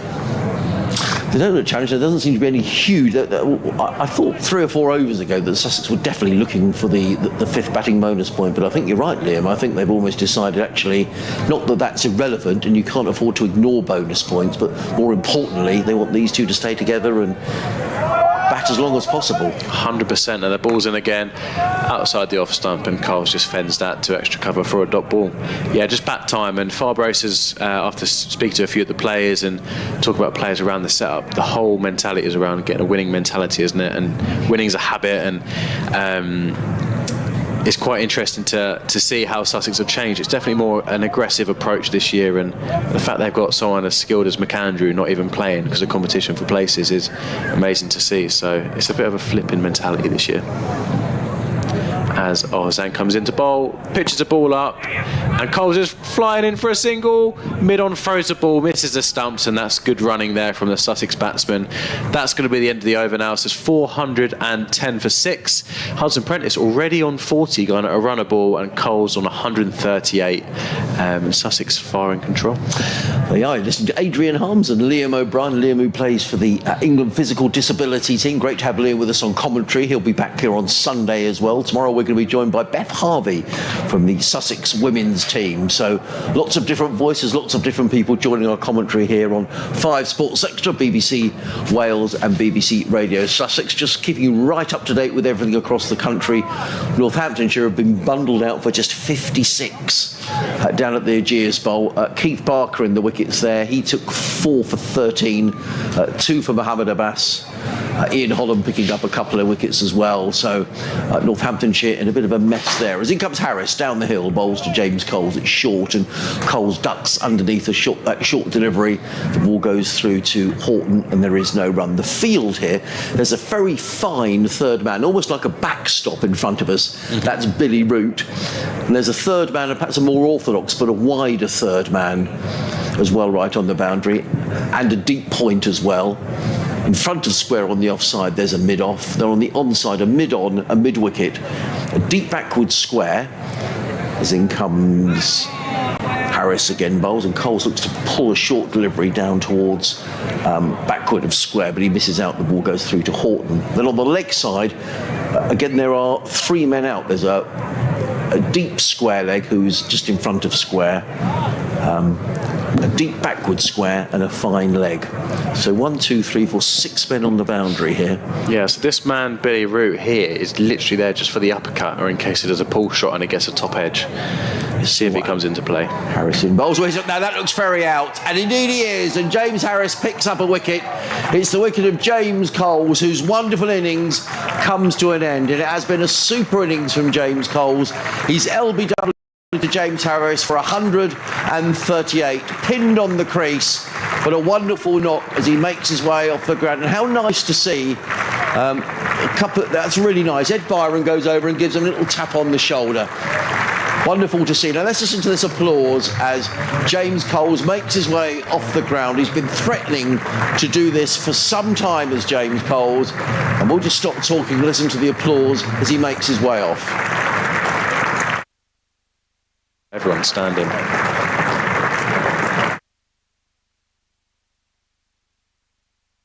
Well, I have to say, Liam, I think it's been an innings of really the highest quality, and I think we could be watching a young cricketer here who could really make a name for himself in the years to come. He's made 70 and 74 in the Championship this year.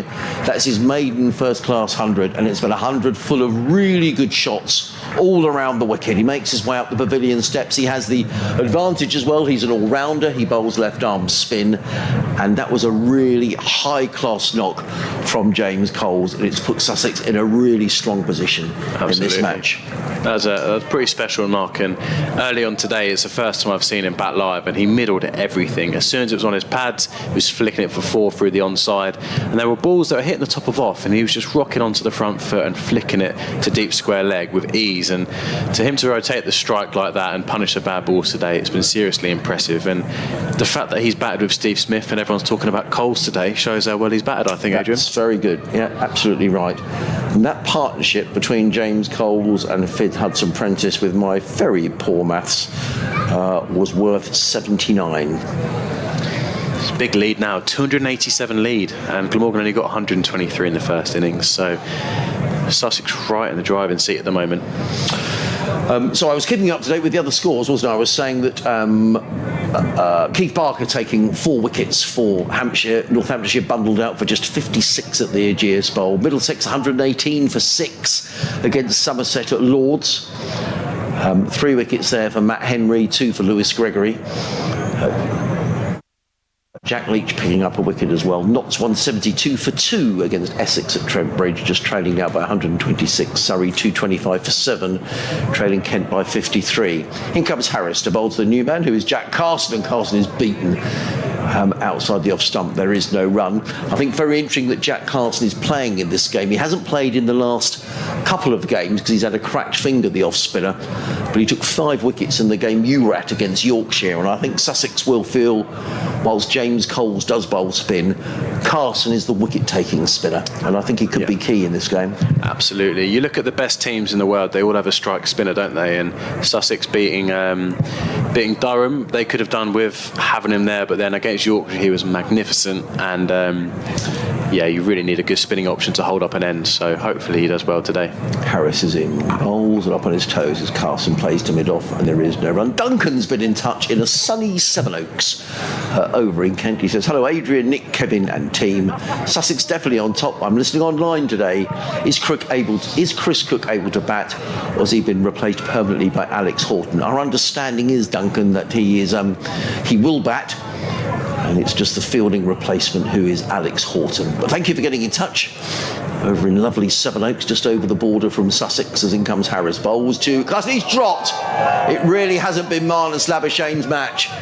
He only made 1 in the first innings. His bowling has gone all around the ground, and now he's put down a routine catch at second slip, and that was as straightforward as they come at this level. That really should have been taken by Marnus Labuschagne.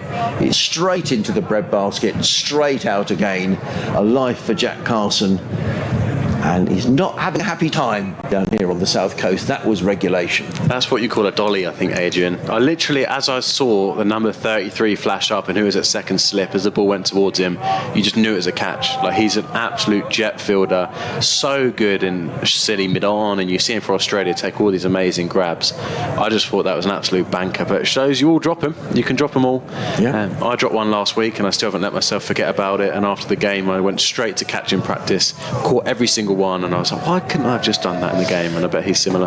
When that happens, and you play cricket at a high level, when that happens, do you go to the bowler and say sorry, or do you just go and hide? I am a big apologiser. Right, good. I think that's good. I like that. Yeah, it's one of those where you clear your conscience, you didn't mean to do it, and I don't know. Oh, Hassan's into bowl now, and that is driven outside the off stump, going through point. They're pushing for 2, and they're just going to settle for 1 there. Yes, this is the last. There's 109 overs gone, or 108? I can't quite. 108.1 now. Yeah. Scoreboard. Thank you. Yeah, but I'm a big apologiser. I'm big on taking catches, so I guess if I was to make the mistake, I want to let the bowler know that that's my fault. I should have been better, and sometimes it's better just as a close-knit team, rather than just backing away. It might show that you don't care, rather than I do care and I just want to apologise to let them know that I've let them down. So maybe that's just me. Yeah, I think that's really good. And I think that's what you should do. It helps me reset because I've apologised as well, and then try and focus on the next one. Yeah, exactly. As Al Hussein is into bowl, and that's fended away well from Ollie Carter there. From Jack Carson. My bad. Jack Carson has a top score of 86 in the county championship. Sussex do bat all the way down. I'm not sure whether it'll be Ari Cavalos or Ollie Robinson who come in next, but everybody in this Sussex lineup has made at least a first-class half-century. Absolutely, and Ollie Robinson can definitely hold a bat, so if he's down at 11, then serious batting as Al Hussain's into bowl. And that is blocked away nicely there from Jack Carson. Going to get his name right this time. Well, he's a much better bat, is Ollie Robinson, than perhaps his latest stats suggest. I was at the game when he made his debut for Sussex. He made 100 at Durham. Yeah. Down at Worcester a couple of weeks ago, he showed a bit of the old Ollie Robinson with the bat when he clubbed a very quick, look it up in my notes, a quick 30-odd. Yeah, I was watching it from sunny France, wasn't I, Adrian? Okay, Loving life. Bit of baseball cricket from Ollie Robinson as always stands into bowl. Hits the pad there and goes down to fine leg for a leg by single. See if I can find it in my book of words. Yeah, Ollie Robinson made 33 in 22 balls at Worcester. Wasn't there a reverse ramp or something There as well? There was all sorts going on. Yeah, there was all sorts. There was all sorts going on. That's how I got out on the weekend, actually, Adrian, trying to ramp someone. Right. Hit it straight at fine leg. And what did the bowler say? They got hit for 170 in the 20 overs, so he just stuck his tongue out, and I think they knew they'd been handed a bit of a beating. As Al Hussain's up the hill into bowl, and that is outside off stump, carted through extra cover for 4 runs. Beautiful looking shot there. Full flow of the bat there from Hudson Prentice, and that is 4 runs. Beautiful shot, wasn't it? Foot right to the pitch of the ball. I think he's bowled well, actually, Al Hussain. He's in his 15th over, figures of 0 for 47, but nonetheless. The other bowler, Michael Neser has been outstanding, hasn't he? 21 overs, 2 for 69. Tim van der Hoogten, 22 overs, 1 for 86. And in fact, Jamie McElroy, 24 overs, 2 for 79. Absolutely. As Al Hussain's into bowl again. That's a straight delivery there, and they're looking for a single, but he calls him back. It's going to be a dot ball, and that's going to be the over. So great over there for Sussex again, keeping the run rate high. That's 416 for 7, with a lead of 293. Jack Carter still on 0, and Hudson Prentice going more than a run a ball here on 45 of 44 balls. And listening to live cricket on the BBC, 5 Sports Extra, BBC Wales, BBC Radio Sussex. Adrian Harms and Liam O'Brien with you on commentary today at the Coventry. Thinking about the playoffs. Commentary here at Hove. We've got temporary stands in at the moment because the T20 starts here next week against Somerset. So the blue temporary seats are at the far end of the ground. And Sussex certainly having the best of things in this championship match. There's a really good crowd and have been for the last couple of days. In comes James Harris running in down the hill to bowl to Jack Carson. There's a cry of catch it as the ball is played back to the square on the leg side towards Sam North East, who is in a leg slip position, and there is no run. This won't make for great radio, Liam, but you've got a tattoo on your forearm. It's a lion. Yes, and that's my England debut underneath. So it's on my Instagram, I think, far down. You guys will be able to see it at Liam Obbs. It's a lion there. It's quite a young looking lion with blue eyes to give it a bit of life, and then my England debut underneath for the Lions. In comes Harris, bowls to Carson. I think that came off the thigh pad. There's a bit of indecision between Carson and Hudson Prentice, but they go through for a single. Let's wait for the umpire's signal, who does indeed get my words out. He does indeed signal a leg by. The total goes up by 1 to 400 and for 17 for 7. So the numbers underneath, are they Roman numerals? Yes, Roman numerals. So the 8th of July 2018 was my debut. Excellent. When I was 18. So and I quite like the lion, a young looking lion, rather than an old wise one, because at the time when I made my debut I was a young pup coming through, right. And then I obviously had the necklace with a lion on as well, so a lot of lion themes. Patriotic, that's good. In comes Harris, bowls. Hudson Prentice up on his toes and plays a lovely shot to deep backward point. He picks up a single, Hudson Prentice. He goes to 46, 418 for 7. And I know nothing about tattoos. I haven't got any. Yeah. So, I mean, that's on there now. Will that stay that? Do you have to refresh it at all, or will it stay like that? Or the biggest tip for anyone out there is, if you see a deal on a tattoo, don't do it. If you see like a deal, or like a price so someone offer. Says like two for 1 or something like that. Yeah, or I'll do it for this price. Just go to the best person you know, and the better quality it's done, the longer it'll last. Right. In comes Harris to Jack Carson. Carson up on his toes, steers it onto the leg side, and there is no run. But you'll see it here. So the eyes are blue. And for the listeners, it's quite a young-looking lion. Then I just have the eyes. It just gives it a bit of life, and I'll probably get them topped up because that's like the main part of it. Right. And then I have a little one on my wrist here, which means brotherhood as well. So that looks like hieroglyphics or Chinese writing. Yeah, so it's Chinese writing. My all my brothers have that tattoo, so it's like a little brotherhood thing. So it's a little thing that unites us. In comes Harris, bowls to Carson, who's beaten outside the off stump. Playing down the wrong line is Jack Carson, taken by Alex Horton, and there is no run. So when you say about a tattoo, if you're having a lion tattoo, I don't really tell me exactly, but what would you pay to have that done, Liam? Roughly. I reckon mine cost me close to 500. Really? Yeah. Wow. Yeah. But I got it from someone who I knew had a good reputation, which was really important to me. So Crumbs. I was happy to pay more for a better one. But it looks great. In comes Thank Harris, you. bowls to Carter's up on his toes, plays it down the offside. There is no run. It is the end of the over. I'm not sure we should be discussing tattoos on cricket commentary. Well, why not? Why not? End of the over, 418 for 7. Finn Hudson-Prentice is on 46. Jack Carson yet to score. The Sussex lead, as Liam was saying, is 293.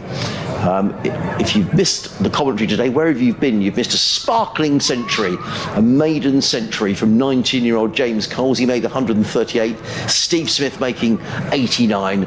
Sussex very much in the ascendancy. We've still got 42 overs to be bowled tonight. I suspect, Liam, that even if Sussex do bat on here, I wouldn't be a bit surprised if, say, they were still batting with 10 overs to go, if they might think, do you know what, we'll just stick Glamorgan in here for a few awkward overs at the end of the day. Yeah, so I kind of did a throwaway comment earlier, just saying I reckon Ollie Robinson will really fancy coming on later on in the day. Maybe just even have the 5 overs just at Glamorgan, new ball, try and nick a couple of wickets, and then go again in the morning. So it'll be interesting to see how they go about it here as Al Hassan's into bowl.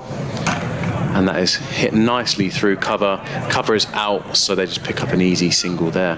But when you talk about the money and the tattoos, Adrian, I kind of put it all into perspective. Like I got a flight to America, which was £600. So it's essentially it's on me for life. So when I break it down, and it looks like it'd be nothing worse. I mean, I haven't got any tattoos. But if I got a tattoo and it suddenly got smudged or something, I'd be really cross. Yeah. Or if I was swimming a lot, and I do like swimming. Yeah. If it suddenly sort of came off, I'd be really annoyed. So I had to actually plan it meticulously because we had a pre-season camp where we did lots of swimming and stuff like that as fitness. Right. So I had to plan it so that I had it 2 months so that it's set before I went on the camp as well. Right. Oh, his hand's into bowl again now. It flicks a pad, but there's definitely not out as it goes down to the leg side boundary, and that's going to be 4 leg byes. That was the most half-hearted appeal you'll hear, and it's just down the leg side, flicks off Carson's pad, and that's going to be 4 runs. So yeah, because obviously you can't submerge it underwater for like 2 months or else it will come out. I had to plan to have it in January before I made my England debut, because by the time I'd made my England debut I wouldn't have been able to get it because of how our training went. So at least I made my debut, because I can't imagine having a lion on there and then not playing. So no, bit of a risky move, but it paid off. Well, it looks really good. Appreciate it. Thank you very much. As Al Hassan's into bowl here, full length ball, and Carson blocks that away nicely. So if I decided that I was going to have a tattoo that said Sussex Cricket Club tattooed somewhere about my person, I couldn't go swimming for a couple of months. You could, but it probably would fade. Right. So, I'm not considering it, by the way, but it's just interesting. I thought you. I might surprise you next time you come down. I might say, "Here's my big badge." Or do you call it a tat? I call it a tattoo. Good. Oh no, I do call it a tat sometimes. That's a bit of casual term for it. As Al Hassan's into bowl. Shot. Nicely driven from Carson, and Carson's on 0 off like 14 balls, but he's looked very good for it, very solid, and obviously there's a 4 leg byes there, but he's a good bat. And just tell us a little bit about this pitch. You've been and had a look at it, and I was saying that I think Jack Carson's inclusion gives Sussex another dimension in this game, because he's a wicket-taking off spinner as well. You've seen the pitch. Will there be anything there for Jack, do you think? Yeah, so I've got a picture here. I'm just showing Adrian for the listeners on radio the pitch, and there's starting to be some rough by the footholes, so there's going to be some life in the pitch as Al Hassan's into bowl. They're looking for this single and they're going to decide against it. So I'm just showing Adrian here where the footmarks are, where the bowlers are running through. There's starting to be some rough turn up, especially down the hill, and then the same up the hill. So there will be some life in it for Carson. But Sussex do want to bat on this long enough that the rough can build up and then he can take advantage of it. It's a good looking pitch, very good. Yeah. And there have been some good pitches around the country, actually, considering how wet it's been. The groundsmen have had a nightmare during the spring. Absolutely. I couldn't believe how good this ground is for how much water we've had. As Al Hassan's into bowl, and Carson hits that away for a dot ball through the offside, and that's going to be the end of the over. And Sussex are in a really dominating lead here as the BBC update comes in. So the Sussex lead, as Liam says, is 300. So we've got an update coming to the listeners on BBC Radio Sussex, as Finn Hudson-Prentice and James Coles have a little natter in the middle of the pitch. They've disappeared now. 10 seconds. Oh no, here they go. And we'll be back on live to our colleagues down in Brighton.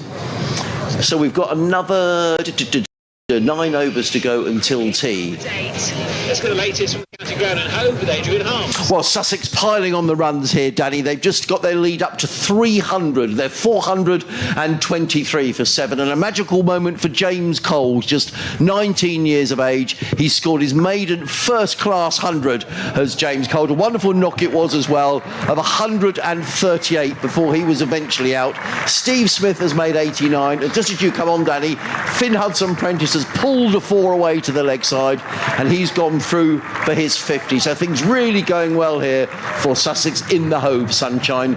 Meanwhile, at the Oval, Surrey recovering as well. They're 259 for 7. Sean Abbott is 54 not out. Surrey just trailing Kent now by 19 runs with 3 wickets remaining. Sounds like Glamorgan making it quite easy for Sussex in front of you, Adrian. Well, I think that, to be fair to Sussex, they batted really, really well. As Hudson-Prentice, is he going to be caught? No, he's not. He's just hit it for 6.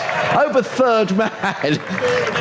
4 and a 6. Maybe should have caught. Maybe should have been caught. Yeah, but there we are. So he's going well, Hudson-Prentice. But I think credit to Sussex. They bowled really well yesterday with Ollie Robinson taking 4 wickets, and they're cashing in today on the sunshine. I would say as well, Danny, we've had 1,000 school children here as well.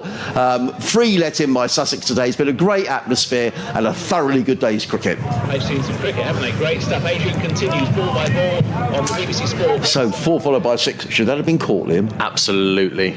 And he knows it as well, but as long as he apologises to the bowler, he'll be all right. In comes Harris, bowls. Oh, Hudson-Prentice. I thought he'd nicked that one behind to keeper Horton, but there is no run. So just to describe, I was giving an update on the radio, and and Sussex just trying to pile on as many runs as they can here. We've got another, well, there's no respite here, Glamorgan. There's another 8 overs to go until tea. Yeah, there's a lot of way to go. And just to give you some insight as well, we've really, with our England setup, been practicing those catches a lot more. Okay. So we've spent the whole winter setting up scenarios like that so you can get volume in. And it is a really tricky catch to do unless you practice it quite a few times. In comes Harris, bowls to Jack Carson, who pulls onto the leg side. He took his eye off the ball there, Jack Carson, but nonetheless, he's going to pick up a single, his second run, and the Sussex to 400 and just trying to see 435 for 7. But there's a trick I do that I've been practicing, and you know when people just walk in from the boundary and they don't really think about it, I make sure I have a routine of how many steps I'm going to do. So when the ball goes up, I know how many steps back I've got before I stand on the boundary. So there's a lot more thought that goes into, and that would be over at Alton near Southampton way if you guys want to go and check it out. But we played against some academies recently, beat Leicestershire Academy pretty convincingly, and so my head coach has kind of put the warning out to other academies that if you're going to bring a team, make sure it's a decent one. A decent one, exactly. And the coach is? So we have a head coach called Ben Silver, and then the assistant coach of Jack Myers. A really good setup we've got over in England. As he's into bowl round the wicket, and it looks like it's a change of bowling. McElroy onto bowl, and it's blocked away nicely there from Hudson-Prentice. And you were talking earlier, Liam, about the World Cup that's coming up in India. So tell us a little bit about that and the structure of the competition, how that's likely to work. Exactly. So we've been rumoured to have a World Cup for a little while now. We were supposed to go in February, and it didn't really work out. So now they're trying to finalise things for October, November time, which will line up actually with the real World Cup, or like the men's World Cup in India as well. So looking forward to that, and I imagine that would be a tournament around robin, then it will go to a final from there as McElroy's into bowl. That's nicely blocked away there from Hudson-Prentice. So the way the last setup worked is you had Bangladesh, all these teams, we had one big league, we all played each other, then the top team went straight through to the final, and then second and third played each other, and then you had a final. And I imagine it'll be something similar like that. We'll be away for about 3 weeks or a month, so very exciting, and I've been training a long time for it, so looking forward to it. And what a wonderful country to go to. Have you been before? I've never been, but I'm going to bring a lot of my own food just so I don't get deli belly. As McElroy comes into bowl, and that's blocked again from Hudson-Prentice. That kept a little low actually, played out by Hudson-Prentice. Absolutely. But have you been over there? Nice I've never been to India. That's on the bucket list, the ever-increasing bucket list, I have to say. India's absolutely brilliant, and that's one thing I am nervous about, Adrian, is the food. So I will be taking lots of my own food in the suitcase. You'll enjoy it. You'll love it, I'm sure. McElroy's into bowl, and that's played down to third man by Hudson-Prentice, who's looking for 2, and he's turned back from Carson. Probably would have been a risky run there. I'm I'll just read a final email before I hand over to Nick, and we'll play around with the headphones and get things changed. Brian's been in touch from Philadelphia. He says, I'm not sure if bonus eligible runs are a statistic, but I'm officially baptising it as the total number of runs scored within the first 110 overs of a team's innings.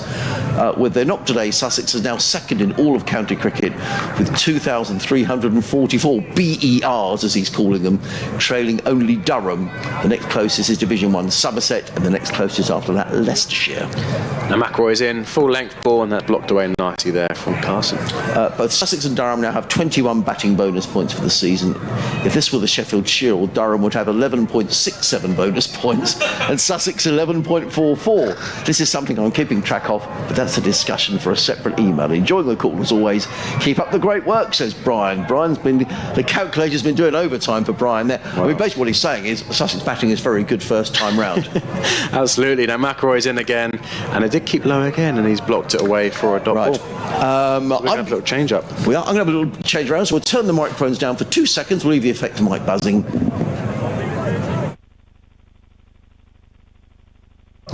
Just like that.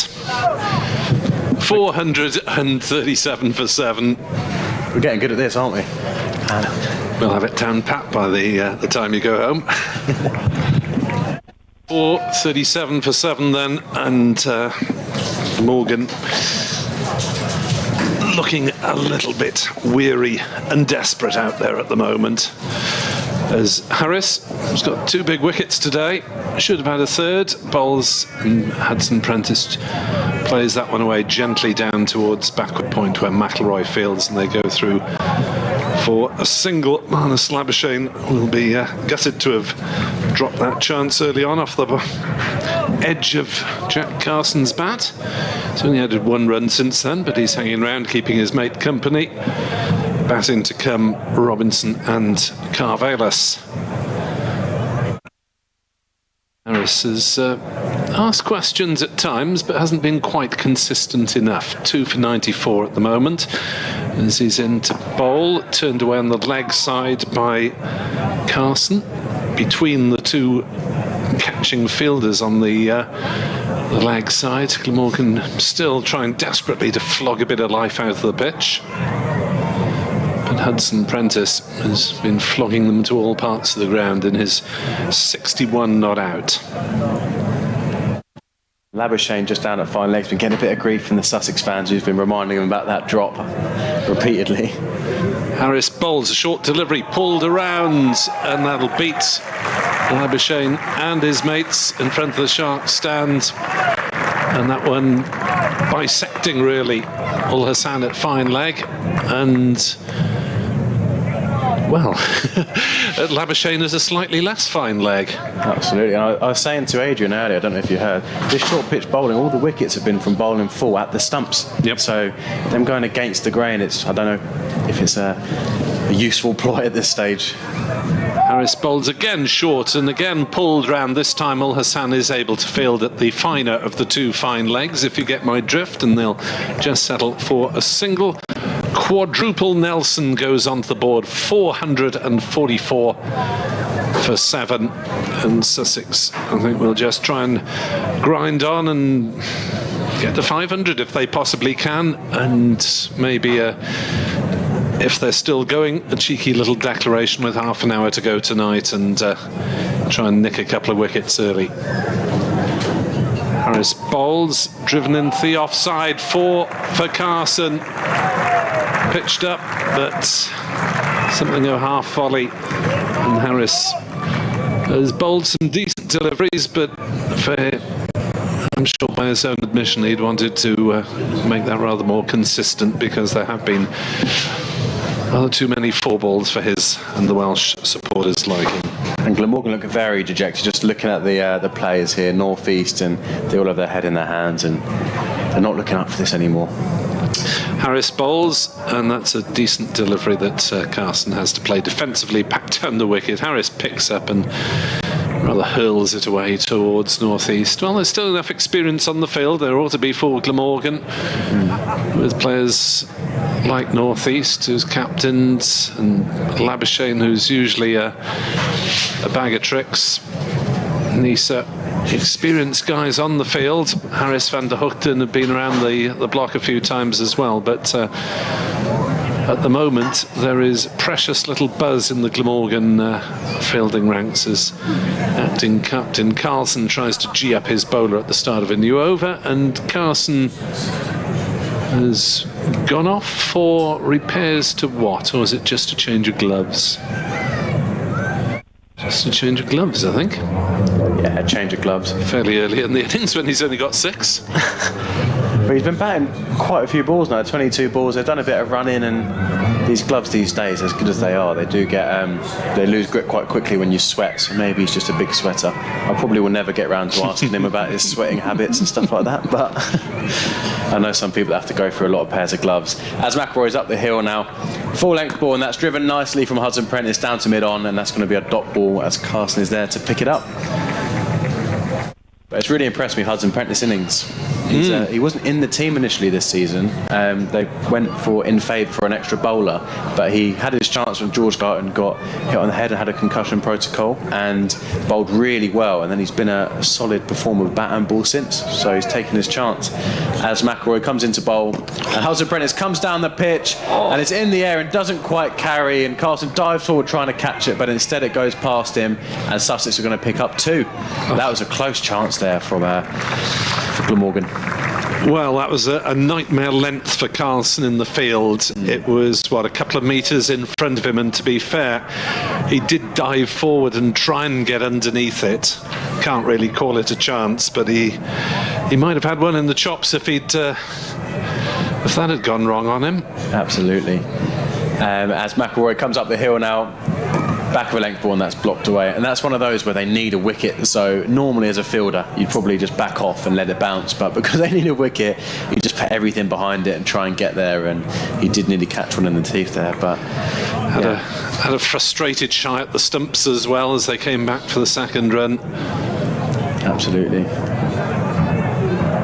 And McElroy is back up the hill now for his 4th ball of the over. Very wide ball there, cut away from Hudson Prentice, and Labuschagne throws the ball at the stumps. Seems to get a little bit frustrated now, I think, Glamorgan.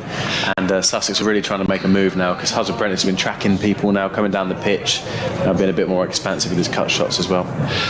Labuschagne will nearly always have a go at the stumps in most situations. Really? Yeah, he's likes a pop to try and keep the batters honest, but has definitely to keep their teammates on their toes as well. Absolutely. Now McElroy into bowl again. Straight line ball, decent length, and that's just blocked away from Carson, who's not really taken many risks. I think he's playing the mature role here of just rotating the strike and letting Hudson Prentice be a bit more expansive. Why not? That uppercut off Harris for 6 was quite something. Poor old Billy Root, again, not quite sure how to position himself as the ball came to him chest high on the boundary. He couldn't quite get behind it. Absolutely. Now, last ball of the over here for McElroy. Pitches the ball up, and that's blocked away nicely from Carson. So Sussex in the driving seat, 451 for 7. Hudson Prentice on 69 of only 62 balls. Jack Carson on 6 of 24. And you listen to Liam O'Brien and Nick Webb. BBC Sport Online. If Sussex are in the driving seat, I'm afraid Glamorgan are the roadkill at the moment. They are really in the dirt. 450 up, but we are past the time for accumulating bonus points. Sussex finished with 4 from the bat to go with their 3 for the bowling effort. Glamorgan just the 2, so it's 7-2 on bonus points for this game, as Kieran Carlson is going to try himself, and his occasional off spin bowled a lot in the first game and a half of the season when Salter wasn't in the side. Salter left out again today, so Carlson trying himself as the second spinner, and his first ball is driven through the covers for 4 runs by Finn Hudson Prentice, who is dashing along very nicely indeed.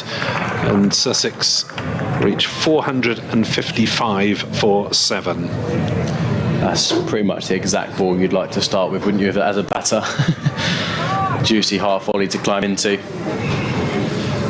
Carlson bowling loopy little off breaks. And that one is punched over, not over mid-off. He's caught Hudson Prentice goes, didn't quite get the full bat on that, and didn't quite clear the fielder, fairly deep back at mid-off, 455 for 8, as Hudson Prentice goes for an excellent 71 off just 64 balls, and he really has turned the screw and deserves the applause that he's getting from this home crowd. Absolutely. And it looks like it might be Carbeus to come into bat here. I can't quite tell by his stature. But that's an excellent knock there from Hudson Prentice. 73 off 64 balls, 10 fours and 2 sixes.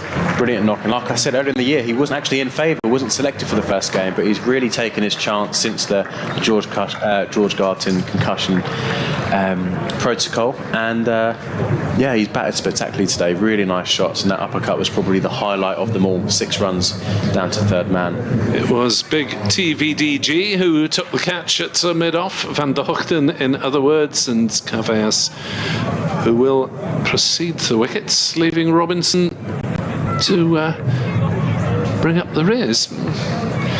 Quite strong tail enders have at 11, you would have thought, Ollie Robinson. Absolutely, yeah. As Adrian was saying earlier, he made his debut and scored 100, I believe, so Ollie Robinson can definitely hold a bat, but I imagine it'll be very Baz Ball-esque when he gets in as well, because they all seem to be playing that way at the moment. So we've got, how long before tea? 4.4 overs.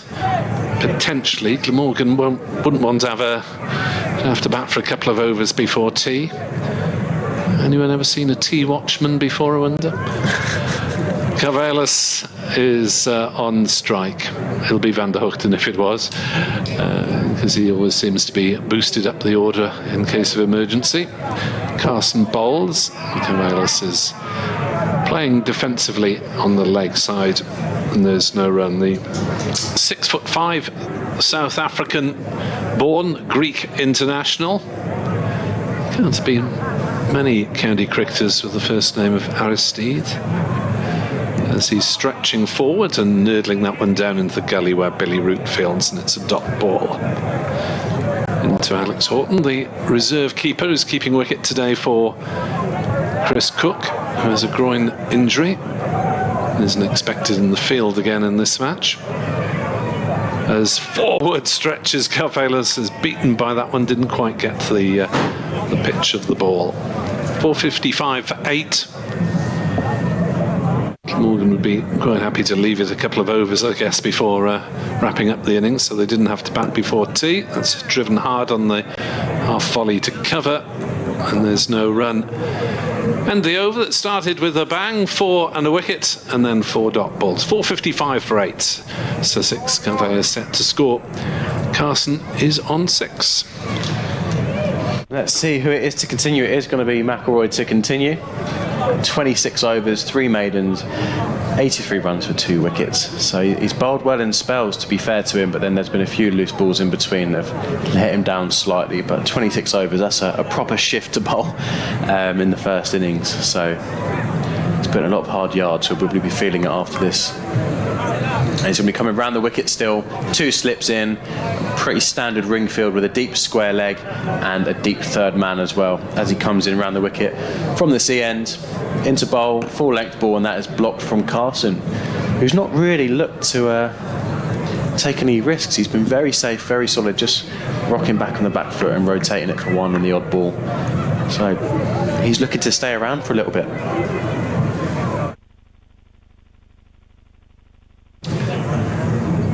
Yes, be interesting to see the contrast if Robinson does open his shoulders if he gets in. As McIlroy's into bowl, and that's blocked by Carson to point, and it's still a dot ball. I quite like that saying as well, you know, that if Sussex are in the driving seat and Glamorgan are the roadkill. Is that one of your special, unique ones, or is that a well-known saying that I just haven't heard before? I just made it up, to be honest. You're welcome to nick it. Original. You're welcome to nick it for future use if you want. It's not copyrighted or anything like that.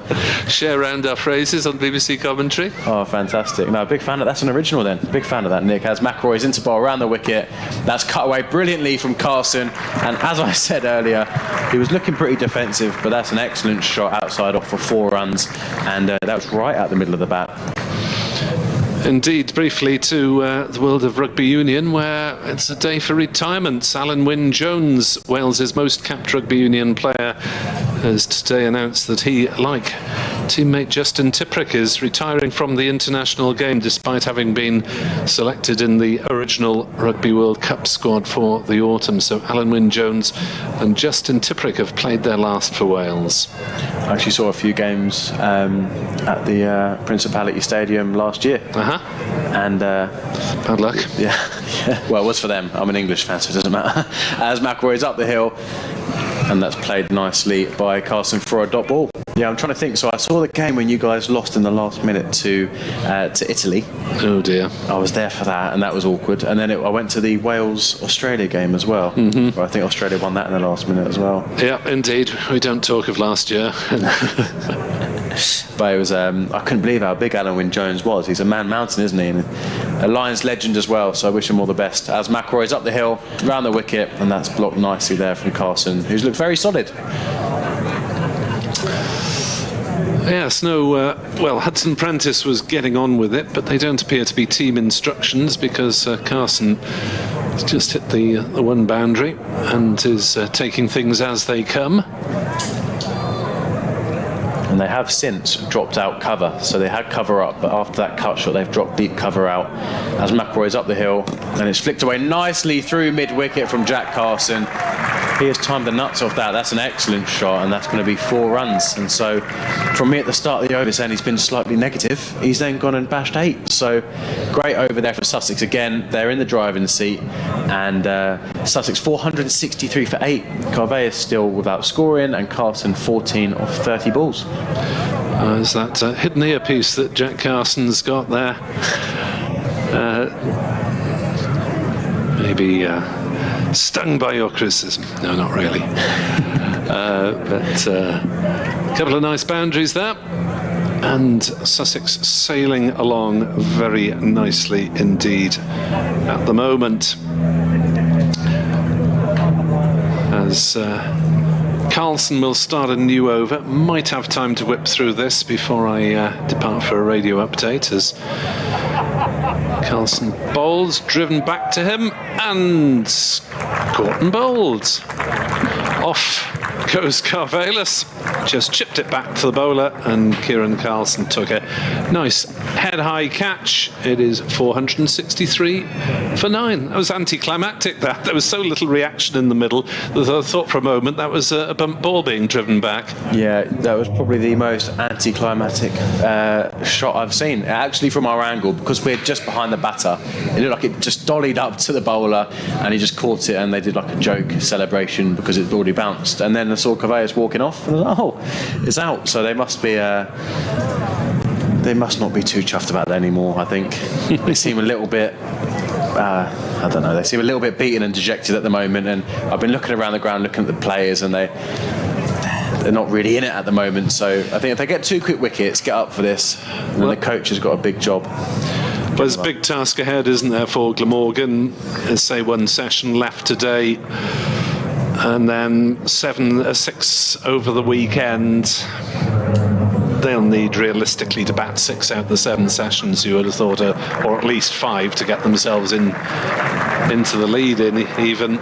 Ollie Robinson comes in at 11. I think I'd better attend to radio duties. So if we can do the well-known Hove dance, the headphones shuffle, that'll be absolutely lovely. And Adrian Harms and Liam can take you through until the lemon meringue cake at tea, unless Harmsy's scoffed the lot already. Yeah, I've tried not to, but it's looking very nice as the lemon meringue cake. Do the headphones shuffle? That could become a song, couldn't it? Do. So the lead here for Sussex is now 300 and... Do you want me to try and do it? 338, I think. No, it's not. 340. 340, thank you. So Kieran Carlson has picked up a couple of wickets. 2 for 4, his figures, in 1.1 over. So in 7 balls, I think you're right, I can't see Ollie Robinson hanging around.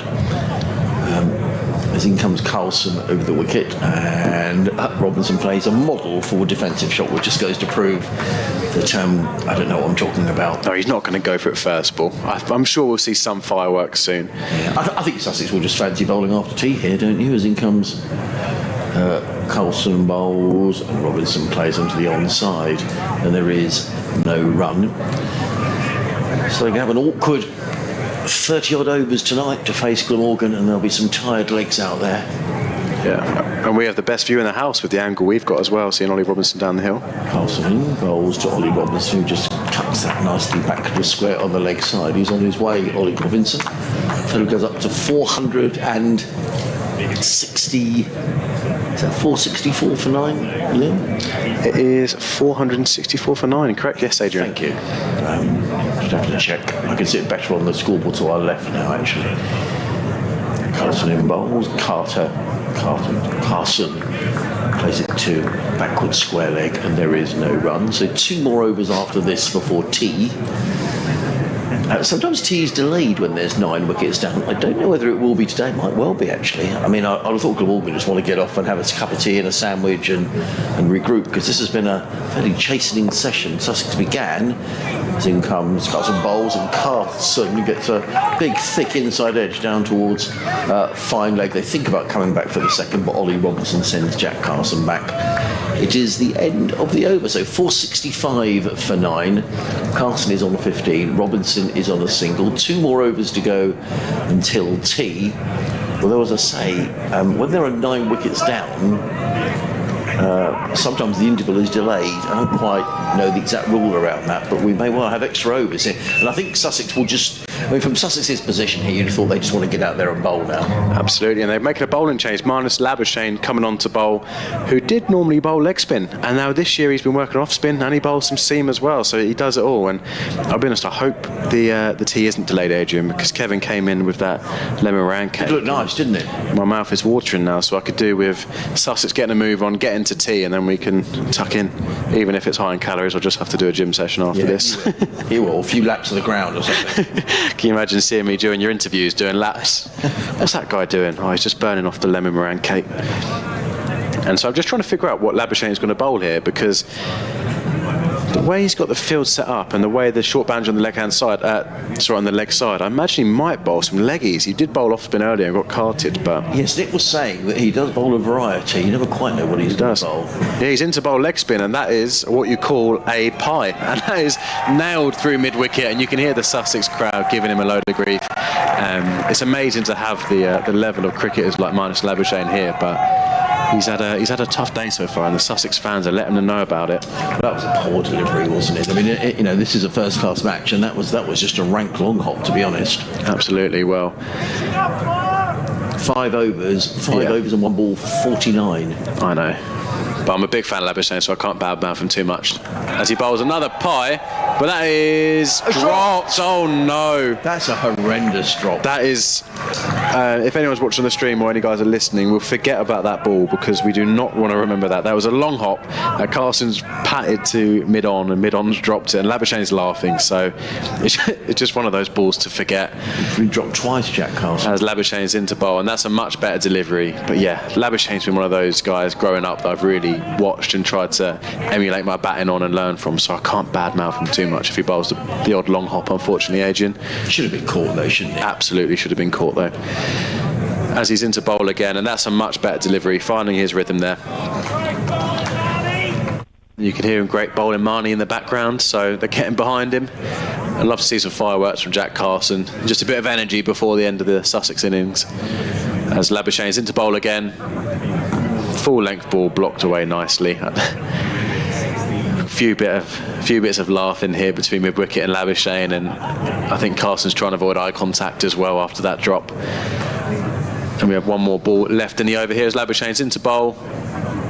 Oh, and that's a nice ball there. Landing on off stump, spins away and just beats the outside edge of Carson. And that's an eventful 4 off that over. And that's Labuschagne's figures are 6 overs for 49 runs, no maidens and no wickets. And Sussex are 469 for 9. And you're listening to live cricket on the BBC. BBC Radio Sussex, BBC Radio Wales. Michael Neser is coming back into the attack, and he's going to be bowling to Ollie Robinson, so this might be interesting. Yeah. Michael Neser, we understand, may well be part of the Australian Ashes squad. There's a training camp next week, Nick was talking about, ahead of the one-match World Series final, which is going to be played at the Oval. 21 overs, 5 maidens, 2 for 69 for Michael Neser. I think it's been the pick of the Glamorgan bowlers. 464 for 9. Sorry, 469 for 9. While Sussex to the lead, 346. Now, umpire Saggers, who's standing at square leg, is now coming across to the offside, I think because there is that short leg in place, who's Ed Byram, so he's had to trot across to the other side. Over 8 is still level for Glamorgan, so that's one consoling factor at least. But I wonder what Ollie Robinson will do there. He's probably not looking forward to facing Michael Neser, I wouldn't think. I imagine he won't get a ball in his half. I think this will be a lot of short pitch bowling and then maybe sneak an in-swinger in or something like that. Right, let's see. Neser in bowls. You're absolutely right. That was short. Well, I think this is a little bit of Ashes preamble here. Yeah. Ollie Robinson comes down and does some gardening. Fella Ollie Robinson. I don't think Robinson will hang around here. Now they are bringing in a short leg, I think, or they're bringing in... Yeah, he's getting a box. He didn't have a box. Yeah, so the short leg has got his protective helmet on. He's now put his more protective gear on.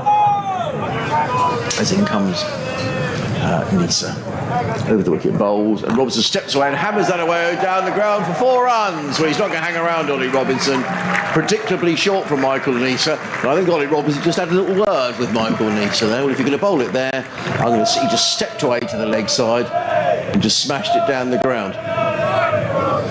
There we are. The Ollie Robinson fan club are in. Robinson goes to 5. Sussex to 475 for 9. Neser won't have enjoyed that. He's in bowl short. Robinson hammers him away again. 4 more. If you're going to bowl short and it's going to sit up, I'm going to do it for 4, says Ollie Robinson. And this is entertaining stuff, and it's rather rubbing salt into the Glamorgan wombs here. Yeah, that's... I actually watched Labuschagne down at fine leg for the first ball when he bowled the bouncer, and Labuschagne wasn't happy with the plan. I think he was a bit like, what's the point in getting Robinson rolled up and up for it and trying to nail him when you've got to face him in a few overs? So I don't think he was too happy with it. And well, now there's a change, but the slippers come out to mid-on, so there are 6 men on the leg side. In comes Neser again. Bowls wide of the off-stump. Robinson in for 4 more. 3 boundaries in a row. And I think Ollie Robinson is not short on having a word in with Michael Neser. I'll bowl it where you like, mate. I'm going to hit it for 4. And that's exactly what he did. It was wide of the off stump, and Ollie Robinson just helped it on his way back for a point. He goes to 13 of 7 deliveries. Sussex to 481 for 9. yeah, this is bizarre bowling, isn't it? He's bowled it in 2 places where he can nail it for 4, and then he's bowled a short wide one. Neser in again bowls, and Robinson heaves that one away. Is it going over? Oh, it's well caught by Tim van der Hoekten, who's running back at mid-on. Ollie Robinson didn't middle that one. I think he'll feel he made a point there, did Robinson. Michael Neser picks up his 3rd wicket. He finishes with 3 for 81. And Sussex eventually dismissed for 481. Ollie Robinson out for 13. Jack Carson is not out on 19. So the Sussex lead, Liam, is 358. Thank you very much. 358, that's a mammoth lead, isn't it? It is, and we will not lose any overs now today because it is tea, and we will have 32 overs to face after tea. So, I think what, and actually, Sussex began that session on 295, so the best part of 200 runs coming in that session for Sussex.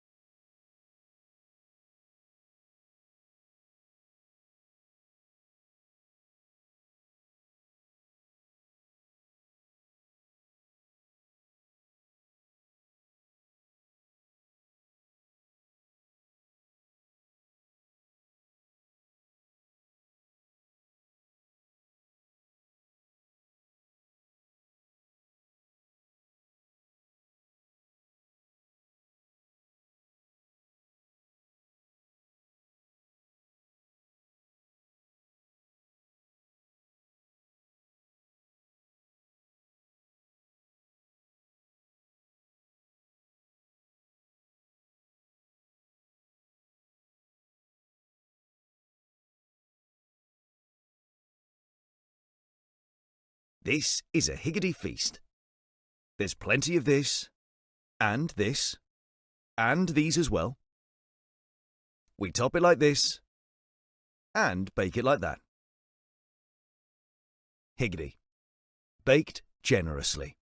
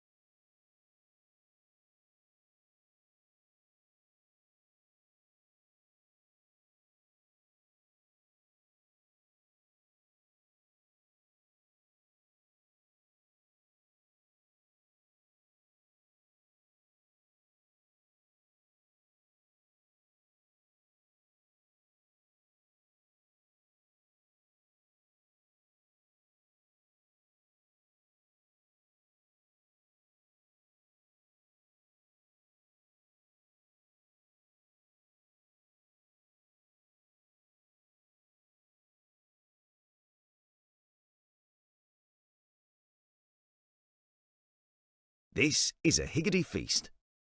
There's plenty of this, and these as well. We top it like this, and bake it like that. Higgity. Baked generously.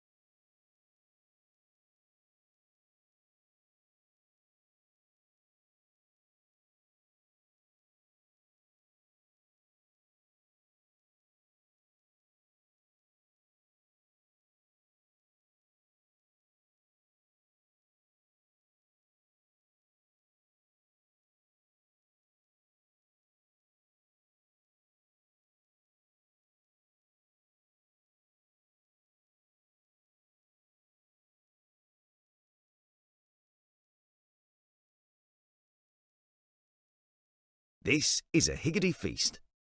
There's plenty of this, and these as well. We top it like this, and bake it like that. Higgity. Baked generously.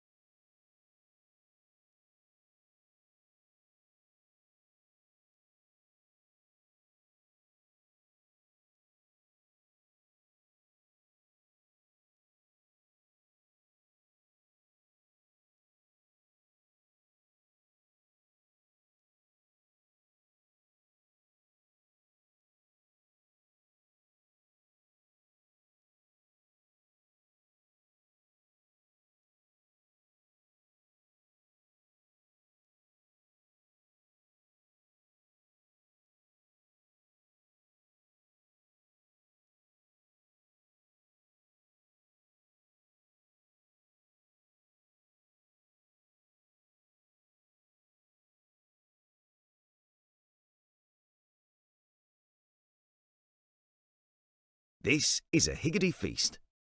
There's plenty of this, and these as well. We top it like this, and bake it like that. Higgity. Baked generously.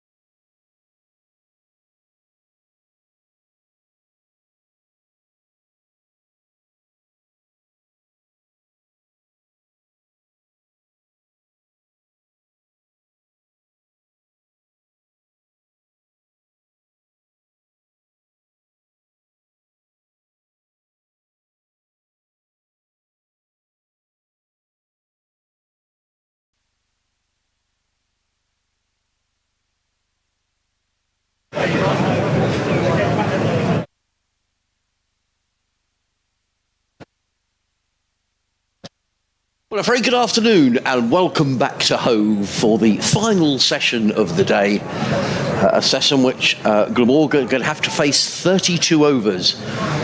Sussex with a lead of 358 on first innings. After James Coles made 138, Steve Smith 89, Finn Hudson-Prentice a quick-fire 73, including 10 fours and 2 sixes. And Ollie Robinson 13 at the end of just 8 deliveries. So Glamorgan with it all to do.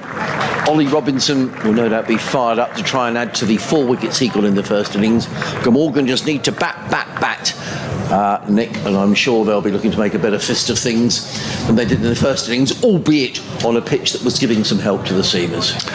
Thank you very much indeed, and thank you to Steve West for delivering, or having delivered, a cake to the BBC commentary box, as he often does during visits here, or his family do. Enjoy Steve in Wales and his great-granddaughter Faith. So congratulations on the addition wonderful. to the family. I wasn't expecting this cake this year, on the grounds that giving birth probably takes up quite a lot of your time, but the family have managed to produce a cake from somewhere, so thank you very much indeed. So is this a family that you know, Nick, or people you've got to know through the commentaries? Or Just a regular contributor on Twitter. Right. Who must presumably live in this neck of the woods? No, he's in Cardiff, but his part of his family is down here. Lovely.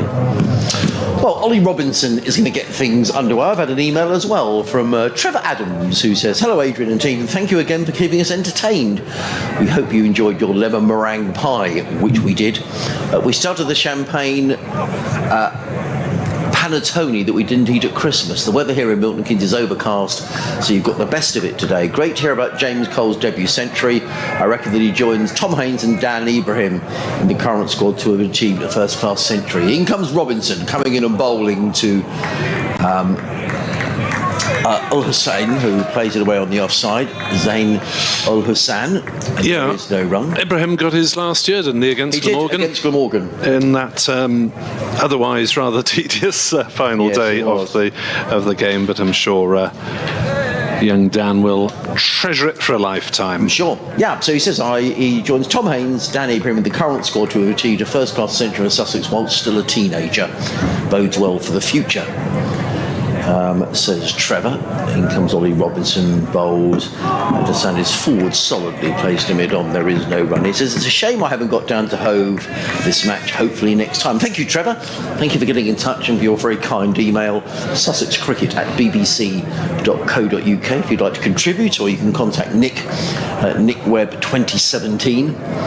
Sussex have got 4 slips in place. In order they go: Alsop, Smith, Coles, or Hudson Prentice at backward point, Haynes at mid-off, Pujara at mid-on, and Ollie Robinson down the hill, comes in and bowls, sends his forward and plays down the offside of the track. There is no run. At mid-wicket we have Jack Carson, and down here at fine leg, Aric Havelis, who's going through some warming up exercises with his white floppy sun hat on. James Coles is the other player with the sun hat on, and the crowd just settling down for a couple of hours of cricket in the rather milky sunshine here at home, but nonetheless very pleasant watching. Robinson on his way, bowls, and Hussain lets that one go outside of the off stump, taken low down by Carter in front of Alsop at first slip, and there is no run. Glamorgan can do here is, is take this over by over. They'll be desperately keen to see Robinson out of the attack. It's one of the views of the sporting mindset, isn't it, when you have a mammoth task like this to try and bat 6 sessions? Well, you can't do that at once. You can concentrate on getting through the next 10 minutes. No, agreed. Here comes Robinson, bowls, and Hussain is forward, plays to mid-off, and there is no run. And if we're here tomorrow at this time and Glamorgan only 3 down, well, you never know where games might go. Sussex have got the option of Jack Carson in their side. He's missed the last couple of games, and I wonder whether that might prove important as the game goes on. Bowling is off spin. I'm not saying this is going to be a pitch that's going to turn particularly, but it's nice to have that option for Cheteshwar Pujara, who's standing at mid-on. Unusually didn't score in this match, as in comes Robinson, bowls to Hussain, who's forward defensively, plays down the onside. I've been impressed with Zain Ul Hussain. Nick, I think he bowled very tidily. I thought he batted nicely in the first innings, where he made 22. And that first over from Ollie Robinson, he plays very straight and without alarm. End of the over is a maiden over from Ollie Robinson. Glamorgan yet to open their account. Yeah, he's got some red ball runs for the second 11, but operating, as we've been saying, mainly in the middle order. So this is very much an experimental promotion for Ul Hassan to try and get something into the side. Tom Bevan, the young opener, is suffered a shoulder injury fielding for the seconds yesterday, so he may be out of action. We wait to learn the seriousness of that. As Carvelis will run away from us, another 6'5" figure, and bowl to Ed Byram, who's hit on the pad as he looks to work on the leg side, and there is no run. There'll be an update for BBC Radio Sussex within the next couple of minutes. Deo Valente, and we've got 32 overs, so 31 overs, so 2 hours of commentary, 2 hours of entertainment here in the Hove sunshine through till around about 6:30 as Carvelis is in to bowl. Byram plays that on the leg side up to Robinson at mid-on, and it is another dot ball. Pleasant conditions now, sunshine, bit of blue sky overhead. We have been playing all day despite a few threatening grey clouds this morning, but although the light dipped, they didn't need to switch the lights on, and there was entertainment for all, young and old. Carvelis is into bowl to Byram, who drives, hits the bowler's foot in his follow-through and bobbles up on the offside, and again there is no run. So 4 slips for Carvelis as well, even though he is by no means as rapid as Robinson is. And he chipped in the first innings by dismissing Byram with one that climbed on him, got a bit of extra bounce, and Byram couldn't get out of the way in time, and it took an edge. Carvelis to Byram again, down leg side. Byram can't get anything on it, and it's a diving stop by Carter. Here's the latest from the county ground. Yes, thanks very much indeed, Danny. A really good day for Sussex here. They've just been bowled out for 481. 19-year-old James Coles making his maiden first-class century. He made 138. Australian Steve Smith made 89, and Finn Hudson-Prentice a rapid 73. So the lead for Sussex is 358. Glamorgan are just starting their second innings. They are 0 for 0. Another 32 overs to be bowled tonight, and 2 full days on Saturday and Sunday. Meanwhile, at the Oval, a lower order recovery even for Surrey. They're 316 for 8. Sean Abbott is 73 not out. They lead Kent by 38. Tell us a bit more about James Cole's debut 100. Yeah, just 19 years of age. He made his debut for Sussex when he was just 16 3 years ago. He's come through the pathway academy that Sussex had with Oxfordshire.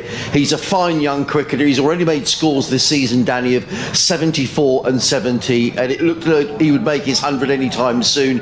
It came today, an innings full of really good shots, and he looks a very, very fine player. That's practically a snooker score, isn't it? Absolutely, yeah. Nearly a 147. Yeah, 138. Okay. Gustav, Adrian, thanks for now. Ball by ball commentary continues on the BBC Sport. So that's our update done on BBC 7, and we just missed out on the first runs of the Glamorgan innings, driven away through the covers by, sorry about that, Nick, by Ed Byram.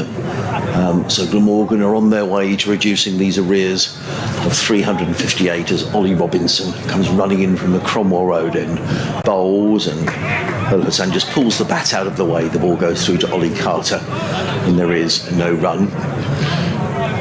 Yeah, did well really not to get drawn into that one, just swayed gently away from it, because Robinson, as you'd expect from a bowler of his stature and pace, is always able to bang one in and get a bit of extra bounce out of most surfaces.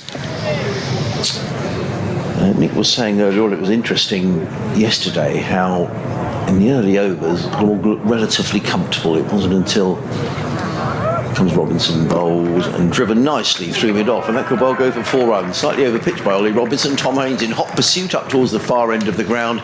He's just going to drag the ball inside the boundary, but Ul Hassan is on his way with 3 runs. A nice looking shot through mid-off. Glamorgan go to 7 without a loss. It wasn't until the ball was a few overs old that Sussex suddenly felt they were really in business. So we'll have to see whether it's the same Robinson just remarking his run up. The sun is with us. It's a lovely afternoon here at Hove and a really good crowd. Good crowd yesterday, good crowd today. 4 slips in place. Backward point, mid-off, mid-on, mid-wicket. And a fine leg, and Ollie Robinson is in and bowls, and Byron clips to mid-wicket, fielded there by Jack Carson. And there is no run. Marnus Labuschagne due in next. Sam Northeast, Kieran Carlson, Billy Root, Chris Cook. So there's plenty of batting in this Glamorgan lineup, but they'll be desperately keen for these two to see a good part of these 32 overs off if they can. If Glamorgan can get through to the close, 10 wickets, or even 9 wickets in the back, they'll feel that at least some way towards trying to get something out of this match, but it's a long, long haul. In comes Robinson, bowls, already beats Byron outside the off stump. Ball goes through to Carter, and there is no run. The blue seating at the far end of the ground is the temporary seating, and those stands are, certainly 2 of them are, got a lot of spectators in, maybe a third up to a half full, certainly the 2 right behind the bowler's arm. And still a lot of people sitting in the Spenkama Pavilion in the shade, so Sussex will be delighted with the amount of people who have come into the ground today. Robinson is in, bowls and raps. Ed Byron round about the thigh pad, the ball just bounces down in front of him, and there is no run. He's bowled in fairly short spells, Ollie Robinson, early part of this season, sort of 4 or 5 overs, then he has a breather. Yeah, I think it was 6 in the first one yesterday, then 4, then 2. Great notes, Nick. Around. He can't do it all on his own all the time, Ollie Robinson.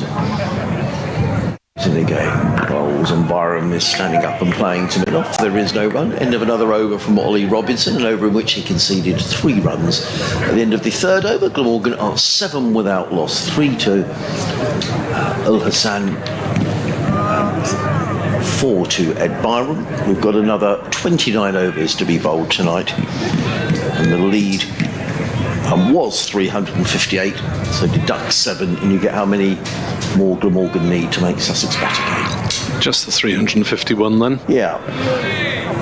Oh well, should do that by this time tomorrow. Tomorrow? Yeah. If everything goes in their favour, but it's a big ask to knock off a deficit of such gargantuan proportions as Carvallis bowls outside off stump, and shouldering arms is Ul Hassan through to Carter. Still a nice buzz around the ground in the sunshine. The crowd making the most of the chance to watch Steve Smith and to watch a star of future generations in James Coles, as that is driven nicely by Ul Hassan through the offside, and he'll pick up his first boundary of the innings and feel a little better for that again. He moves to 7 and Glamorgan to 11 without loss. Nice juicy half volley, wasn't it? Put away with no fuss, no looking. No, you're right. There really is a good buzz around the ground. Friday afternoon, maybe people are taking a day off work to come down here and thoroughly enjoy. Working from home, honest. Yeah. Carvallis bowls and Ul Hassan blocks it down in front of him. The ball dribbles a couple of metres away, and Carvallis has to come down the pitch and pick it up. It's the sort of scene that should be encouraged on county grounds around the country, really. Bit of sunshine, some decent cricket on display. I mean, not every match will be able to feature such big names as this game. Once the test series start, as Carvallis bowls, helped away by Ul Hassan. Might have got a bit of bat on it. Yes, he did. A leg glance of 4 runs. Down to fine leg. Fairly fine. Beat the man on the 45-degree angle. And Ul Hassan moves to 11 not out. So at least he's got into double figures on both innings of his championship debut. Didn't manage to get in the wickets, but went at only 3 and over, so was one of the more economical bowlers used by Glamorgan. Here is Carvallis again. Bowls. Ul Hassan pushes on the offside, thinks about a quick single, and then realises that that would be folly. 15 without loss, Glamorgan. A mere 343 runs in arrears. And they just have to try and take the drama out of this situation if the openers manage to bat for a fair chunk of this session. As Carvallis bowls, left by Ul Hassan, and legitimate decision because it goes through to Carter without troubling the wickets on the way past. 15 for naught, Glamorgan, and there are 28 overs remaining of the day's play here on BBC Sport Online. I'm indebted to Jeremy Stern, who sent me an email with a newspaper cutting from the Oxford Mail. All right. Dated the 28th of June 2014. And there's a picture there of James Coles celebrating his century for Oxfordshire under-10s against Buckinghamshire. And there's an associated article with it as well. As in comes Ollie Robinson. The Cromwell Road in, bowls to Byron, lets that go outside the off stump, taken by Carter. James Coles is a batsman to watch after scoring 3 centuries in 5 days as a 10-year-old. The youngster who made his debut for Ashton Rowett under-10s when aged only 5 hit the first 2 of his tons for Magdalen College School under-10s. He started his amazing run on Wednesday last week. He made 102 against Swanbourne House Prep School in Milton Keynes. Then he made 113 against Cothill House School near Abingdon. Comes Robinson. He's in and Byron covers up, plays into the offside. There is no run. Coles also bowls left-arm Chinaman deliveries. Did not feature in an innings in another game. I must pay tribute to David Dyer, the head of sport at MCS Junior School, and Neil Pickup, the Oxfordshire under-10s manager, for their work with James, says the youngster's father, John. So there we are. He was making runs back in 2014 and played for the under-10s when he was 5. That's crazy, really. You wouldn't think you'd be physically big enough to do that, would you? That's amazing, isn't it? Might show that to James later. I'm sure we'll interview him. Probably had to look up to quite a few, well, all his peers at that age. Yeah. Robinson, 4 slips in place. Byron is forward, plays to mid-wicket, and there is no run. 15 without loss, Glamorgan. Never say die, says Steve on Twitter. I put a slightly ironic tweet at tea time saying Glamorgan need to bat just the 6 sessions and should be safe. Claire Dowding says she admires our unrelenting optimism. Well, that's what makes it a great game, isn't it? You never quite know what's going to happen. But as you say, it's an uphill battle for Glamorgan. In comes Robinson down the hill, bowls. That short, it balloons over Byram. Carter leaping to his left gets a right hand on that and stops the ball going for byes, or more than one bye. This is the signal from the umpire. The total goes to 16 without loss. See, if he didn't have that mullet, he'd be more aerodynamic and he would have taken that cleanly. Yeah. Just swinging away. It was a short delivery from Ollie Robinson. I don't think Robinson is bowling here at full throttle, if I'm being honest. As he turns round at the far end, he's bowling a good line and length. He's on his way from the Cromwell Road end of the ground. Bowls, that was a quick delivery, played into the offside by Ul Hassan. A good stop by Jack Carson, diving away. Sorry, it was Hudson Prentice. A point. And there is no run. Richie Muck on Twitter says he's on a diet and can't help us with the no doubt delicious cake. He looks forward to an interesting session and adds the word gulp. Yes. Backs to the wall for Glamorgan at the moment. Robinson, 4 wickets to his name in the match so far.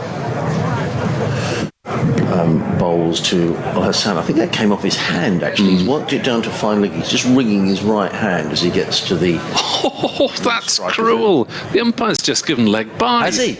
Well, I think that hit his glove. Well, he was wringing his hand, as you say, on the way down. If you're going to get whacked on the hand, you should at least get a run out of it. You should get the run. Oh, dear, Mr. Saggers. Cruel man. He didn't get it.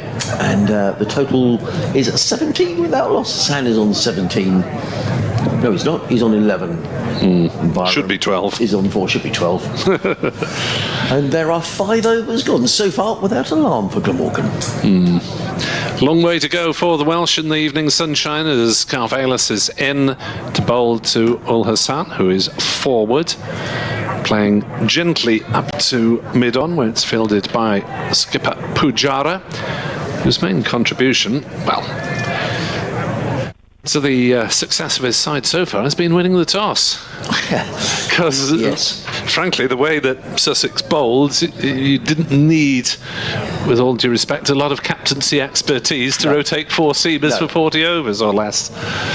Carvalis is in to bowl. Ooh, it's chopped down on by Ul Hassan. I thought a little bit late, but goes rolling safely back down the pitch, and there's no run. I think that Jack Carson will have a lot of work to do in this innings.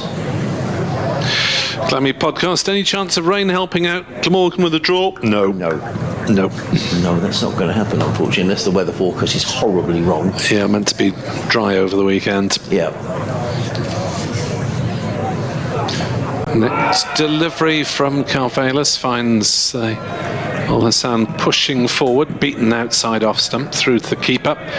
Glamorgan have already been saved by the rain once this season against Durham, and although they were probably argue that they were one wicket short of victory against Yorkshire in a match that lost a couple of sessions the weather. As Ul Hassan plays that on the leg side, and there is no run, and as Matthew Maynard said coming into this match, it would probably have been 1-2 lost 1 rather than 1-1 lost none coming, had it not been for the weather. But you can depend on the British weather to be inconsistent and erratic and variable. As Carvalis bowls, forward comes Ul Hassan and defends to Pujara, and there's no run. Interesting, it's raining in Southampton. Rain delay and inspection at 5:15, so... Which way is the weather coming today? Well, it was raining down in Bristol earlier and Worcester, so which makes you think maybe it's coming this way, but it doesn't look much like rain here at the moment. So, having said it's not going to rain. Carvalis is in to bowl. That one comes back a little, but the leave from Ul Hassan is safe enough. 17 for naught at the end of the over. Where are we? Let's have a look at the BBC forecast. Certainly it was low possibilities this afternoon last time I looked. BBC reckons there is 0% chance of rain in Hove between now and 1300 tomorrow, when there's very low percentage chance of rain. Interesting. Okay. It's likely to stay dry for the rest of the match, I think we can put it that way. And I think the forecast for next week, it's sod's law, isn't it? The T20 starts next week. There's no championship cricket next week, I don't think, and the weather's going to be really good, or certainly dry in comparison to what we've had. T20 starts, of course, on Saturday for 4 teams in Edgbaston, doesn't it? There's a double header there. What, tomorrow? That would be tomorrow, yeah. When I say Saturday. Robinson is on his way down the hill, bowls and let go outside the off stump by Byrons. They would be the sides who aren't playing in this round of matches, I guess, in the championship. Yeah, Warwickshire are at home, as you would expect at Edgbaston, and Derbyshire have been instructed to be at home at Edgbaston as well. So bit of media blitz, I suppose, if you stage a double header. It's not a bad idea. It's worth trying. So it's going to be a double header between those two sides? No. Who else is playing? 2 other counties in the northern half. Yorkshire might be one. And it's all right, I'll find out now. Here comes comes Robinson. With the wicket, bowls and tickled away by Byron, down to fine leg, fielded down in front of us by Ollie Carter. So the Derbyshire Falcons are taking on Lancashire Lightning at 14:30 hours tomorrow afternoon, followed by the Birmingham Bears against the Yorkshire Vikings at 18:30. Right. And for the women in this in the Southeast Stars against the Blaze, and Western Storm, Wales and the West Side are playing Thunder at Taunton on Sunday afternoon. There are now 5 slips in place and a leg slip and a short leg. As in comes Robinson, bowls to Byron, back down the track. Robinson fields of his own bowling and makes as if to shy at the stumps, but doesn't do so. We heard from Georgia yesterday that Southern Vipers start on Tuesday at Newbury, the Falkland Cricket Club Newbury. Not a venue with which I'm familiar. No, nor me. Sounds nice though. Nice part of the world. 5 slips, a leg slip is Cheteshwar Pujara, a short leg, extra cover and a fine leg as Robinson around the hill, building up his pace, bowls to Byron, good delivery that Byron manages to play away on the offside. Sorry, no, it wasn't. It was Al Hassan played away into the offside, and there is no run. He goes to 12, and a total to 19 without loss.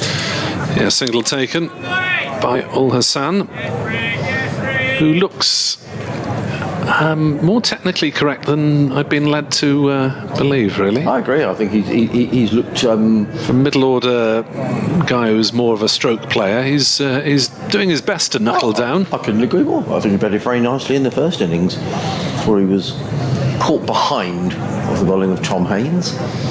Robinson's coming back over the wicket now to Byron. He's in and bowls. Byron just stands up and plays into the offside, fielded by Jack Carson, and there is no run. Ollie Robinson in his 4th over. He's been, as usual, relentlessly accurate. 3 overs and 5 balls, 2 maidens, no wicket for 5 for Robinson, but crucially, he hasn't taken a wicket. Although it's a mountain for Glamorgan, so all they can do is just do this piece by piece. Maybe see Robinson off this first spell and see what happens. Look, Sussex very much in the ascendancy here. On a beautiful afternoon on the south coast, Robinson in bowls, Byron stands tall and plays it down the ground. And to take a single, Ollie Robinson went down to field the ball went through his hands and has run away for a single through mid-off. Jack Carson scurries back to pick up the ball. It is the end of the over. Glamorgan here are 20 without loss. Al Hassan is on 12, Byron is on 6, and you're listening to live cricket on the BBC, BBC Wales, BBC Radio Sussex and 5 Sports Extra. In the glorious sunshine of Hove, lots and lots of blue sky. For those of you just joining us, Sussex bowled out today for 481. James Coles, a maiden first-class century for the 19-year-old. He made 138. Steve Smith made 89 before he was LBW to James Harris. Finn Hudson-Prentice, 73 in just 62 balls. And Glamorgan 20 without loss in reply. Calvalis bowls and Byram plays up to mid-on. That was quite an astounding field posted by Robinson and Pujara in that last over, to have 7 close catches out of the 9 fielders. Yeah. Against the opening bats at this stage of the match is quite something, and kudos to Pujara for committing himself to his bowler. Calvalis bowls and Byram plays a practice shot, really, no more than that after the ball had go back. Our BBC Derby colleague Dave Fletcher assures us that he can't wait for blast off. He is going through his full range of vocal exercises, no doubt, at home this evening for the fun and frolics that is the T20 blast, coming to a website near you at 2:30 tomorrow. As Calvalis bowls and Byram seemed to take his hand off the bat there as he deflected it down into the gully. There's no run. Well, Robinson had 7 close fielders, Calvalis being of lesser pace, has to make do with just 4 slips. 4 saving the single, and a deep fine leg is lurking up somewhere towards the dressing rooms in the far distance as Carvelis is into ball to Byram, who turns that one nicely through the leg side and should pick up 4 runs. The man from fine leg is giving it a good chase, but it just hops ahead over the rope ahead of him and runs away for 4, and Glamorgan move up to 24 without loss, and Byram into double figures now. Nasty time shot, wasn't it? Nicely played. Yeah, we're getting quicker and quicker in the sunshine. The lead is now down to 334, or the deficit for Glamorgan. We could do with that being on the scoreboard, really, Nick, couldn't we? I can't see it up there. He's got most things on the scoreboard here at home, but not what the arrears are. But that would be a useful statistic to have. We could do with it being around a number as well. Yeah, we could do. Like 350 or something. Yeah, really, really awkward. First innings leads ought to be rounded up or down. There we are. Carvelis is into bowl to Byram, who defends laconically out on the offside. Fielded by Orr, and there's no run. Liam has just come back into the commentary box and he's pointed to his computer. He's got a Don't tell me he's got a reboot as well. No, it does tell you how many they trail down there. It does update fairly regularly, but we could do it a bit on the scoreboard, really. Adrian and I were both heffing and jeffing under our breaths yesterday. As Carvelis is in to bowl, keeps a little bit low. Byram watches it carefully onto the bat and defends it as far as Pujara at mid-off. No run, 24 for naught. And that was what Glamorgan were in the first innings when all the trouble started. So, tin helmets on. 8 overs gone, 24 for naught, and Robinson's off. Yeah, we did say, didn't we? He bowled in short spells in that first innings. I think you said 5, 4 and 2, or 6, 4 6 and 2. 2, yeah. So it's just the 4 this time. Yeah. And I suspect we could well see quite a bit of Jack Carson before the close of play.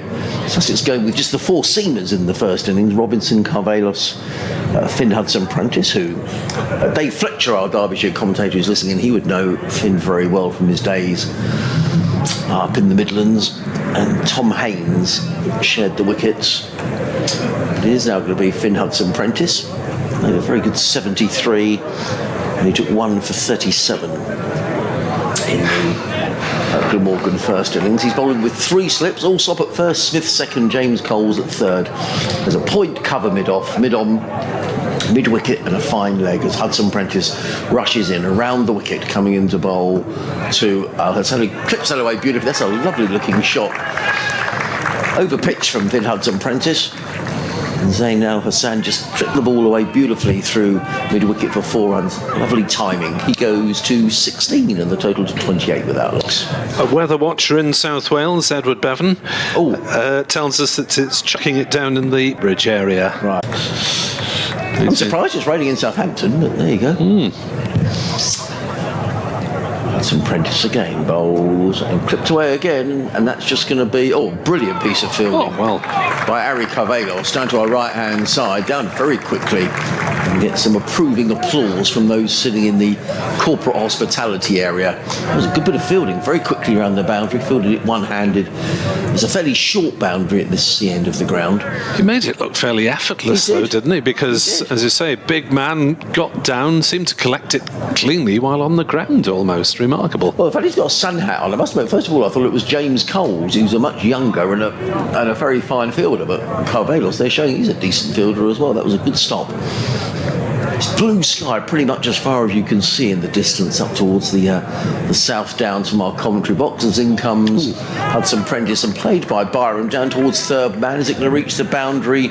Not quite. Ali Orr makes a good sliding stop and gets in a good throw to Ollie Carter, but not before Byram's gone through for a couple of runs. He goes to 12 and Glamorgan have made a solid start. They're 31 without loss with this mammoth task to clear the 358 arrears. Did well to get on top of that one, Byram, because Hudson-Prentice is a tall chap as well and got a bit of bounce there. Byram did well to steer it downwards. No, he did. Just the 3 slips in place. Hudson Prentice coming over the wicket now to Byram, who lofts this away. That's going to go for 6 runs. What a pickup that is. Clipped it away over backward square leg for 6 runs. It's landed in the corporate hospitality area. They were all alert to what was going on. What a pickup that was.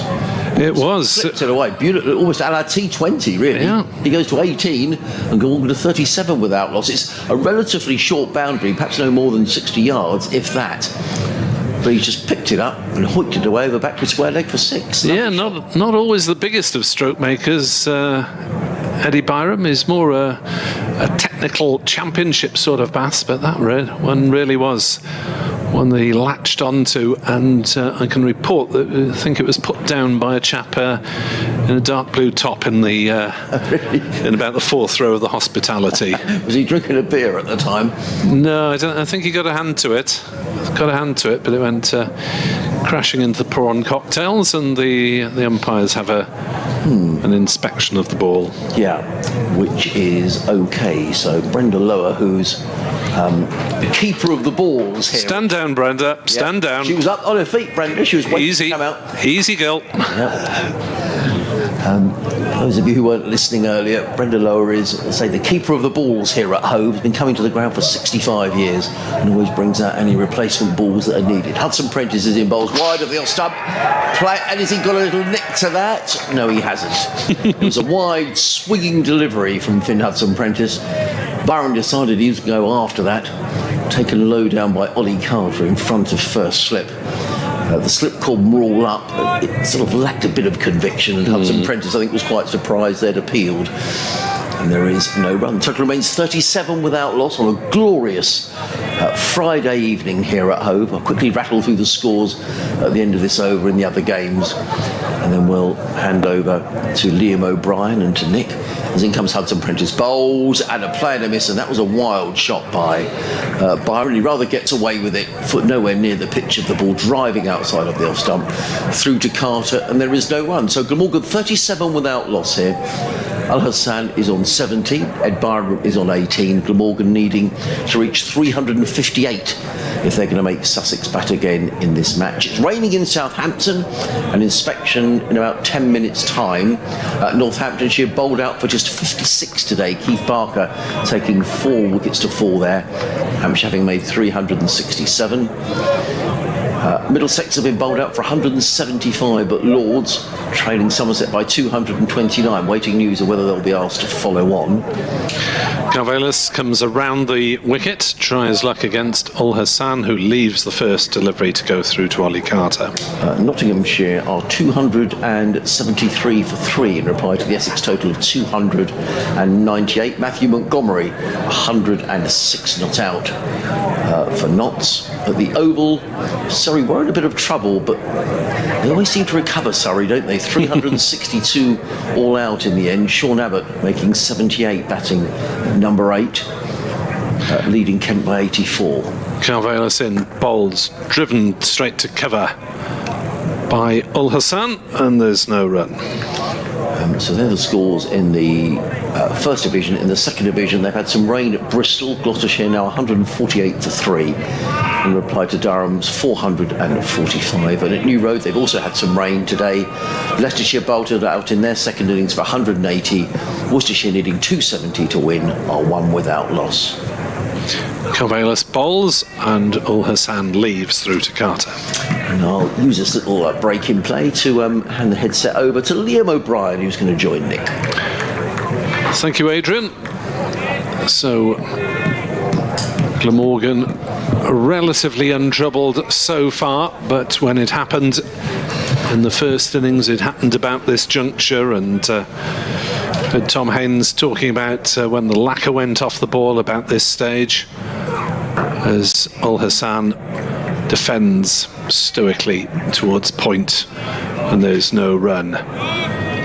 So he said that it started nipping and seaming a little bit more from this sort of point onwards. Glamorgan losing their first wicket in the 10th over. And they're bundled out in the end in 37.4 overs in the first innings. 123 all out, Sussex 481 in reply, as Carvelis is into bowl and Ul Hassan pushes forward and defends on the leg side. And there is no run. Last ball of the Carvelis over coming up. There are 3 slips now, down from 4. 3 saving the single on the offside. 2 on the leg side. And a man down at fine leg in front of the dressing rooms. Carvelis finishes the over by bowling to Ol Hassan, who drives nicely into the offside, but it's fielded by Alior. There is no run. End of the over, and Glamorgan are 37 without loss, and the deficit is 331 runs. Liam, it must be difficult to get your head around a deficit that big. Yeah. And just think, well, we've got to bat and bat as long as possible. Yeah, it's one of those tricky ones I struggle with as well, where all you can do is look at the scoreboard, and it's a relief that they've got off to a good start. And then a lot of coaches talk about batting in sessions, and they'll break down sessions, so get through the next hour, get through the next half an hour. That definitely helps break it down. As Hudson Prentice comes in down the hill, pitches a ball up, and that is absolutely nailed through extra cover for 4 runs. Excellent shot there from Byram, and they've both been looking really good. I've been watching just above the commentary box. There's a seating area that you can watch, and both batters looked in really good form. They were leaving the ball really well outside off stump, and when anything was on their pads or slightly over pitch, they were hammering it for 4. So they're both looking a good nick, and as much as it's a big lead, they do have some really experienced batting to come as well. So they're not just going to roll over and let Sussex win here. No, it is a question of these two, though, setting a platform tonight, isn't it? And just batting out as much this last session. Absolutely. As Hudson Prentice is in, and he's changing his angle now, coming round the wicket, and it's left well for a dot ball. And Robinson, obviously the leader of the attack, 4 for 29 in the first innings. Carvelis picked up 3 for 30, but they did include the last 2 wickets. 1 to Hudson Prentice, 2 to Haynes. So Glamorgan will have to really switch their concentration levels up a gear when Robinson's in the attack. Absolutely. Now Hudson Prentice coming in for his 3rd ball of the over here. Round the wicket, and it's left well as well. And Hudson Prentice has been working on this angle. When it was the first game of the season for Sussex, he wasn't originally selected, and he was practicing coming around the wicket to James Kirtley during one of the lunch breaks, and just practicing this angle coming around the wicket, and just swinging the ball away to kind of get the batsman to prod at it. And he's been doing it ever since, and he's been swinging the ball really well and putting in some good areas. So I'm a bit surprised he's already gone for 17, and he's not even got 2 overs yet. But Glamorgan players are seeing the ball well at the moment, and it's not doing loads with the ball at the moment, so they definitely need to get the ball more on the stumps. As Hudson Prentice comes into bowl, and that's well left again. Yeah, Glamorgan's attack was not consistent in the course of the afternoon, though they did eventually take the 5 wickets in the session. Sussex had notched up 186 runs approximately during the course of the afternoon session. So it was free-flowing, especially with Hudson Prentice at the crease, biffing and bashing merrily. Absolutely. As Hudson Prentice comes into bowl, and that's a much straighter ball blocked away well there from from Byram for a dot ball. Yeah, Coles' strike rate was decent enough as well, 138 off 223 balls. Steve Smith, a serene 89 off 183, so his strike rate was 48.6. Coles nearly 62, and Hudson Prentice 114. And then a brief bit of mayhem from Ollie Robinson with the bat. Hudson Prentice for his last ball of the over, and it's well left, and that is the over. So 41 without loss, Byram on 22, and Ol Hassan on 17. So the 2 batters meet for a little chat. I'm not sure how much they would have played together, really, with Ol Hassan doing the rounds last season of second 11 cricket. Played a bit for Glamorgan, but played for 5 other counties second 11s in the last couple of seasons. Byram was a regular in the Glamorgan Championship side. Didn't quite last last in the T20 side, as we're to see the change of bowling at this sea end as well. And Tom Haynes takes over from Ari Carvelas, who has bowled 5 overs, 0 for 16. Tom Haynes is very gentle, let's say, as a bowler, but he just holds the seam up and asks for it to do a little bit, and bowls very straight, and he's a bit chirpy as well, so it'll be an interesting spell here. Haynes is in to bowl, and tucked away on the leg side is the first delivery by Ul Hassan. No run. 24 years old, Tom Haynes, so one of the older of the Sussex Young Brigade, of whom there are many in this match squad and the squad in general. So he's the same age group as me, growing up with Sussex and stuff like that, so played against him many a time, and I think he's bowled the same pace for a few years now. As that one is hammered into the offside, but well fielded at point, and it's a dot ball for Ul Hassan. Can't get that one through the field. He got a couple of key wickets, didn't he, in that first innings? Yeah. And I watched them back on the replays as well, and definitely getting a bit of movement off the seam. And was it Billy Root that left Root it? was out leaving the ball, yep. And Hassan, the other wicket in the first innings, as he props forward, defends on the offside, and there's no run. Yeah, you have to be pretty accurate at first class level when you're bowling this sort of pace, I guess. Absolutely, but sometimes it is actually harder playing this pace because you're used to it coming on so quick and making like instant movements. Sometimes when it's just slightly slower, you just have to hold your trigger back a bit, and it's tough. As forward defends Ul Hassan, back to the bowler, and there's no run. Well, the likes of the veteran ex-Kent seamer Darren Stevens have shown that you can take wickets for many, many decades, really, wobbling it around and keeping it tight. Absolutely. Well, Tim Merter still does it, doesn't he? Yep. And a lot of players talk about how tricky it is because it's slightly slower. They have to delay their triggers and everything like that, so it just puts them out the seams a bit. Haynes bowls. Ul Hassan drives on the offside, but straight to the close fielder in there. So down to 2 slips now for the medium pace of Tom Haynes, last year's skipper. This year's skipper, Cheteshwar Pujara, looks on from mid-off. It's Coles who's in the firing line in that short cover position. The catching stance as Ul Hassan gets off a thick inside edge to short mid-wicket, and there's no run. And the over. It's not a 5 on the field. Is that Henry Crocombe? Tall figure. Where is it you're looking? Just giving something to the umpire now and moving up towards mid-on for the left-hander. Does look like his figure, to be fair. Let's have a look. Turn around. I think I spotted a 5 on his back. And then do you reckon that would be Ollie Robinson off the pitch by the looks of it? Yeah, I can't see him on it. It's just the just the bowler changing boots. Yeah, to fielding boots probably for a little while. It's going to be Hudson Prentice to continue.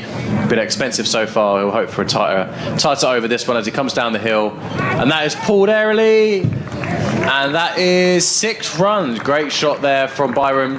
And for a second, I thought Carvelas down at fine leg was in the game, but it was pulled airily and that hit the boundary boards on the full, and that's 6 runs. Great shot. And he's, I don't know, I've not seen too much of Byram, but does he play well off his legs? So he's hit one big 6 off his legs and then picked that one up as well. These are not, I wouldn't say, typical Byram shots, to be honest. He's not been a 6 hitter in the Championship in any sort of regular basis. But I suppose it is a short boundary. He only just got enough on that one, so he's going to have to be careful. Hudson Prentice to reply, and it's driven through extra cover. That's an excellent shot as well. I don't know if he's quite got hold of it, so Pujara is chasing down to extra cover.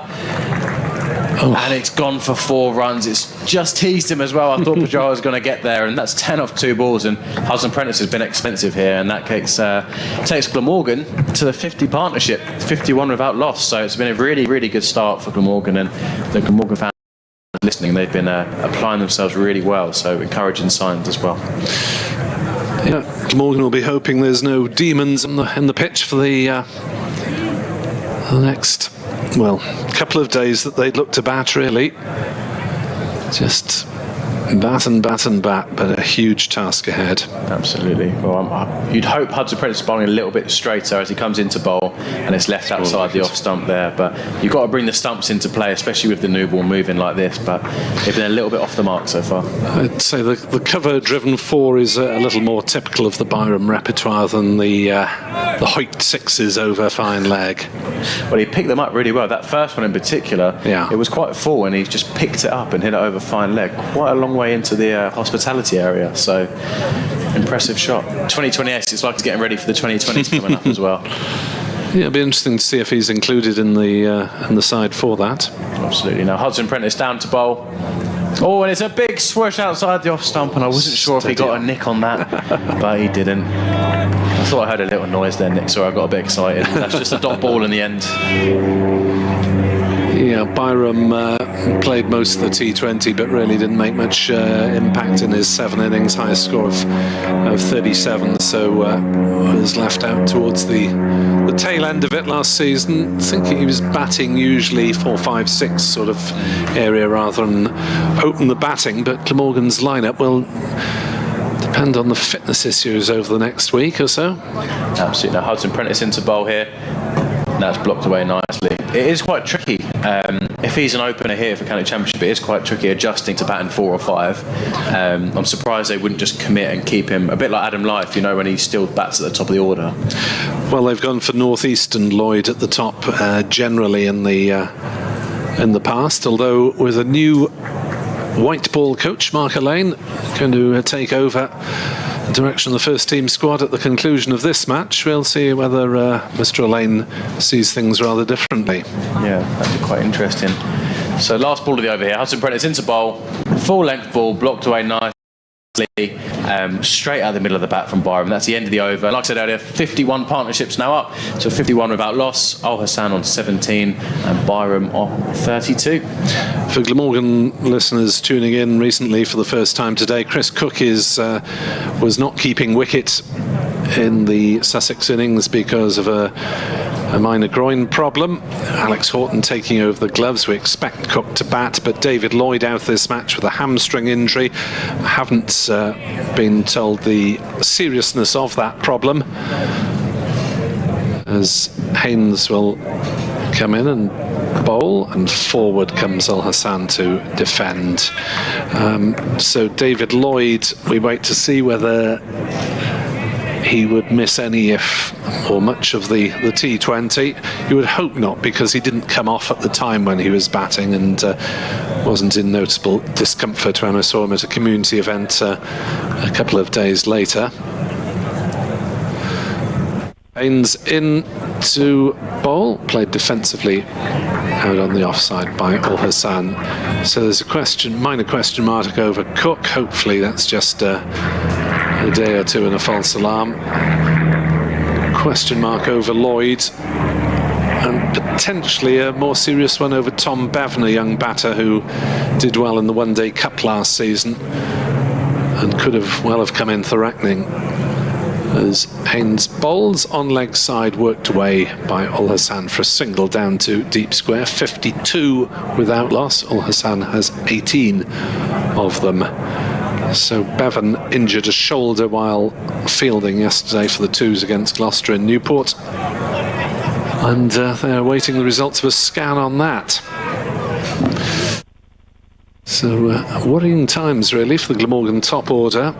Worst case, they might lose 3 out of the 6 guys they hoped at the top, but hopefully they won't lose any of them.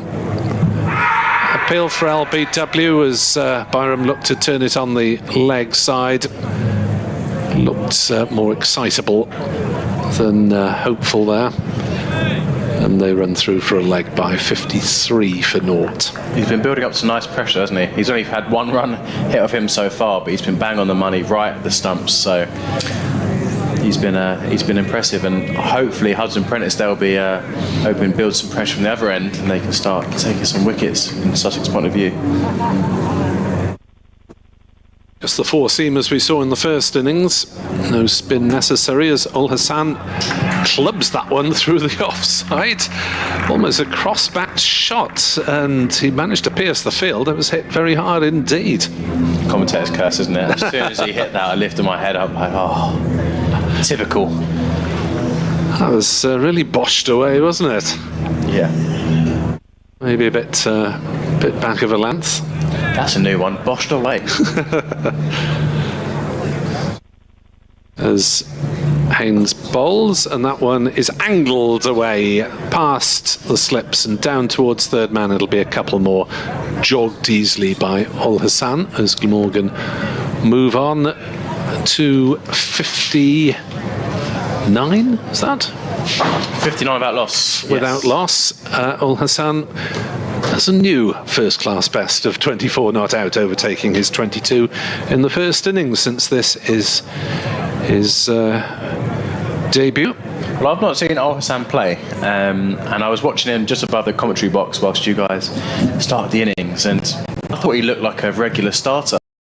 Like, he looked really, really composed, and obviously Ollie Robinson starting off down the hill, England international bowler, and he looked very comfortable, so very impressive from what I saw. And then Carveus up the hill bowled a few loose balls and he took advantage of all of them, so I like the look of this guy. Let's put the kibosh on him then. Absolutely. As Hudson Prentice comes down the hill, and that's blocked away nicely. But you know, sometimes when you just do like this, it's called the eye test, isn't it? You know, when you just see someone and the way they shape up, you can just tell they're a player. Well organised. Yeah, absolutely. And is he going to be involved much in the 2020 stuff, or with the injuries maybe he might get a chance? Possibly. I mean, I didn't think he'd get into the first team, to be honest, until the One Day Cup and a little bit more experimentation in August. But yeah, he's scored runs and wickets in the second 11. That's an excellent shot. Hudson Prentice over pitching there, and it's not quite timed, and it's just going towards the boundary, and I think he's flicked it back. 3 runs instead of 4. It's 3 instead of 4. And sorry for the lapse of concentration. I was just trying to look at some of Hassan's bowling figures, because I was just going to say he actually bowled quite tidily as well, didn't he? So 3 and over, was it? Exactly, yeah. So I reckon he could have a little reckoning in the middle overs maybe in 2020 as well. So maybe I'm teeing him up for an opportunity in the 2020 squad. But he's been impressive so far from what I've been watching. Well, it's difficult to second guess with the new coach in charge. Absolutely. All places up for grabs. Hudson Prentice is down the hill. Full length delivery, and that's blocked away nicely there from Ul Hassan. 62 without loss. Byron moving on to 35. So you were saying Ul Hassan's did the rounds last year with some of the second teams. Absolutely. He was in the Worcestershire system, played one List A match against I think a West Indies A side, which was just about official. As Hudson Prentice comes into bowl here, full length delivery, and that's blocked away nicely again. So as listed by Playfair, Worcestershire second 11 17 to 21. Gloucestershire, he appeared for them in 21. Last year appeared for Surrey 2s, Northants 2s, Kent 2s and Glamorgan 2s. And impressing enough to get a chance this year. So that just goes to show you've got to try and hard as you can to find the spot. And at the moment he's making the most of it here at Hove as Hudson Prentice down to bowl, and that's blocked away nicely as well. Yeah, I'm not sure whether he went through the South Asian Cricket Academy system at all, but interesting to see that producing a few more guys making their first-class debuts at the moment. The academy that looks to put itself out of business, which I thought was a marvellous target, really, looking to provide second opportunities, or maybe opportunities for those who hadn't gone through the systems. And in comes Hudson Prentice, full length delivery, and that's blocked nicely as well, and that is going to be the over 3 off it. So Glamorgan are 62 without loss, Ul Hassan on 24 and Byram on 35. I have actually a few friends that have been involved in the South Asian cricket team, and it's a really high level team, isn't it? And they've gone out and put up some proper scores against. They have beaten county second 11s, haven't they? Yeah, so it's a really good opportunity, isn't it? And it's quite a nice scheme as well, getting more Asian cricketers into county cricket as well. And the other day, I think they were playing Glamorgan and Essex second 11s on the same day, so at different sides of the country. So they must have a fair few on their books at the moment to put out two competitive 11s. They did win one of their two matches against the Glamorgan 2s. It's very impressive. Well, I've seen some of the calibre of players, and I've played with some of them. There's a guy called Savin Pereira, who I played with over in Australia when I was away. He was in the same league as me. I think he got 100 for Glamorgan seconds at one point. He had a brief trial with them. I think he did. So it's a really high quality level of academy there, and I think they've got quite big competition for places as well. So it's going to be a change of bowling as well. I think Carson coming on a bit of spin. For the first time in the match, Jack Carson gets to twirl away, and his first delivery sees Byram propping forward. So there's a slip and a short leg for the off-spinner, born in Armagh in Northern Ireland. As in he comes again and bowls. And there's a big appeal for LBW as Byram pads up, not given. I'm actually surprised they appealed for that. It didn't look close to me at all. What about you, Nick? Well, I suppose it was the lack of the shot that probably brought the appeal. Hit outside off, but of course you can be given out. Not playing a shot. So just firing a warning to Eddie Byram there. Maybe that he needs to play at the ball, as he cut that one away nicely off the back foot down towards third man, and will take 2 runs as he hurries back. And Byram moves on to 37 or 39. Haven't quite got the pace of that board to our left. And the one 37. I think they're quite quick with the board, to be fair. Catches you off guard.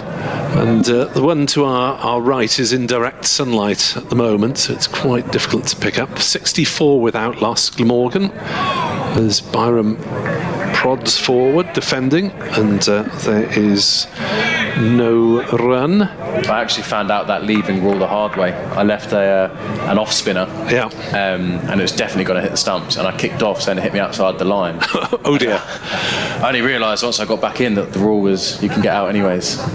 Indeed, as Byram prods forward again, defensively, absolutely, you can only kick it away if it pitches outside leg. Yeah, I was a chirpy youngster as well, as you can imagine. There's no way that was in line, and then I found out the rule, and I've not made that mistake again, if that helps.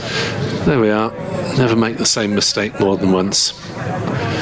Law of broadcasting and life, maybe, as that's turned a little bit away from the left-hander and through to Carter. Adrian Harms, I believe, has got an update fairly soon. Yeah, I think we're going to have a double change in the commentary box. So Kevin Howells is going to come and join us as well. So break-in proceeds. Had a nice email in from Roger Marshall. Hello, Roger. He says, I've got 2 screens in the office, one on the Hove stream, and great to see Sussex going so well. Anyway, not sure if you mentioned it today, but today's Peter Graves' birthday. Happy birthday, Peter, who's 77 today. He says, the ground looking great. Any news on the pub? Has it reopened? Well, that's the sort of public information we can give out, because the Sussex Cricketers pub, which was knocked down to make way for the new flats and apartments of the ground, the pub has reopened on the bottom floor. It's a brand new pub. I'm told it's all been beautifully fitted out, so might have to wander past there on the way home. So might have to, honestly. Yeah, I think a little. Nobody's going to fall for that one, Harmsy. Peter Graves made 14 first-class hundreds for Sussex, highest score of 145. So happy birthday to you, Peter. In comes Tom Haynes down the hill from the Cromwell Road, and bowls to Ed Byram, who plays the mid on, and there is their own good evening, Kevin. Is it good evening? Would you say good evening? Would you say good afternoon? Is that all Roger had to say on his email? Virtually all. Yeah, virtually everything. Yeah. Good evening. What was the question? How am I? Do you know I'm actually, if I can use this term at my age, buzzing. Are you? What? Why? Because of that lemon meringue cake, or? I just think that there's been so much that's been good about these 2 days of cricket. Yeah, it's been I'll explain more in a minute. In comes Haynes, bowls to Byram, who plays out into the offside field and it's short extra cover. There's no run. So if I'm a Glamorgan supporter, okay, I'm not happy with, the way that's sort of gone, but there's still life in the game, yes, and all that sort of thing. And for them to show character in that. But I just think a bit of decent weather, and we've been short of really decent weather, haven't we? We've had some names, which helps, but I've just enjoyed everything about the atmosphere at this ground. Haynes in, bowls to Byram, who forces that to mid-off, fielded by Pujara, no run. I've even said, and this was a little bit over the top, even for me, to somebody of a don't Webby over there. I thought you were busy with work. I've even said to somebody of a high important idea, I think Sussex could be back. I think good cricket at Sussex here. I think it could be back. Now, I'm not going to explain why I think it and where I think it had gone, but Haynes is in, bowls to Byram, whose forward plays to mid-on, and there is no run. I just got a really good feeling about this place this last couple of days. Good. Well, I'm pleased about that because the last couple of years haven't been great for Sussex, but they're undefeated this season so far. Yeah, it results, of course. It's sort of, but it's not just results, is it? It's just a general sort of upbeat feel I've got. Yeah. And there's been a good crowd for the first 2 days. Yeah. In comes Tom Haynes in lovely South Coast sunshine, bowls to Byron, who plays into the offside. There is no run. There is not South Coast sunshine everywhere because just down the coast in Southampton, where Northamptonshire were bowled out for 56 earlier today, play's been suspended due to bad light. I know, and it's a shocker. What do you reckon? That is 60 miles away down the coast, whereas here, if you're listening in Southampton, you won't believe there's beautiful blue skies and lovely sunshine. It's rubbing it in a bit, isn't it? It is a little. As in comes Haynes around the wicket, bowls and pulled away by Byron. It wasn't there really to play that shot, and he doesn't time it to mid-wicket. And there's no run. It's a maiden over from Tom Haynes. He's bowled 3 overs, 2 maidens, no wicket for 7. Glamorgan are 64 without loss, with Hassan on 24. And Byron is on 37. If you've only just joined us here on 5 Sports Extra, BBC Wales and BBC Radio Sussex. Sussex eventually dismissed for 481. James Cole's a maiden first-class century. He made 138. Steve Smith made 89 and Finn Hudson-Prentice 73. The Sussex lead is 358. But it's much harder work for the Sussex bowlers this time around, Kevin. Did you give that update, though, on the weather situation, the GS Bowl? I did. Saying they're going to start? Restarting at 5:45, it just says. Yeah. No, I didn't. You didn't say that? No, I didn't see it. Carson comes around the wicket in bowls and pushed. Well, they're going to go up for a bit here now in the next hour. And, well, is it an hour? How long have we got? We've got another 14 overs, so just under an hour maybe. This is going to get a bit lively, isn't it? A bit lively. It's Carson. He's coming into bowl to Byram, and just play it away, oohs and ahs from the keeper anyway. So he's got a keeper standing up, got silly point and a slip in there at the moment. The pressure is on, and the pressure is on Glamorgan because of the fact that Sussex just got such a terrific score in their first innings, 481 all out. Glamorgan 123 first innings, 64 for no wicket, and they trail by 294 runs. Carson in bowls and defended to a silly point. Got a bit of a countdown in my headphones. Is that a countdown for you doing an excitable update? It is, yes. But we're 2 minutes away. So he said. 2 minutes. 2 minutes. Stand by, Mr. Hart. Yeah. We're going into makeup in a minute. Carson around the wicket again. Forward defensive and just prodding it away. Nerve-jangling times here because Glamorgan supporters, I'm sure, will just be a bit fearful of having that team having spent a long time in the field. They're such a long way behind. Can they maintain concentration? And this is going to require an awful lot of concentration. Some balls again, and this time it's left through to the keeper. And there'll be no run. Hassan and Byram, the not-out pair here, the opening pair for Glamorgan. Carson's bowling his second over. He's got 1 ball left of it. 2 runs so far. Gone. Well, he's conceded. Carson balls again, a little bit quicker. That squeezed out, that very nearly got through all the defences, but it's kept out onto the onside. And it's 64 for no wicket. Al Hassan on 24, Byram on 37, and Haynes is about to bowl. He's got some tidy figures there as well, but you'll be having an update. He hasn't given you a minute countdown yet. I think we're going to have another blast here from Ollie Robinson from the Cromwell Road end. From the county ground in Hove with Adrian Harms. Yes, thank you, Danny. Glamorgan going along very nicely in their second innings. They're 64 without loss. The lead for Sussex on first innings is 358, so they're whittling away at that lead. In that Sussex innings, 138 from James Coles, a maiden first-class century for him. 89 for the Australian Steve Smith, 73 for Finn Hudson-Prentice. So Glamorgan with plenty of work to do, but they're 64 without loss. We've got 14 overs remaining in the day. At the Oval, Kent have lost a wicket in their second innings. They're 36 for 1. They still trail Surrey by 48 earlier. Surrey out for 362. Sean Abbott top scoring for Surrey. He made 78. I bet the weather has helped the occasion today there, Adrian. Good crowd? Gorgeous. Lovely day, lots of blue sky, big crowd. We had 1,000 school children in here earlier on today, Danny. They thoroughly enjoyed themselves, but plenty of people have stayed at home. It's a really good attendance. Much of that, I'm sure, down to the fact that Steve Smith is playing in this game, but nonetheless, it really has been very good indeed. That's not a bad Friday if you're at school, is it? Excellent. Never happened to me, Danny. You're getting your feel now, though, aren't you? Loving every minute of it. Good. Okay, carry on. Adrian Harms there with the comment. Ollie Robinson back into the attack for Sussex from the Cromwell Road, and the first ball to Al Hassan is played out into the offside. There is no run. Now, talking of Ollie Robinson, we've had an email in from Selina Robinson, who in some way, you have to let me know, Selina, is related to Ollie, and I'm going to read your email in a moment's time. sussexcricket@bbc.co.uk if you want to get in touch with us, wherever you are on this Friday evening, maybe in the car or sitting in the garden in the sunshine. In comes Robinson, down the hill, bowls, and Al Hassan is forward. Plays that to mid-off. They think of a single. They're going to have to be quick here. Tom Haynes fielded the ball. Instead of picking it up cleanly, he dropped it. I think Al Hassan would have been home anyway. One more to the total, which goes to 65 without loss. So, Selina says, Dear Adrian, please can you give a shout out to my lovely husband, Paul Robinson. He's just sat down to watch some cricket after a busy time of replacing the roof on our house. You've wished him a happy birthday the last 2 years when we were in Singapore, in brackets, but the cricket was rained off on Paul's birthday this year, so we missed out. Thank you very much, Selina the wife.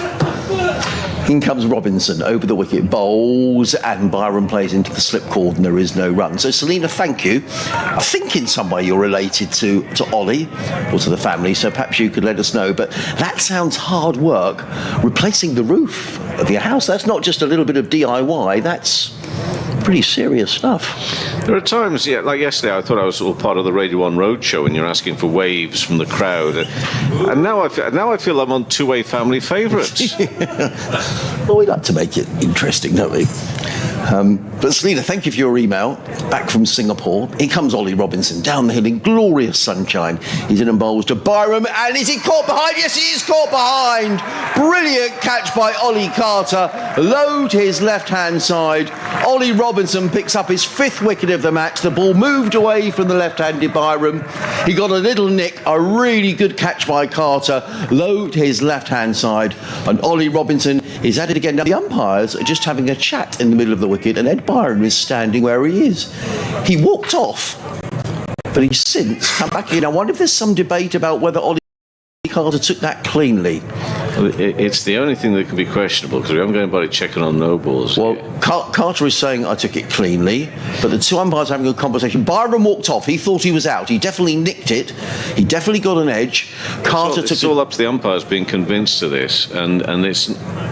Now they're calling Pujara forward, aren't they? Yes, they're calling Cheteshwar, Pujara the skipper forward. I mean, surely this goes down to, and now the keeper Carter is coming out. This is very much on Ollie Carter's honesty here. Did he take the catch cleanly? I think you have to believe the fielder, don't you? If the umpires are uncertain, and you would hope that Carter would say, yes, I took it cleanly, or... Well, if they're uncertain, I think he's going to be reprieved. You think you might get benefit of the doubt? Look at Carter's reaction. And Robinson's doing the sensible thing. Actually, he's just walking away. Slow hand clap from the crowd. Yeah. So your umpire, square leg, Rob White, is been reprieved. The one who says that's not out. Well, so clearly the decision was because they felt that Ollie Carter didn't take the catch cleanly. It was a good catch, or it was a good take, but obviously not a catch away to his left-hand side. But immediately the umpires came together. Ed Byron was on his way. He was halfway to the pavilion. So that's happening with Byron on 37 and the score 65 without loss. Well, that's something you don't see too often in first-class cricket. There's no videos, nothing to... That's purely on what the umpires seen. It's quite a delayed reaction, it seemed to me, from the umpires on that one. Robinson in again, bowls to Byron, who clubs this one away, straight away through backward point for runs. I'm not sure he's going to get 4. Aliora is in hot pursuit. In fact, the ball does just roll over the boundary. So 4 runs to Byron. He responds by going to 41 and Glamorgan to 69 without loss. Okay, so you've got to think about this. So if the umpire doesn't believe that ball carried, he's every right to say to the umpire who's standing at the bowler's end, I don't think that's out. And therefore, what makes me uncomfortable is, one, looking at it live, and I'm not going to bother looking at it on a replay here, because I'm not too sure whether that will prove or not. Robinson in again, bowls to Byron, who's up on his toes, steers that to backward point. There is no run. Watching it live, I thought it looked a stunning piece of work. Yes, I agree. And it was a stunning ball, and it moved quickly to the left, and I thought it looked really good. Now, of course, somebody might show me some footage now, and I think, it shows. I have no idea. But that doesn't really matter, because, I am one of those adamant that we need to show respect to officials, and sometimes they get it right and sometimes get it wrong. What I would like to have a little bit of a look at again is just how long it took Rob to go to Martin Sackers and say, I don't think that was clean, because Byron was on his way, wasn't he? He'd walked off. He knew he'd nicked it, and it was just a case. So it probably wasn't that long a gap, probably enough time for the umpires to come, in decent time. Perhaps it wasn't that long, but it just seemed to be a bit of a delay to me. And the batter, in all forms of cricket, gets the benefit of the doubt. And that's the question here. If Carter didn't know for sure... Carson's going to come around the wicket in now and bowls, and that's played away square on the offside, and they will go through for a single, and the score will move up to... Is that 69-70 for no wicket? Yes. So this is the dismissal? Drops it. You think he drops it on the tumble? Yeah, it's left there. So I don't think that he's Right. Well, it was certainly low down, wasn't it? Anyway, the decision has been made, and we carry on. Carson around the wicket. That's pushed forward. So, many thanks to him. So he's shown us that the video of it, which suggests that as the keeper tumbles to his left-hand side, perhaps he then put it on the ground. So and as I said, the ball is still lying there.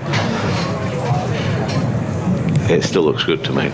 Carson around the wicket, in bowls and kept down wide of the slip, runs down towards the boundary. They'll go through for 2, and it's pulled back. 72 for no wicket. Al-Hassan is on 26. Byron moves to 43. What was Byron on when? He was on 30. He was on 37 when that happened, and the score was 65 without loss. Nice. In again, and that's reverse swept, and that's into a gap. There's a beautiful shot. Great execution to the boundary. 4 more runs, and the score moves to 76 for no wicket now. Well, I wonder whether Ed Byron just thinks, well, I've been given that reprieve, it's my day, and I'm going to start to play my shots here, because he's added 10 runs since that happened. We've had an email back in from Selina, who was telling us about our husband repairing the roof. So I'll read it at the end of the over to keep you all in suspense. The latest from the family Robinson. Yes, indeed. Carson, a little quicker, and kept down well, square on the offside, and no runs. This 76 for wicket, second innings, with seemingly a reprieve, because he was on his way, was Byron. The umpire not convinced, or the umpiring team not convinced that catch was taken cleanly by the keeper. And that's a sweep slog away there on the leg side. How far has that gone? We take a look. The umpires, they're going to signal the 6. That's gone over the rope, just into the shadow of the stand away to our left-hand side. So, This is enterprising stuff, and a half century from Eddie Byram, and what an innings, an intriguing innings. 53 he scored. He's 53 not out of, I think, read 64 balls. Well, he's certainly chanced his arm, hasn't he? Given a life and some. But I think that's absolutely the right decision. If there's any doubt at all, and clearly there was 64 doubt. balls, beg your pardon, to interrupt. 53 of 64 balls. Clearly the batter gets the benefit of that. So Selena's been back in touch. She says, "Dear Adrian, thanks for the shout out. Paul is Ollie's uncle. And yes, the roof was very hard work. Many biscuits and cakes had to be consumed in the process. A bit like being in the commentary box, really." As in comes Ollie Robinson, running in over the wicket, comes in and bowls to Zain Al Hassan, who plays that to mid-on. There is no run. And they say, enjoy the rest of the cricket this evening. So Selena, thank you so much for getting in touch. He's had more responsibility for what he's done for his biscuits and tea than what we have to do for our biscuits. I think he's worked a little harder. If he's been putting a new roof on, that sounds like hard work to me. Ollie Robinson is now coming around the wicket. There are 4 slips, a point extra cover, mid-on, mid-wicket, and a fine leg on a glorious evening here on the south coast. And Ollie Robinson is on his way, coming in to bowl to Al Hassan. He bowls and beats him outside the off-stump. A ball that came a little low, taken by Carter, and there is no run. If you just joined us, you're listening to live cricket on the BBC.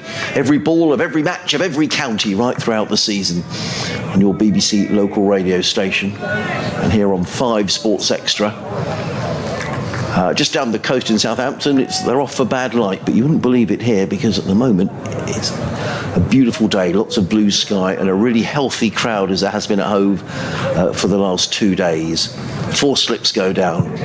Ollie Robinson in his 6th over comes in and bowls. Oh, and he beats it. It all ends up outside the off stump. Taken by Carter. He's just probing away here, Ollie Robinson, outside of the off stump. And there is no run. If you just joined us, the story of the day really belonging to James Coles, the 19-year-old from Oxfordshire, who's come through the association that Sussex have with Oxfordshire as a county. He made 138, his maiden first-class 100, and 89 from Steve Smith, who needs no introduction. Robinson in bowls, and this time Al Hassan does let that go. That's poor wicket keeping by Ollie Carter. The ball just goes straight through his gloves. He's put that one down. He has put that one down, and that's a bye, and that was sloppy. He's annoyed with himself, and that clap you heard was Ollie Carter clapping his gloves together. That wasn't very good. Untidy wicket keeping. One more to the total, which goes to... just struggling to see the digits. Is that 83? It's 83. Thank you.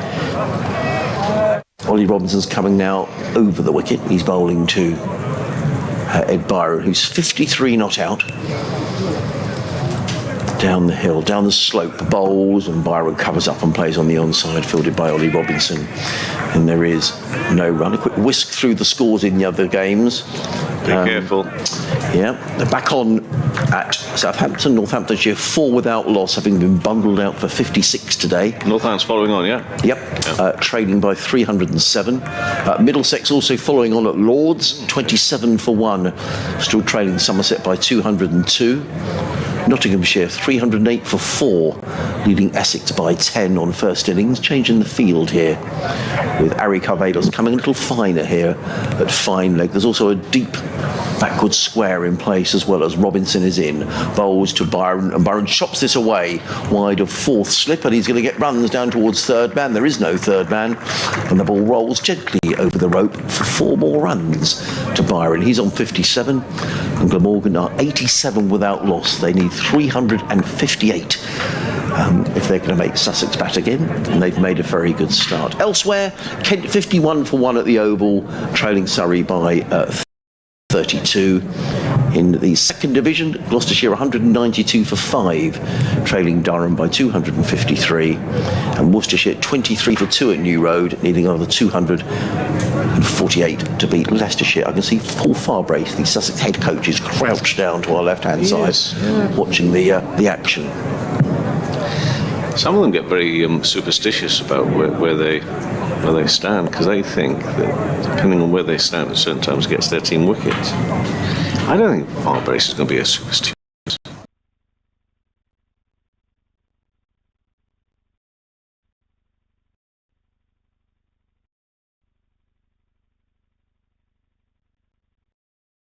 It's Al Hassan, who's on 26. He's bowling from the C end. It's Carson. Reverse sweeping, that's in the air, but bump ball. Crowd catch. It was in the air after the bump ball. Yes, it was. I always think there's an element of risk with that shot, that reverse sweep. I know it's practiced a lot, but they love it. Hassan again, he's 26 off 62 balls, so Carson will bowl once again around about middle, some very full, and drilled back up to Carson. He's bowling his 4th over, 15 runs, 1 maiden so far. So again, just a little bit of a blow or something into his hand, with the grip of the ball for the spinner around the wicket. He bowls it quite quickly, squeezed away, leg side, behind square. Looks a little frustrated as the bowler. Feels he had the better of the batter there. Didn't know too much about it. It will require, as we mentioned earlier, an awful lot of concentration, some focus here. Not just tonight, at least 10 overs remaining after this, but then tomorrow again, it all starts again. Carson bowls and looking to sweep this one. Regulation sweep, and he's played it nicely, actually, very fine. He's beaten the fielder there, and it's going to be 4 more runs. More runs for Al Hassan. He moves to 30 and takes the Glamorgan score up to 91 for no wicket. You know, still things can happen today quite clearly, but you know, there's been no mental failings here so far after what has been a bit of a, you know, a tortuous day for Glamorgan, really. I think they've done field and I think they've done really well. But they've still got to keep it going. That's the thing. There will be no let up. Hassan is on 30, 65, and Carson again looking to sweep. This time he doesn't get it. At the final square, it ends up towards mid-wicket. The completion of that over. So Glamorgan at 91 for no wicket, trailed by 267 runs. Hassan and Byram. A pair, a quick reminder about the Sussex first innings, 138 for James Coles. It's one of those things. If I've had to do updates, you know, for the national broadcast, and they want to talk about Smith and his 89. You know, I want to talk about James Coles. I want to talk about the teenager who I thought just played a magnificent innings. Terrific. Well, we could talk about James Coles. I was actually sent an email by Jeremy Stern. Thank you, Jeremy, who has sent me an article from the Oxford Mail. It's dated the 28th of June 2014. I was talking to Nick about this a little bit earlier, and the headline is Coles on fire with 3 tons. As in comes Ollie Robinson for Cromwell Road, and he's bowling down the slope in glorious sunshine. Bowls away, Barney pulls away. What a catch! Been very positive about it all. He didn't want to be, you know, in his shell. He wanted to come out, you know, attacking really and showing that although it'd been a difficult day for Glamorgan, that they weren't going to let it get to them, and they were going to, you know, show with a lot of positivity their response. And up to that point, they've done very well. Another good reaction for the oncoming Marnus Labuschagne. Well, this will be interesting because Ollie Robinson accounted for Marnus Labuschagne with the first ball that he bowled to him yesterday. Labuschagne had 1 at the time, and Ollie Robinson pinned him LBW. And this could be a little jewel we could see replayed throughout the summer in the Ashes as Labuschagne makes his way out. Just coming back to James Coles, this article in the Oxford Mail was saying James Coles is a batsman to watch after scoring 3 centuries in 5 days as a 10-year-old. The youngster who made his debut for Aston Row at under 10 when aged only 5 hit the first of his 2 tons for Magdalen College School under 10s. So there we are, that's James Coles. But the Ollie Robinson fan club is in here at Hove today. And this is going to be an intriguing battle. Marnus Labuschagne takes guard. There are 4 slips in place. There's also a leg slip. Because those balls have been drifting down that way, not drifting down, but actually they've shaped that way, haven't they? And they've darted that way. And Labuschagne's got to be really, all the batters, they've got to be really aware of that. Well, he's having a good survey of the field. Now, that's interesting captaincy by Cheteshwar Pujara, because just as Labuschagne was getting ready to settle, Pujara changes the field. He moves himself from mid-off to cover, and the cover comes across to mid-wicket. So just changing things around, just trying to unsettle Marnus Labuschagne. So here comes Ollie Robinson.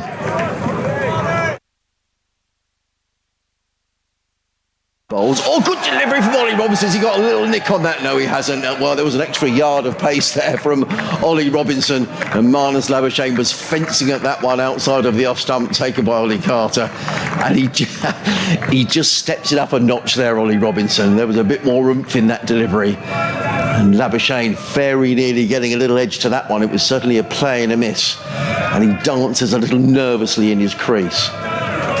There are times when Robinson looks a unit, doesn't he? A real strong, penetrating,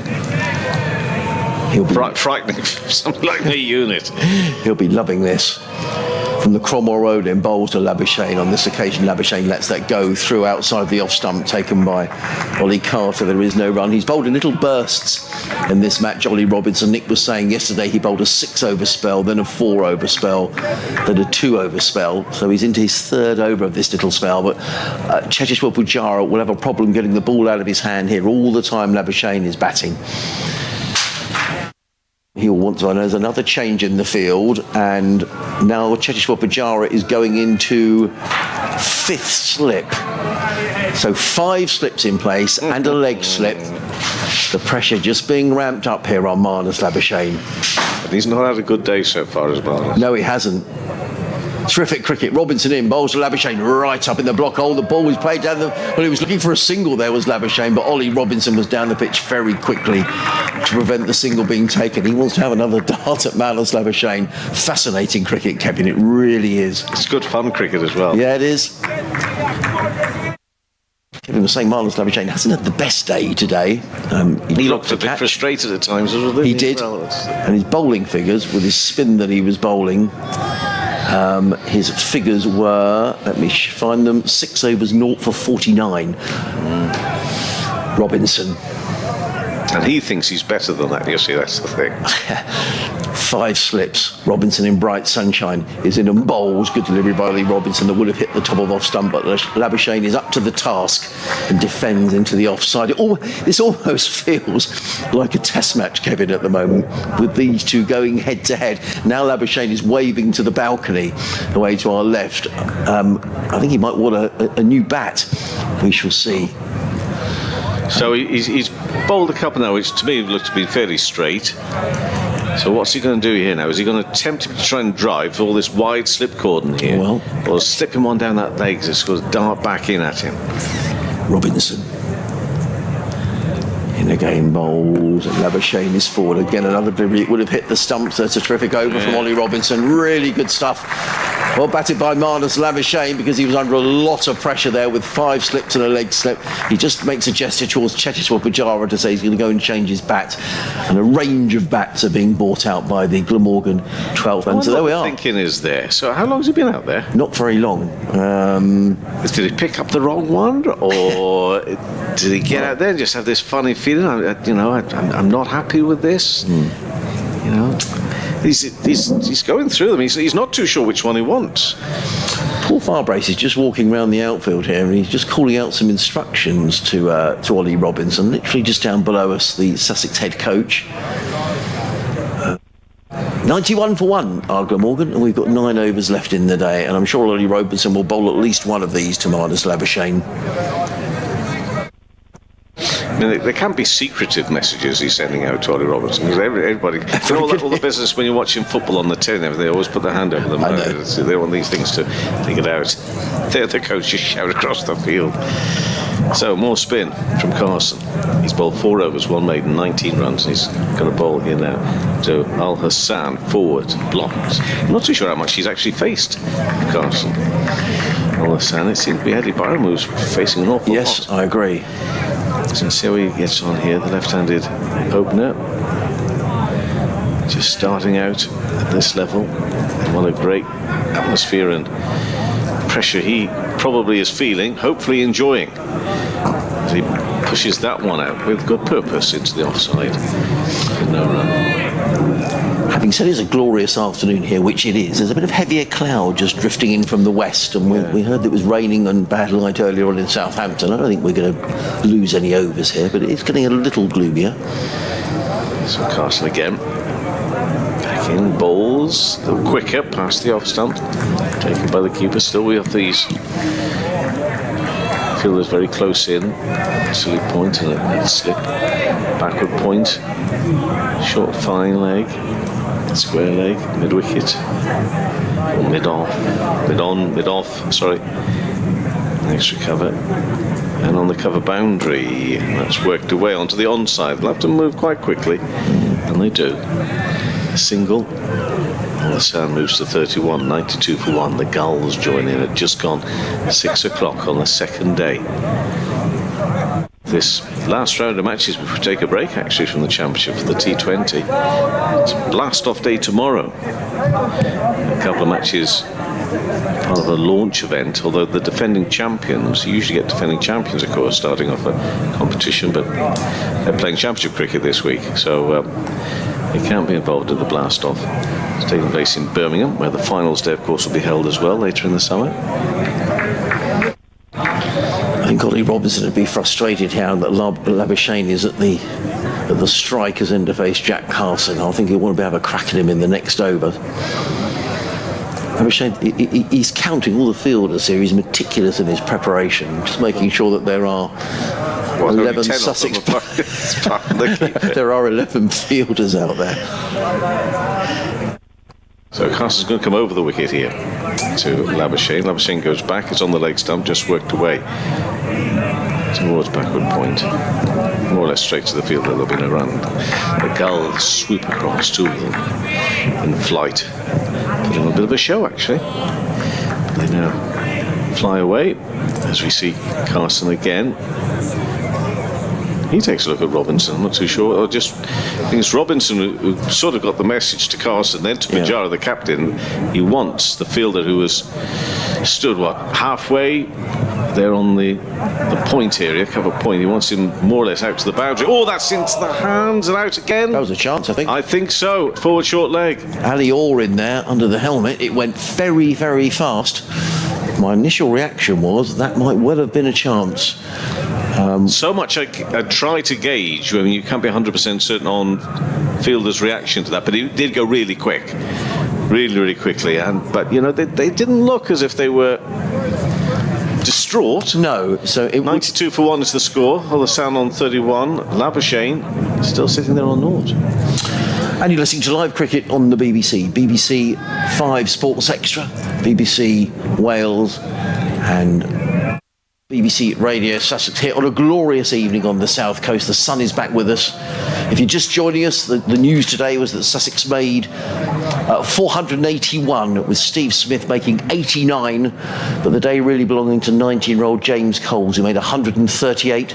Glamorgan in their second innings, a deficit of 358. As here comes Ollie Robinson in, bowls to Zain Al Hussain, who plays that to third man. They pick up a single, that's all they'll get, and we will see the battle resume between Robinson and Marnus Labuschagne. Labuschagne yet to score. The score goes up to 93 for 1. We'll have a change round in the commentary box in a few moments' time, and Liam O'Brien, the England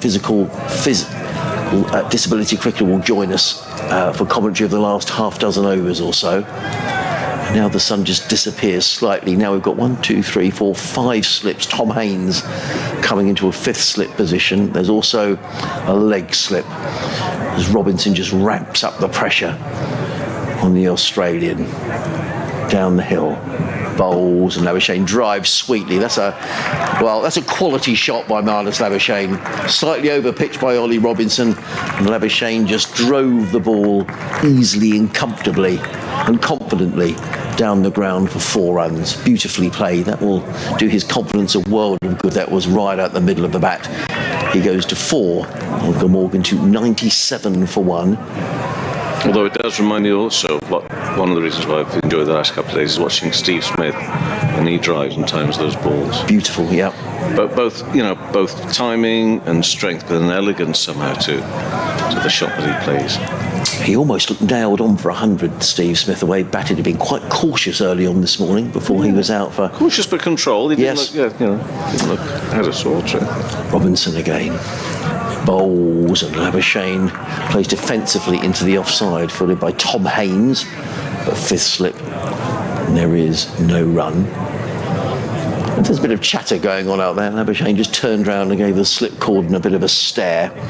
Well, that's all very well, Marnus, but I think it's fair to say that we can tell sure he's got a lot to say for himself when he's in the field. Yes, I'm sure he's having a bit to say. So I suppose it depends on what they're saying, but... Well, 5 slips are there ready to pounce if he gets an edge. Robinson again. Just a glimmer of sunshine across the ground. Robinson running down the hill from the Cromwell Road end, comes in and bowls to Marnus Labuschagne, who covers up and plays to mid-on, and there is no run. It's a real battle between two players who could play a leading role in the Ashes coming up in the next few weeks. And if this is a foretaste of what that's going to be like, it's going to be terrific. Robinson trying to get Marnus Labuschagne out for the second time in the match. And in LBW yesterday, Glamorgan bowled out for just 123 in the arrears on first innings, 358. They've reduced those arrears by 97 as Ollie Robinson is on his way. Bowls. Oh, Labuschagne is beaten all ends up. How he didn't get a nick on that, how it didn't hit the top of the stumps, I've no idea. That was an absolute beauty taken by Carter. Labuschagne had absolutely no idea what to do with that, and he's very, very lucky to stay there. He goes down and does a bit of gardening. He'll know he's been convincingly beaten there. That was a terrific delivery. Yeah, it was. Interesting little smile from Smith as well to the rest of the slip cordon about that. It was a great ball. Yeah, Steve. I love the dynamics of this, the Aussies who will be together as teammates in a couple of weeks' time, for the World Test Championship. Here they are. Now, hoping their team gets the better of their compatriots. And now they're making another change in the field, so the leg slip has gone to a deep backward square. Steve Smith standing hands in pockets at second slip. He's getting a chance to have a really good look here at Ollie Robinson. Just delaying tactics here by Sussex, just unsettling Labuschagne even more. Robinson is in, bowls, and Labuschagne this time is solidly forward. Ollie Robinson fields off his own bowling. There is no run. It is the end of the over. Well, wonderful cricket here at home. Glamorgan 97 for 1. Hussain on 32. Labuschagne is on 4. We've got just 7 overs remaining in the day. So we're going to have one more over, and then we'll have a change in the commentary box, and Liam O'Brien is going to come in for Kevin Howells until the end of the day. And it's going to be Jack Carson who's going to carry on. It is. It's bowled 5 overs, on for 20 runs and a maiden. And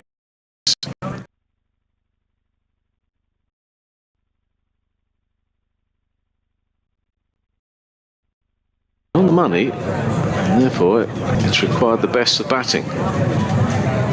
Right now, he needs it from Ul Hassan, who fires that one away a little bit short, and he's got hold of that, and it's a tumbling attempted stop, but throws himself over the ball, and therefore it's a 4 on the short of the boundaries there through extra cover.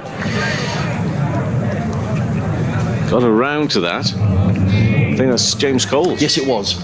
Yeah. He's a fairly big, strong lad. He threw himself at it, but didn't time the tumble and the attempted stop at all. So it's 4. Brings up the 100 for Glamorgan, 101 for 1. And Ul Hassan, he's not going to be kept quiet if you give him half a chance. He'll again find runs, this time the leg side, just behind square, on the onside for a single. He moves to 37 now, and the score for Glamorgan, 102 for 1. Hasn't got his line quite right here, Jack Carson. I think bowling to the left-hander, right-hander combination is just unsettling his line, and I think he's going to come over the wicket to the right-hander.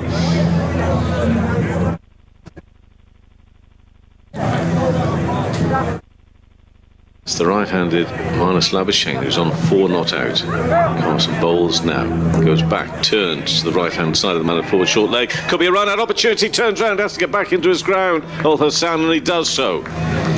Communication not as good as they perhaps should have had it there between the two, the Glamorgan batters. That's one thing they don't want to shake their nerve and concentration, is running each other out. No, I couldn't agree more. Carson again to Labuschagne. Comes down the pitch this time. High, big. It's gone for 6. And it's been dropped.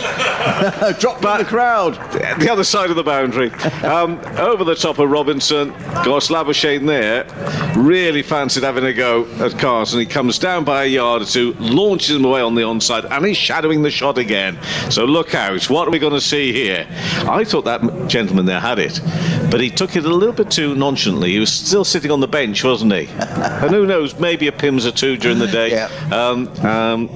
Took his eye off it. But it's a 6, and it's Glamorgan 110 for 1.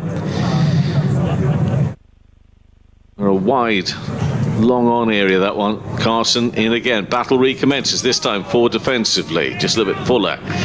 Treated with respect from the Australian Labuschagne, who's moved to 10 for that previous shot from 15 balls. 110 for 1. Interesting, fascinating, enjoyable cricket to watch here at Hove, late on the second day. Carson again will bowl, and that's just turned away through the legs of the man at forward short leg. There'll be a single for Labuschagne, I don't think any more. In square, and Labuschagne will move to 11, and Glamorgan to 111 for 1. The sun is most definitely out now. I agree with Adrian. It did look as if maybe it was clouding over a little bit to our left-hand side, but the sun is shining beautifully on this lovely venue. Just reminding ourselves, you don't have to, but just remind yourself this is supposed to be a Division 2 fixture as well, and it has the feeling of anything but, doesn't it? I couldn't agree more. It's Al Hassan who lets that one go past him. Spins through to the keeper. 111 for 1 is the Glamorgan score. So that, by my reckoning now, down to 247, the deficit. Al Hassan on 37, Labuschagne on 11. 6 overs left. Well, I've had a cracking day today. Really enjoyed it. Good. Well, and if I can speak as a neutral, having enjoyed my last 2 days so much, I do not want any fireworks and drama here now. With all due respect to Sussex, okay? Just leave that till tomorrow, eh? If you need it. Well, Ollie Robinson might have a stay in that. Liam O'Brien's going to come and join us for the 6 overs. Thanks very much indeed, Kevin, here on 5 Sports Extra, BBC Radio Wales and BBC Sussex. Other scores down at the Ageas Bowl. Northamptonshire already lost a wicket. They're 15 for 1, having been bowled out for 56 earlier on today. So still trailing by a mammoth 296 runs along the coast at Southampton, but it's going to be Ollie Robinson who's coming in down the hill from the Cromwell Road into bowl to Marnus Labuschagne. He's in and bowls, and Labuschagne a ball extra lift and bounce, and Ollie Robinson, the ball goes through to Ollie Carter. There is no run. Liam's back with us. Terrific passage of play, Liam. I'm loving it. I tried to get an angle on the commentary box. If you go to the far left side of the commentary box, you can see directly behind the bowler's arm and the batter, and it was fascinating just watching the angles and how they were trying to do these like really discreet things to put each other off and get each other. It's like a little game of cat and mouse. It was really interesting to watch. I learned quite a lot actually just watching it. And Liam, there'll be people who haven't been listening to us all day. Just describe why you're on our commentary team, and perhaps after this ball from Ollie Robinson, there are 4 slips. The 5th slip has now gone to leg slip, as in comes Robinson bowling to Marnus Labuschagne. Labuschagne is forward, plays it down the track. Robinson fields off his own bowling. There is no run. Absolutely. So I play for England Physical Disability Team, and if you want to follow the journey, add me on Instagram at Liam Obbs, or on Twitter LiamObbs123. And this year we're building towards a World Cup in India, so very exciting.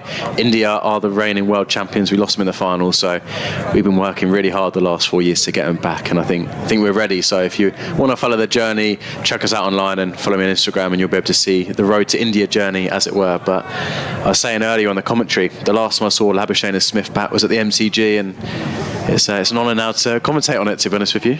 Robinson down the hill, bowls to Marnus Labuschagne, who lets this one go outside the off-stump, taken by Carter. No run, and you're a Sussex boy through and through? Absolutely. Grew up in the same age group as Tom Haynes going through the system, so live literally 10 minutes down the road from here. So it's very convenient that this is here, to be honest with you, and it's really nice just to see world-class cricketers at Hove, because it doesn't get any international like men's cricket, does it? So to see the standard here is very nice as a Sussex lad. And as Kevin said, this is Division 2 cricket, and some people sniff a little bit about Division 2. Why would you sniff at this? Robinson against Labuschagne. It's wonderful stuff in the sunshine. Robinson in bowls, and Labuschagne lets that one go outside the off stump, and there is no run. But the divisions thing is very tricky to talk about, because Sussex last year had a very young team, and this is a completely different team. So I don't think the divisions are as important as people make up. Like, you look at the Durham team, Matthew Potts bowled very, very well when he was here. Yorkshire, star-studded team. They had Shai Hope, David Milan. The standard's incredible in Division 2. So, I don't know. We've had some great cricket. Very lucky, haven't we? Very lucky. Steve Smith's got a best view in the house. He's at second slippers. In comes Ollie Robinson down the hill, bowls to Labuschagne, who lets that one go outside the off stump, taken by Ollie Carter. There is no run. You play for England, Liam. You talk about this out here with Robinson against Labuschagne. Psychologically, how important is this for both of them? I mean, Robinson's already got Labuschagne out once in this match. This is England versus Australia to these two. Have you seen, as soon as Marnus Labuschagne got in, Robinson just had the extra yard of pace, the extra bit of carry. This means a lot to him, and he's having a longer spell as well, because I think he really wants to bowl him. And save for Labuschagne, he was ruthless, wasn't he? Robinson's overpitched one ball and he smashed it for 4, so it's a really good battle, and it's a bit of an ego boost for both of them, isn't it? Robinson in bowls, Labuschagne lets that one go. It was a good lead by Marnus Labuschagne. Terrific over from Ollie Robinson. It's a maiden over. Glamorgan remained 111 for 1. There are 5 overs left in the day. Labuschagne is on 11.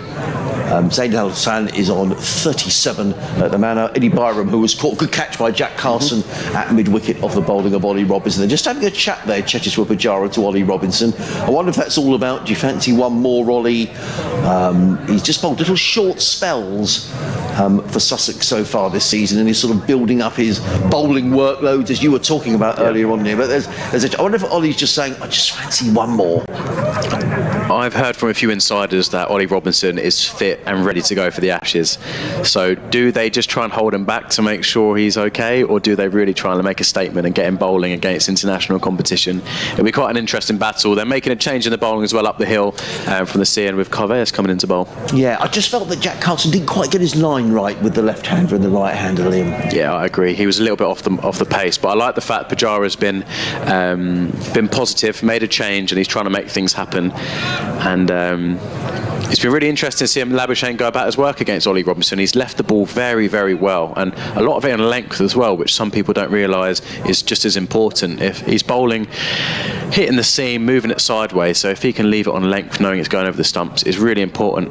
So Carveus in for his first ball, and that's right on the money, just outside off stump, and it's left well there from Al Hassan, who's been very impressive today, bowled pretty solidly this morning, and then I've not seen him back before, and he's looked very steady, very compact, and he was ruthless early on against Carveus, hitting a couple of beautiful cover drives.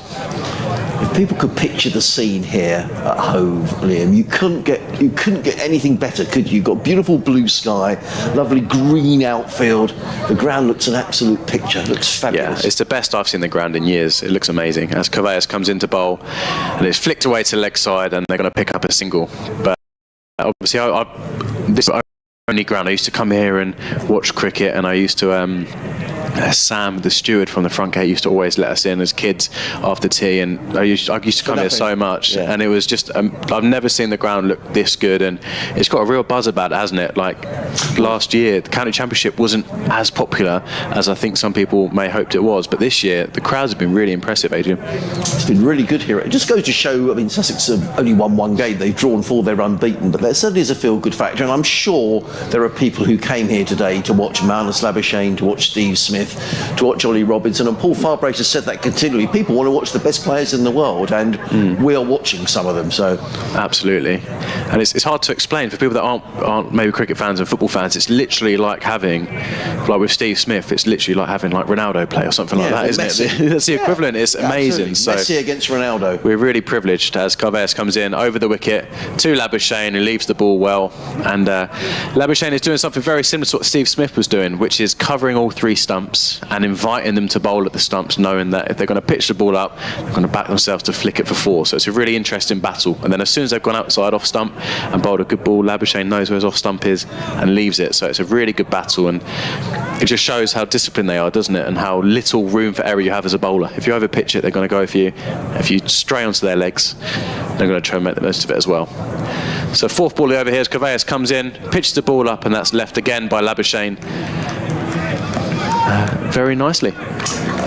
Marnus Labuschagne won't have seen very much of anything of Harry Carvelos. I wonder if that's an advantage here for Harry Carvelos. He just drift the ball away from the right-hander. He doesn't bowl with express pace, but he's always at the batter, isn't he? That ball pitching round about off stump and just moving away.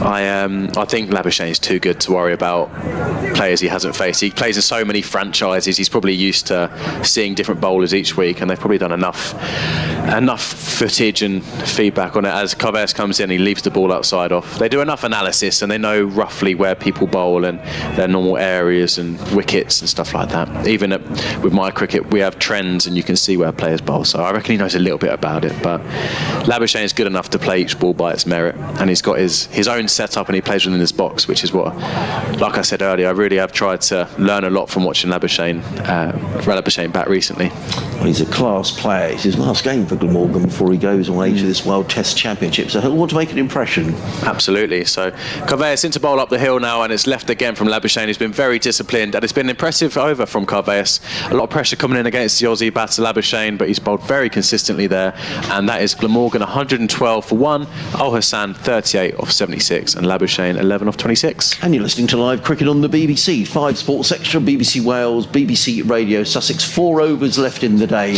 Glamorgan 112 for 1. Zain Al Hussain is on 38. Marnus Labuschagne is on 11. Earlier on today, Sussex making 481. James Cole's 138. Steve Smith making 89. The lead for Sussex on first innings, 358, has been whittled away by those 112 runs. And Ollie Robinson is coming out of the attack, and it's going to be Tom Haines to bowl his medium pacers down the hill from the Cromwell Road end. Elsewhere in the Championship, Northamptonshire 23 for 1 in their second innings, still trailing Hampshire by 288. Middlesex 61 for 1, trailing Somerset by 168 in their second innings are Middlesex. Notts 326 for 5, they finish for the day at Trent Bridge, leading Essex by 28. Kent 78 for 2 at the Oval, as in comes Haines and bowls down the leg side, not taken cleanly by Ollie Carter, who's standing up to the stumps, and there is no run. Kent trailing Sussex by 6 runs. In the second division, another good day for Durham, because having made 445, Gloucestershire are 227 for 8. 2 wickets there for Matthew Potts, who's in good form in this early part of the season. Gloucestershire still trailing Durham by 218. As in comes Haines and bowls to Al Hassan, who plays that on the leg side and picks up a single. He goes to 39. He's batted very sensibly and very well. He goes to 39, the total to 113 for 1. And reigning at New Road, where Worcestershire are 26 for 2, needing another 245 to beat Leicestershire. I think credit to Glamorgan here, though, Liam, because when you've been in the field for as long as they were, 119 overs, they looked pretty tired when they went off, and often you can lose 3 or 4 wickets very quickly, but they haven't, and they've really battled away here. And just watching them, they looked so dejected, didn't they, when we were watching them in the field? And it's been such a good start by the openers. They set the impetus for the innings, really, and Byron was really impressive. Al Hassan, like I said earlier, was really compact and ruthless when he got the bad balls, and then Labuschagne's been very, very compact and solid as well. So it's been very disciplined. I think if we spoke to the coach after this day's play, he'd be really happy with how they've fought back. No, I would agree. Tom Haines running in down the hill, bowls and let go outside the off stump, taken by Carter, and there is no run. And just other news, we'll have listeners in Wales, I'm sure have heard the news, and Nick announced a little earlier on that Alan Wynne-Jones and Justin Tipuric have announced their retirements from Test Rugby. The BBC website says shock retirements from Test Rugby, just 4 months before the World Cup that takes place in France in the autumn. Tom Haines in lovely South Coast sunshine, down the hill, bowls, and Labuschagne. I think he was caught in 2 minds there, Liam. Yep. It's the speed. That's what I'm telling you about. So it looks a bit easier because Haynes is a little bit slower. That means these pros can just ease and play whatever shot they want. But it's so off-putting because they're used to the ball coming on really quick, hitting the top of the bat. And this time Haynes is a little bit slower, and they're caught in between leaving it and playing it down to third man, which is why I quite like this change of bringing Haynes on, because it's probably something Labuschagne's not used to facing. Could have easily got a little nick to that. Haynes in again bowls. Labuschagne drives firmly to short extra cover, fielded there by James Coles in his sun hat. There is no run, just the two slips in place, a backward point, cover, short extra cover, mid off, mid on, a deep mid wicket. Now the field is changing and they're putting 1, 2, 3. There's our deep mid wicket, a fielder almost at cow corner down in front. Well, sorry, deep backward point and cover, and a fielder out at deep mid wicket. So it's like they're trying to give him a single. It is strange, isn't it? Haynes in again bowls, and Labuschagne covers up, plays back down the offside of the track. Haynes fills off his own bowling, and there is no run. So 3 overs left in the day on what's been a fascinating day here at Hove. Glamorgan 113 for 1. Al Hussain is on 39, Labuschagne is on 11. Live cricket here on the BBC. Adrian Harms and Liam O'Brien just steering you through the last 3 overs of the day. Yeah, it's been a really exciting day, and it's kind of ebbed and flowed. I thought Sussex were going to just run away with it, but Glamorgan have fought back really well today, and it's been interesting. I've just watched in between there, Labuschagne and Steve Smith talking in between, so I think they're still good teammates, having a bit of fun. And I think Labuschagne, every time a ball's happened, he keeps joking with the slips, so I think it's a running joke with Steve Smith and Labuschagne maybe, as Kavaes comes up the hill to Al Hussain, who leaves it nicely. But I was looking at Robinson's spell. So he's bowled, what was it, the first spell was 4 overs, that spell was 5 overs. As I said, I've heard from a few insiders, he's fit and raring to go, and I quite like how they manage him, just making sure they don't over bowl him. But he definitely looks fit and raring to go, and he definitely had a bit of an extra yard when Labuschagne was into bat. So exciting times for England fans. Oh, definitely. So Kavaes up the hill now, coming round the wicket, bowls the ball, and that's played nicely out to deep point for 1. So that's going to get Labuschagne back on strike, which it seems like they're quite keen to get Labuschagne back on strike. I agree. And it's probably the last time that Sussex supporters will see Ollie Robinson for a while, because he'll be away now for that first test match of the summer against Ireland, and then we presume for then much of the summer, certainly in June and July when the Ashes are being played. So I don't think we'll see much of Ollie before September. Yeah, it's one of those things where they had such a big mission here at a club when Ian Salisbury was in charge to get international cricketers from Sussex. So it's one of those where you have to swallow it. So Kavaes into bowl, and that's left well from Labuschagne. So that's the only tricky thing, isn't it? If you create international cricketers, you end up not seeing them very often. So it's one of those. It is. But it's for others to take wickets, and Nathan McAndrew is the overseas for Sussex, who can't play in this game because Steve Smith and Cheteshwar Pujara are playing. But he's already taken 15 wickets in the Championship, Nathan McAndrew. So yeah. He'll come back into the side when the Championship resumes. And Kavaes into bowl now, full length ball, and that is played away to point by Labuschagne for a dot ball. Yeah, McAndrew's been bowling really well. When we were here for his first game, weren't we? Yes, we were. And he bowled down the hill, and he was straight on the money. He bowled like very accurately at the stumps, got a bit of nibble off the seam, and threatened most balls. But who's really impressed me is Hudson Prentice coming on at first change, because it feels like they've got continued pressure now after the opening spell, which has been a big change for Sussex. They have struggled to take wickets in previous years, haven't they? So that has been the problem here for the last 2 seasons, most definitely. So Kavaes into bowl up the hill to Labuschagne, who leaves the ball very patiently. As again, it's very boring, sometimes people would say, because he's consistently leaving it outside the off stump, but he's very methodical. He knows his areas and knows the balls he wants to play at, and he's trying to bring the bowler onto his pads so that he can flick one away or over pitch and he can hit through the covers. So very meticulous here from Labuschagne. It's a good battle between these two. He is. He just drifts the ball away from the right-hander, doesn't he, Harry Kavaes? He bowls a very nagging line as well, around middle and off. Yeah, very nagging line, very consistent so far as he comes into bowl now. Full length ball, and that's blocked nicely away by Labuschagne. So that's going to be the over. 114 for 1. Labuschagne on 11. Al Hussain played nicely on 40. And we have 2 overs left in the day, Adrian. That's gone quick today, hasn't it? It's gone really quickly, and it's a lovely evening here in the sunshine, and the crowd, and it's been a very good crowd here at Hove for a county championship. Championship match are staying on until the end. There's some temporary stands at the far end of the ground with their blue seats. They've been put up for the T20s, which start next week here at Hove, when Somerset will be the visitors.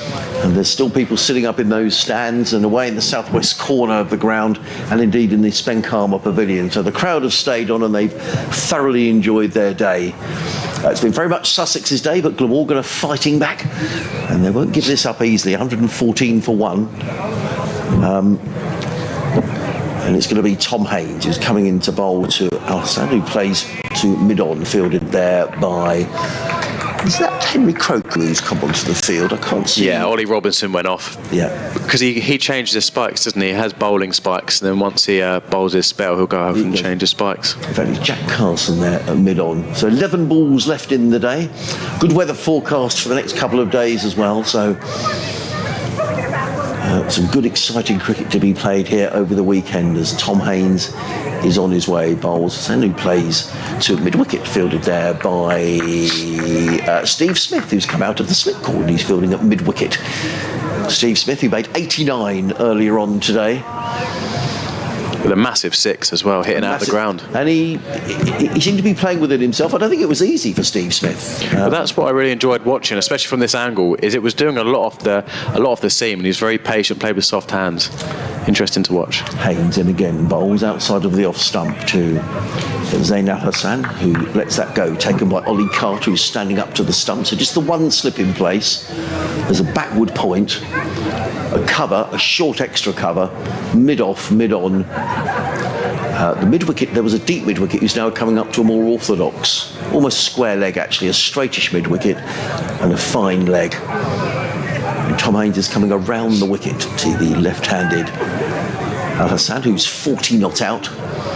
He's in and bowls. Al-Hassan, well, he beat him outside the off stump. I thought for a moment that he played that back down the offside of the trap. We were obscured by Ollie Carter, who's standing up to the stumps, and he beat him outside the off stump. Absolutely. And on the subject of Steve Smith, as much as it's a controversial subject that he's playing for Sussex, I personally think it's great because the youngsters at Sussex are only going to learn from it, which Tom Haynes even spoke about yesterday, how helpful he's been and how open he's been. And he's been great with the media team apparently as well. But you've got to feel a little bit bad for him for some of the decisions he's got. As much as he's an Aussie and everyone wants to see him get out, he's had a few stinkers, and as a batter I just know the feeling. So he probably should have gone on to get his ton today, but he's moved into second slip now. Comes in, does Haynes, and Miles Al-Hassan is forward, plays out into the offside. There is no run. One more ball left in Tom Haynes is the penultimate over of the day. And I would say as well, Liam, that we've been to the 2 away matches at Worcester and at Leicester, and Steve Smith is in demand, and people continually coming up asking for photographs, for selfies, for autographs, and he's done every single one. Amazing. That's one of the testaments as well, isn't it? Every single one. He could easily, coming over to England, because he gets some stick, just say no and be very rude and within himself to make sure he doesn't get caught out. No, he's been really very, very good. Big fan. In comes Haynes, around the wicket, bowls, Al-Hassan covers up, plays down the offside of the track. Made no but from Tom Haynes, and well played by Zain Al-Hassan. He's 40 not out. Glamorgan are 114 for 1. Marnus Labuschagne will certainly take the beginning of this last over. And Glamorgan, I think, have battled away really well here. The lead was 358. They battled through this period. I think if you'd have said to Glamorgan, will you take just being 1 wicket down at the close, I think they would have done it. I say what, it's a weird one as well. I think if you spoke to any cricket fan, we want to see more cricket. We want to see Smith in again. I want to see Labuschagne get some runs and have a really competitive 4th day, especially because I'm going to be on the 4th day as well, so I'd like it to make it there. But it's just so good, and there's still a lot of people left in the crowd, and I've recognised a lot of people that I've not seen in a while. Everyone's come in to see the standard cricket today, so brilliant. Excited for tomorrow as Corvais is into bowl, and it hits Labuschagne on the pad, and that's a big appeal. A lot of movement off the seam there, but not out from the umpire. Labuschagne obviously covers all 3 stumps when he's batting, so if it seems away a little bit, it's got to be it's not really going to hit the stumps, it's going to be missing off stump, which you don't normally see, do you, Adrian? Is an appeal and it's going to miss off. If you're Harry Carvalhos, you're thinking here, well, it's the last over of the day. He's not going to be looking to attack. You wouldn't have thought. Yeah. Well, I think Labuschagne hasn't got that in his mind. I think he's waiting for the right ball and then he'll go for it. But Carvalhos has been really impressive. This is one of the best batters in the world, and he's been on the money. As he comes in again, full length delivery, and it's blocked away. And I know as a bowler myself, sometimes it can be intimidating. You sometimes bowl to the batter and you put them in this esteem rather than just bowling at the person, if that makes sense. So I've had it before where I've been a bit intimidated and bowled a little bit within myself because I'm trying not to get hit for runs. So it's been impressive seeing him really try and bang it in the pitch and swing the ball around. So Carvalhos into bowl here, up the hill. Bowls the ball here and it's left well from Labuschagne. Consistently has left the ball well as well, which is a good learning point because I'd probably chase after a few of these trying to get some runs here, Adrian. You went out to the pitch and had a look at earlier on in the day. You thought that there may be a little bit of help for Jack Carson a little later on in this match, the off spinner for Sussex. Absolutely. Carson does definitely rip the ball and he's very good with his angles, but he was really wasn't firing, was he? He was off the money today, so I don't know if we'll see him early on tomorrow. I imagine they'll get the paces, the seamers on again as Carvalhos comes in. And it's flicked beautifully through mid-wicket by Labuschagne. It's rolling down that hill and Pujara is chasing after it, but it's 4 runs and an excellent shot there from Labuschagne. And that's exactly what I was talking about, Adrian, wasn't I? He leaves it outside off so patiently, and as soon as you get a bit greedy trying to get it back on the stumps, he flicks it for 4. Ruthless. And that was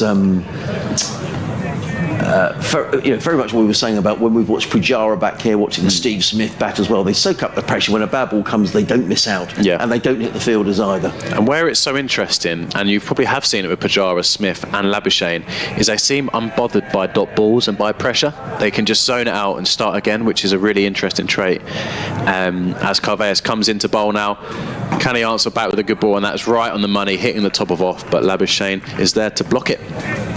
Just talking about the weather, I've just picked up a message from a local journalist down here who was up in Newcastle yesterday for the football last night, travelling back by train today. He says, I can tell you Sussex has by far the best weather of the day, cloudy and drizzle elsewhere, and was raining heavily at one stage about halfway down. So there we are, we've been blessed today. Oh, amazing. On the south coast, it's been glorious weather.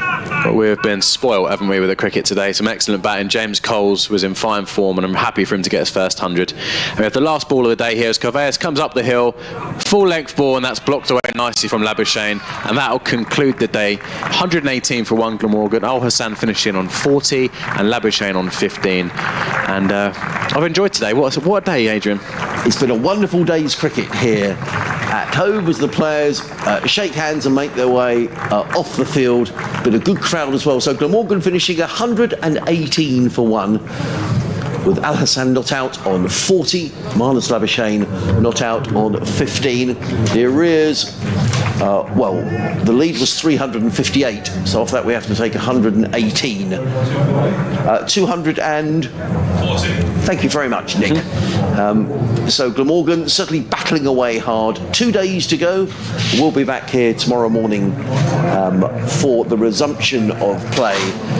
As Paul Farbrace, the Sussex coach, wanders across the outfield. It was a wonderful day's cricket. Thank you very much to Liam O'Brien. Wonderful to see you again, Liam. If we're still here on Sunday, and we might well be, Liam will be joining us. Thank you very much to Nick Webb from BBC Wales. Thank you to Kevin Howells from 5 Sports Extra. We'll be joined tomorrow by Beth a Sussex ladies cricket, so looking forward to Beth joining us. The players getting applause from the crowd who have stayed on until the end. It's been a wonderful day's cricket here at Hove, and we can't wait for tomorrow. And for everybody who's been listening, thanks very much for your messages, and we'll speak to you again tomorrow morning.